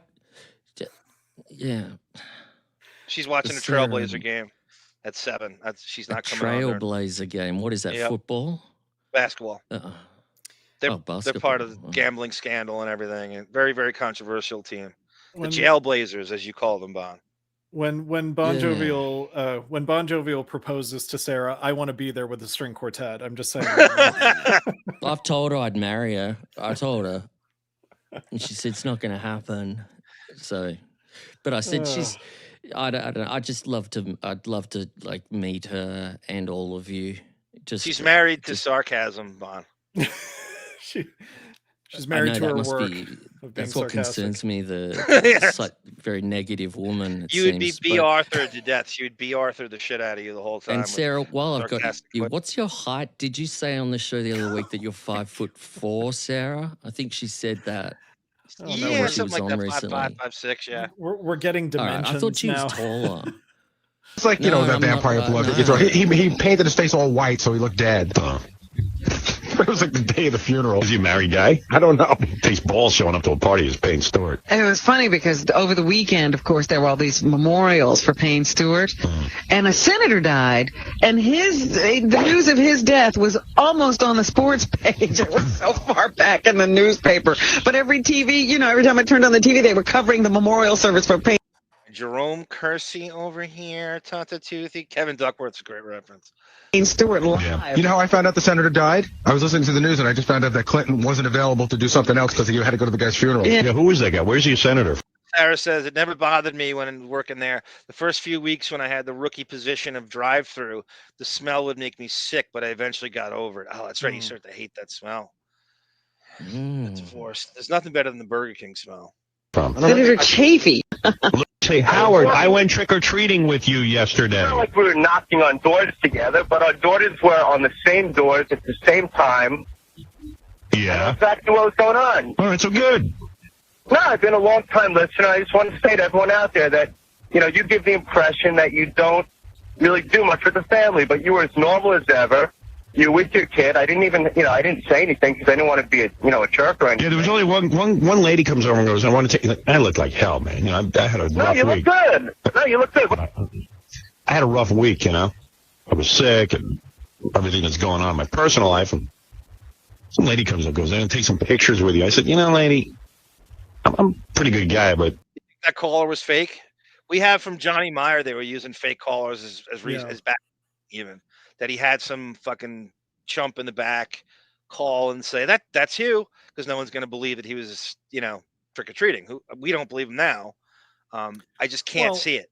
I also don't believe I don't believe he told a woman directly, like, I won't take pictures with you, or something. No, like, there's no way he's screaming that in public like that during you're on your best behavior during Halloween. Ronnie took care of it. Yeah. It's Ronnie and Laura Lackner. Yeah. Oh, my Thurl Bailey over here. I look pretty bad right now, and who knows what you'll do with these pictures? Right. And then her husband was like, "Hey, you can't come trick or treating my house because you didn't let my wife take pictures with you." And I said, "That's okay. Yeah, I'll pass. Fine. Give me a break." John, you're on the air. Howard, you're a real scumbag. You know that? Why is that? Oh. We know that, but why? How many times are you going to play the same, your same show over and over again? What are you talking about? I can never figure out what the listeners are talking about. It's a repeat, 2 weeks in a row, at least. Oh, you mean which show is he talking about? Saturday night? Yeah. Yeah, well, we took, we got a new show this week. What do you want from me? This is the CBS show, by the way. I love Already it. the show in repeats. It's 99. It's the first year of it. I don't know how they wouldn't have all the material they could have. There's no excuse to not have it new all the time. Can you imagine, like, by episode 10, they're doing like a clip show? It's like 10 episodes. It's what he's doing. And you have a 4-hour radio show to cull from for that shit, and you've seen how lazy the show is. It is for that show to ever be a repeat is inexcusable. It's so fucking lazy. And why not get like a young, eager Jason and Will type of people to produce that show for him? Yeah, just throw it right. Benny Favali was a big part of that. Yeah. He was the conduit to the executives. He had to explain why it was so shitty and why it was so lazy to Les Moonves. Yeah, and instead of like helping Mark Harris with his music career, Vinny should have been producing that show, maybe. Those are some of the best segments when Mark Harris should have latched on to Vinny right as his conduit to fame. This is a contest called Tasteless Halloween. And these are the most politically incorrect costumes they could think of. And this is from 2003. And this is right here. Let me see if I can Beetlejuice part. You've been Get some people ferreting, up here. haven't you? Try and choose a couple of the best costumes. Yep. I had to screen record this one. You know, have you ever done this thing, Bon? You know, you have a YouTube recording device where you put the link in and it records the video from YouTube for you. Now these motherfuckers are muting their videos, so when you go record it, you get a muted version of the video. Oh, sneaky. Yeah, I screen So record. this all happened the with time this. I now. had to screen record this. I've just been using OBS to screen record. It's Yes, a little bit that'll more work lovely. work, but yeah. Get them up here and do a little final judging. Love Halloween. Love Halloween. Love Halloween. The abortion that lives. He loves Halloween. You heard him say that, right? Well, I'll show you what happens. Get some people up here. Try and choose a couple of the best costumes. Get them up here and do a little final judging. Love Halloween. Love Halloween. The abortion that lives. I'm Mexican.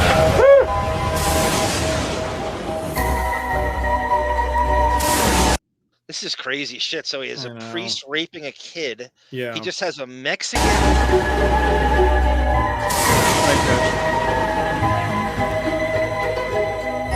That's Robin.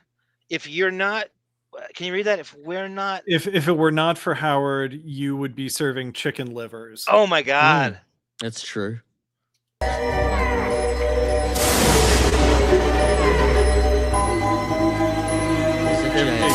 That's JFK. Oh. This is Robin's colostomy bag, I guess. No, it's Christopher Reeve. Christopher Reeve's urine bag, piss bag, and then the Superman. You want to talk about what's going on downstairs with the No, maybe, There's some really, really, really tasteless costumes down there. What are you doing? Oh, God. Robin, there's a couple of you down there. I saw one that was funny. There's some dude's down there with his girlfriend. They're dressed up as Elizabeth Smart and that guy who kidnapped her. I saw that. And they're wrapped up in like a real costume. Right, I didn't know what he was because he looked like Osama bin Laden, but I didn't got it when he said he was the guy who kidnapped Elizabeth Smart. There's two Robins down there. There's one regular Robin, and there's one Robin right after she finished running and soiled herself. Oh, that's funny. Look at that. Shaved his legs for it. Let's read the Robin bag. right after she finished running and soiled herself. Robin's poop. Dressed down Robin's. Look at this.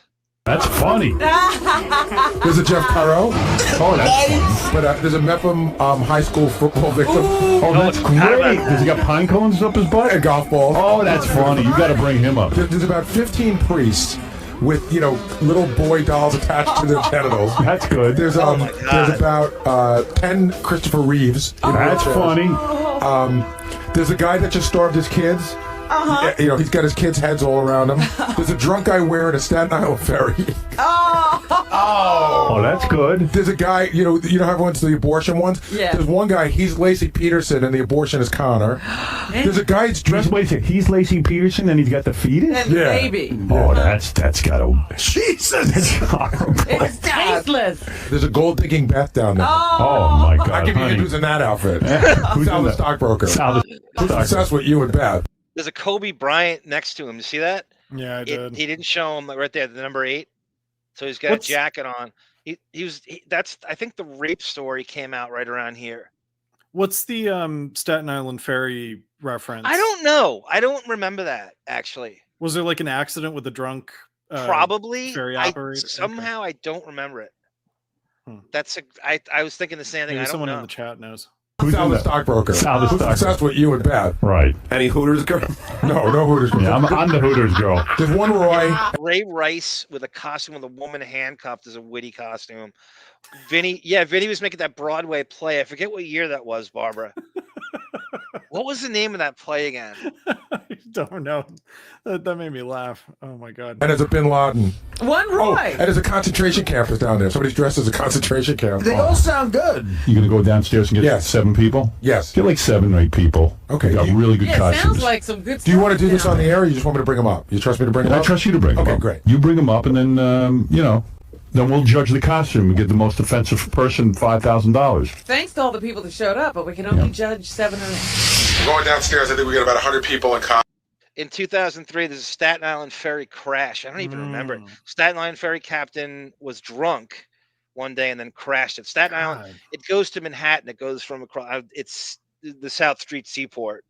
So it would be like a really big deal to have some fucking crash there. He didn't love it. Halloween in his apartment. Costume for the most tasteless Halloween contest. I'm just going to see what's down there, get an idea, because we're only going to pick about 6 or 7 to come on up and be part of the contest. I want to see what we have. I love this on the street stuff. Now you're, okay, so we got a Bin Laden. Okay, ready to sign? You're going to get that thing upstairs. Kobe Bryant's victim's bleeding anus. Hey, nice. Kobe Bryant's bleeding Victims. anus, a victim's anus. That's Yeah. the fucking costume. And they blur his Laker jersey out. Do you need the NBA rights to show the fucking Laker jersey? Is that it's- what they're worried about? Yes, I think we were living in that post. Oh, it's so bad. It's so fucking embarrassing. It's fucking, the copy, the copyright, because we watched trademark. We watched the Jump Street with the baseball kid who wore like an actual MLB Cincinnati Reds uniform. Yeah, and yeah. And I said in the credits, are they gonna put a copyright thing in there? And they never said Major League Baseball. Yeah, they never put the Major League Baseball copyright. So You're right. It was somewhere in the 90s they started carrying. Yep. I wonder what year that. You're right. You're right. Somewhere in the 90s, it all flipped. Everything became fucking piggish, avaricious capitalism and trademark. This guy came with this little kid. I am Negro Man, superhero, and I also happen to be homeless at the time and blind, quite blind. All right, Doug, where's Doug? Take a walk with me for a second. Well, Doug, I want to bounce this off you. So, I saw that Zolar douche in the background. He was always there for this shit. Fucking hate Zolar. I hate him too. I love Gary performing for the camera. It's like, all right, so Doug, let me bounce something off. Of He's all right. what did you like? Okay, here's what I got to say. Elizabeth Smore. How great would it be if they all just fucking dogpiled on top of Ronnie and just started kicking the shit out of him? Just like 20 people just got on top of him. The Metlin player, the Robin who pooped herself. All right, that elevator's fascinating. Is that how Found her. Howard's You just want me to private bring him up. elevator? You trust Some- Carl's any good? Yeah, it's not bad. I don't know if it's tasteless. It's like a true to life. I mean, the football guy's great. All right. They're all winners. I want to share this before we go out. So Howard loves Halloween, and all of a sudden here, he hates Halloween, and this is the last time he spends any time in his penthouse. This is 2019, and these are actual pictures of his lobby and apartment building on the inside. And this is what he says. He did not volunteer these. These were taken. And this is a collage of his actual floor, the lobby, and the outside in the picture in this still I have. Are they decorated in your building? Yeah, it's so perplexing. I just hate it. I just hate it. Are they decorated in your building? Yeah, it's so perplexing to me. I got him to take down the skeletons on the walls and it looked like a garbage dump. But they insist in my building of putting like a pumpkin every foot, like when you're walking toward the elevator. Oh, there's pumpkins all over. And then there's like those weird, I don't know what you call them, like there's other weird vegetables that nobody eats. Gourds. Gourds. They're useless. And then there's like these big brown, like dead plant looking things that they put all over the place. Brown, they're dead tall. plant looking. Yeah, they look like corn husks or something. Oh, that stuff. But I can't believe he's not lying. This is like the first time we have like photographic evidence that it's actually like verbatim of what's here in the But photo. it's also not trashy. It's like It's fine. It's fine. Yeah. It's fine. It's not. It's just very average. I wouldn't even notice it. It's so average. Right. It's so unspectacular. I'd walk right by it and not even think about it. If it was set up this way in the month of July, I wouldn't even notice. I wouldn't even notice. Right. Right. It might as well be July. I don't know. It's not a corn husk, I don't think. It's corn stalk. What is that? That's the thing on the outside of the corn. Now, you see the bottom right? That's Yeah. the awning. You've been by this. This Yes, is on yes, I West have. 67. Right. 101 West 67. It's a little strip. Like you've been on that street. It's only this. And then so that's ABC. If you look off in the far, the building off Yeah. behind, that's Columbus. And that's the ABC where they do the View and the news. That's all Howard has to do the View is walk across the street to borrow sugar. That's the View. I like corn, but I don't like stalks. Corn grows on, but they pull it out and it dries out and turns that color. Yeah, that's what it is. I have a farm in my lobby. It's so disgusting. Any bales of hay? Yeah, exactly. Well, actually, yeah, there used to be, and they had like witches that light up, like all that tacky shit you see on Ronnie's lawn. Yeah. Like it looked like somebody dumped a bunch of garbage in the lobby, and then like I went to the board and I said, look, okay, I don't want to be fucking Ebenezer Scrooge here, or whatever the equivalent is for Halloween, but. Wiganeezer. He got them to take down the skeletons of freaking 7 foot. I know it's so these are literally the last. And this is him with the fake germophobia in overdrive. These are the last days he regularly spends time at this place. He goes full time to the Hamptons, like just a little bit after this. Why does this bother him? I don't know. Can we not have a little levity around a holiday? Like it's not even levity, like you said. It's subtle. It's not even. Yeah. Notice. I wouldn't even notice it. What a misery. I've just got to find something to talk about. Yeah. Right. Well, you're right. It's filling time. You're right. How bad do they want? He thinks he should have a private entrance to his penthouse. He can't deal with the fact that he even has to walk through the front door. He needs something like a garage pull-in where it's like a private elevator takes him to the. You ever see Arthur? Yeah. When the elevator goes right to his apartment. Yes, right. I'm surprised he doesn't have that. Well, can you imagine him going to like the building manager being like, all right, so here's the deal. I need the hallways cleared of any tenants when I'm going to my I think he's definitely pitched that. He's definitely proposed that. You think he didn't try to do that? Oh, no doubt about it. funny. He can't say this is. I mean, he's right in Midtown. This is like right. This is. This if you wanted to hide, you wouldn't live here, first of all. And like New York is because you can't hide. So he eventually got like, what am I doing here? I can't hide in New York. I can't deal with walking in the building that other people live in the same space as me. I can't deal with it. And I'm just imagining like the building manager going up to Regis Philbin being like, you need to clear the hallway between the hours. Yeah. And Steve Gutenberg and Marv Albert. Right, yeah. right. And Is that Jolie Fisher. Come on, man. What, Bon? Is that the apartment that Monique pretended she wanted to buy a place in and went and took footage? Isn't that crazy? Where she lived, where she used to live, it's about 20 streets uptown. She's gonna walk, just a little bit of a walk. It's not far at all. Yeah, I remember that show. Well, it's for the children. I go, well, you know what? Last count we did in this building, there's only like 10 children. The rest of Like he's in touch at all with anybody but his immediate circle, and like he knows anything about these people. us are adults. And like I have business people and stuff who come to visit me and For what? What business? What do you do? Oh, this is hilarious. What friends. What building in New York City isn't doing some vague Halloween decorations or holiday decorations or Easter decorations or St. Patrick? Like these business people are not going to be assaulted by a little bit of, holiday spirit. They've seen it before. Could you imagine some fake, and again, these are fake.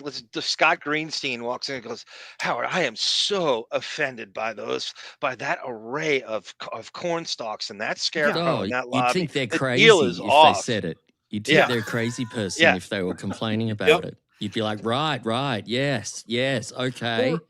Or the reverse of that, where like Scott, I mean, I know these are all imaginary situations and they would never happen, but if they came to Howard's apartment and Howard started apologizing for, I'm so sorry about the trashy, garish decorations. I bet he does. And I bet he thinks it's beneath him. He thinks everything's beneath him. Right, but the clients would be like, what's the problem? Like, this is what I didn't even notice it. Yeah, right. It makes Howard look crazy. And they think I live in a fucking tenement. Oh. You know? I think that did happen, as you bring it up, Davyd. I think he had somebody over, some fake deal that probably a serious executive. Nothing happened. Nothing became, but he didn't say anything. And Howard apologized for it because he's embarrassed by everything's beneath him. And he apologized to the executive who thought nothing of it. And now he's complaining on the air to try to shame his building because he knows he's not going to be there anymore. Listen to Man of the People, Howard Stern, trashing people who live in tenements. I know. Yeah. I know. It's insulting as hell. Yeah. Could New York be wasted on him any more than it is? He just has no business living there. It's just such a does not belong there at any level. I see people, they have packages and they leave them in front of the door. They got a doorman. What are the packages? It's like, I walked through the lobby. It's like a Halloween store threw up. Do you know the story that when we had his assistant to Laura was on Radio Gunk? This is like one of those it was really a really refreshing show to get away from the fucking tedium of that daily bullshit we did. And he said that Howard has an apartment, another apartment in the building, floors below, where all that's done. So like packages get delivered to it, and that's what Laura did. So he's not even looking at packages. Yeah. And he's scared to look in packages probably because he thinks it's going to be cyanide. Everyone's out to get him, right? Yeah. Anthrax. On me. So they still haven't gotten rid of enough to please you. No, oh my God, there's so much. I just shake my head. I just gave up. Yeah, no. If it was one pumpkin and a gourd and a stalk, maybe a beautiful flower arrangement, right? That, with orange, Halloween, orange something. Yeah, they'd spray the orange. And thank God, Sirius, we're under construction. They didn't decorate the fucking lobby here with their Halloween garbage. But wait a minute. Wow. He's not seeing the lobby. He comes in. We all know this. He comes into the garage. He gets driven into the garage to the freight elevator. He just doesn't look at the lobby. He's pretending that he comes through the front door. Right. He doesn't even look at it. That elevator bank was closed off for several months. Yeah. And now they've opened it up. Yeah. He's got to explain. So Robin just kind of outed him a little bit. She goes, that elevator bank? He doesn't know it because he doesn't take it. She has to explain to him what the elevator bank is. He thinks Robin means an elevator that brings money to Howard to look at. He has fucking dumbwaiters at his two mansions too. Yeah, filled with cash. It looks like it's unfinished. Yeah, it doesn't look any different. It looks worse. No, don't say that. Jim will cry. Did you look at it? No, I don't look. Robin, I don't think it's done yet. That's what I'm saying, that they covered it up, and then they opened it up, and it looks like a construction site. We're under construction because we added another floor. Our company is flourishing, as you know. And is that a shot that you think that you deserve a bonus? But you think the companies all I remember is people canceling left and right, and I remember getting surveys that the reason we're canceling is you. That's all I remember from 2019. You're not flourishing at all. Read the paper.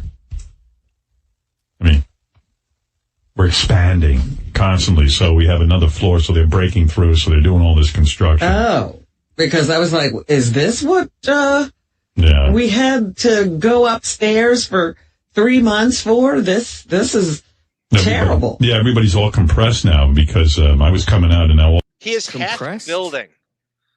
Have you ever seen compressed so misused? God. He is half the build. That fucking horrible show that's on 90 times a year is half the building. Right. And he's compressed.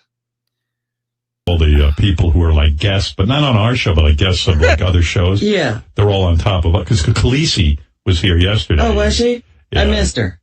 And I don't even want to meet the Khaleesi. I don't want to meet anybody after the show's done. So I tell Ronnie, because right next to our door, when we walk out of our compound, is where they keep all the guests for all of Sirius. Right. So all these cool guests they have, right, that don't do this show and they easily could get. He's too lazy to try to book them on the fly. The old show would bring people in all the time, like that and he can't get people from fucking Game of Thrones and Jason Momoa and the Aquaman cast come through, and he can't get them in. You don't want a super popular character from the most popular television show of 2019 that all you do is talk about. Yeah. Right. Right. And Ronnie goes, so the Khaleesi's here. And I go, listen, here's what we're going to do. You're going to open that door and we're going to walk fucking fast. We're going to run like I have an alarm going on. Yeah. And it's weird. And it's literally there's 5,000 people outside our door. Yeah, I mean, usually they're taking pictures. Yeah. They're waiting. And sometimes, like, I'm sure the Khaleesi wanted nothing to do with me, and I didn't want anything to do with her, but... All you do, isn't that your nickname for Beth?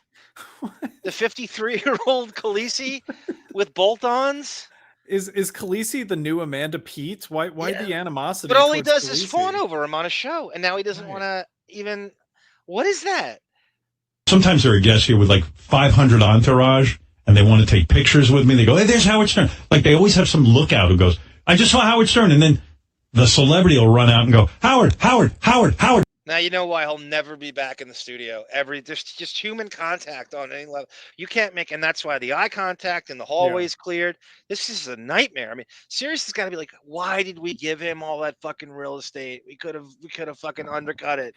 But he doesn't even come in. He's such a fucking... I'm sorry. The thing is, like, they could take it away from him. They could.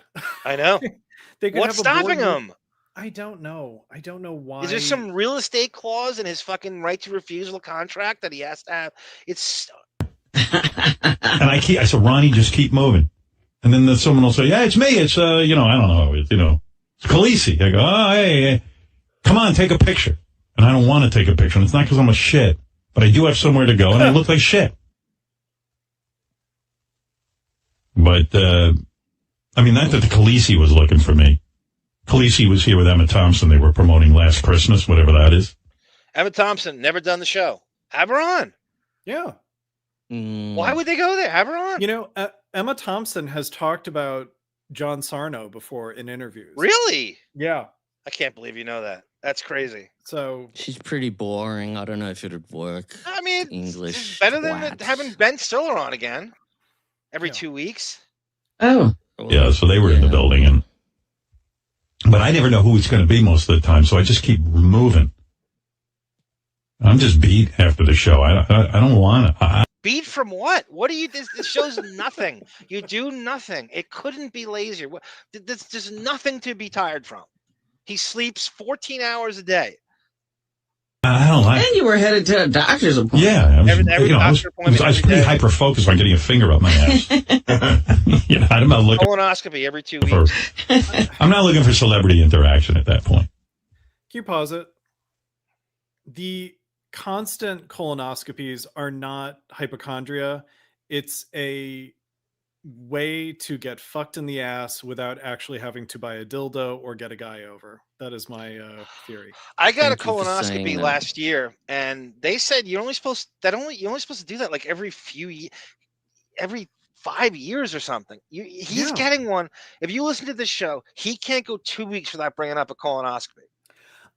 Listen, I wonder if Robin's cancer had something to do with all the sort of like coffee enemas that she was doing. I mean, you're to play with your sort of, digestive system in that way is kind of dangerous, when you don't let it like perform its natural functions, What did you say, Davyd? Howard is so afraid to die that he's afraid to live. I did. That he's too afraid to live. That's lovely. And it's perfect. And it's shit like that. the hyper, again, the hypochondria, but some of it, he's so run out of things. He has no life experiences that he just regurgitates doctor visits that don't exist all the time. Right. He's a colonoscopy. You can't go on Mark's friggin', and every time you click on it, he's coming back from a colonoscopy. It doesn't matter what the week is. It doesn't matter what the date is. If you control F colonoscopy, it like breaks your computer down. I know that the hard drive explodes. All right, that's it, guys. Thank you. I got a couple of things. All right, very quick. So my friend who, John, I'm sure you'll have a lot of get excited about this. My friend who lives in Jersey, she loves Halloween, so I made a video for her just to show her how we don't celebrate it much at all here. So here's our version. This is as much of Halloween as we get here. That voiceover's great. I like that. So this house has it, but look, none of the other houses. None down here. None. You would think this is Detroit, Davyd. Yeah, see, it's just completely bland. It's just not the same, because they'd all be along here, wouldn't they? Like every house, pretty much. But no. Australians park on the grass. I love it. I'm just rambling. And Guinea now lines. I've got... the car gave guinea lines to the lawn. The kids even play in an Australian accent in the background. Yeah, I haven't heard you say guinea lines for years since you said it to Dennis when he put the picture up of him hosing the driveway. Yeah. You said no guinea lines there, I'm sure. I got one more thing, just a quick. Yes, that was a real spider, Josh. Yeah, in Australia, that spider is probably. Oh yeah, it could be. So this might be pointless, but this is just what I was complaining about earlier when I emailed Sarah and John. I wrote, can Sarah come on for the first 20 minutes and talk like Elvira and be all spooky? And can Camilla Cam return, which is what John wants, return with spooky cobwebs hanging from her throne and a human skull hanging from the ceiling? And can no one reply to this like usual? I get the login for the show. Not even a reply. It's not too much to ask at all. And Camilla's the perfect Halloween cat. Check yourself before you wreck yourself, John. Warning. By the You've way, been John, warned. That's a yellow card. Oh no, the yellow card. Yeah. John, have we pointed out that that's you as Howard in the middle there? We have not pointed it out. I can't assume people knew that. Bon, you see that is me as Howard. Get it off the screen here. Yep, right there. in the middle. What year is the old K-Rock Studios? Looking suave there. You're not that skinny fat. You're not skinny fat. Yes, I am. Calm down. And more so now. John, what year is that? 2012. Okay. 13, something like that. Yeah, it looks exactly like the old K-Rock. K-Rock.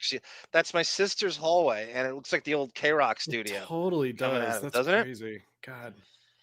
You got the hip hop jeans, Mugshot thinks Khaleesi blew off the show, which is definitely a possible mugshot. I know that Natalie Portman did. Natalie Portman blew the show off, and he went off on her and didn't say why. And she clearly said no to the show. This JJ Thrash at the buzzer. Does she a group of shrimp-eating children? Yes, you did, JJ. Talk about his arm. Arm's got an avoidance complex. Quite a businessman he is. All right. Speaking of Sarah, Bon, can you play the Jefferson Starship, Sarah, after I deliver the line and then play? Can I go say ahead, one more Davyd, thing before we go? I'm sorry. Subscribe to the Deafening Patreon. And the Davyd Patreon. That's right. Yes, I can send a thing for that later. But we do our Nightmare on Elm Street commentary I think if you search in the Deepening Patreon, just Nightmare on Elm Street. Yes, very Halloween-esque. Definitely. Yeah. Sarah and I do it. I just wanted to cue that up. Go ahead, Davyd. Finish. I'm sorry. Oh, so yeah, if you're in the mood for even more of Arm and myself and some fresh Sarah commentary, check that out on the Deepening Patreon. Thank you, Davyd. Yes, and we're going to 90210 coming out this weekend. Hashtag Justice for Scott Scanlon. Bon, you have anything you want to end close with, or are you good? No, just this. 20 seconds long. Okay. I want. Sarah, storms are brewing in your eyes. Oh, Sarah, Sarah, no time is a good time for goodbyes. Lick your teeth, lick your teeth. Okay, I choose Trick.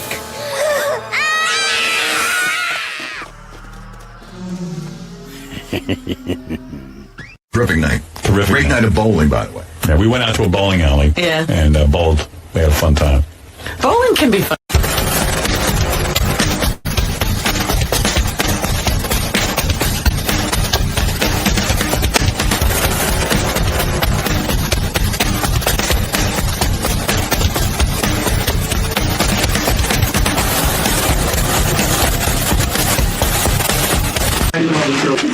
Me angry drunken dwarf. I want to whip your ass. I am gonna whip your ass right down to your rotten little butt. I'm gonna whip your ass. Trust me, I'll whip it. You don't know anybody by the name Iris?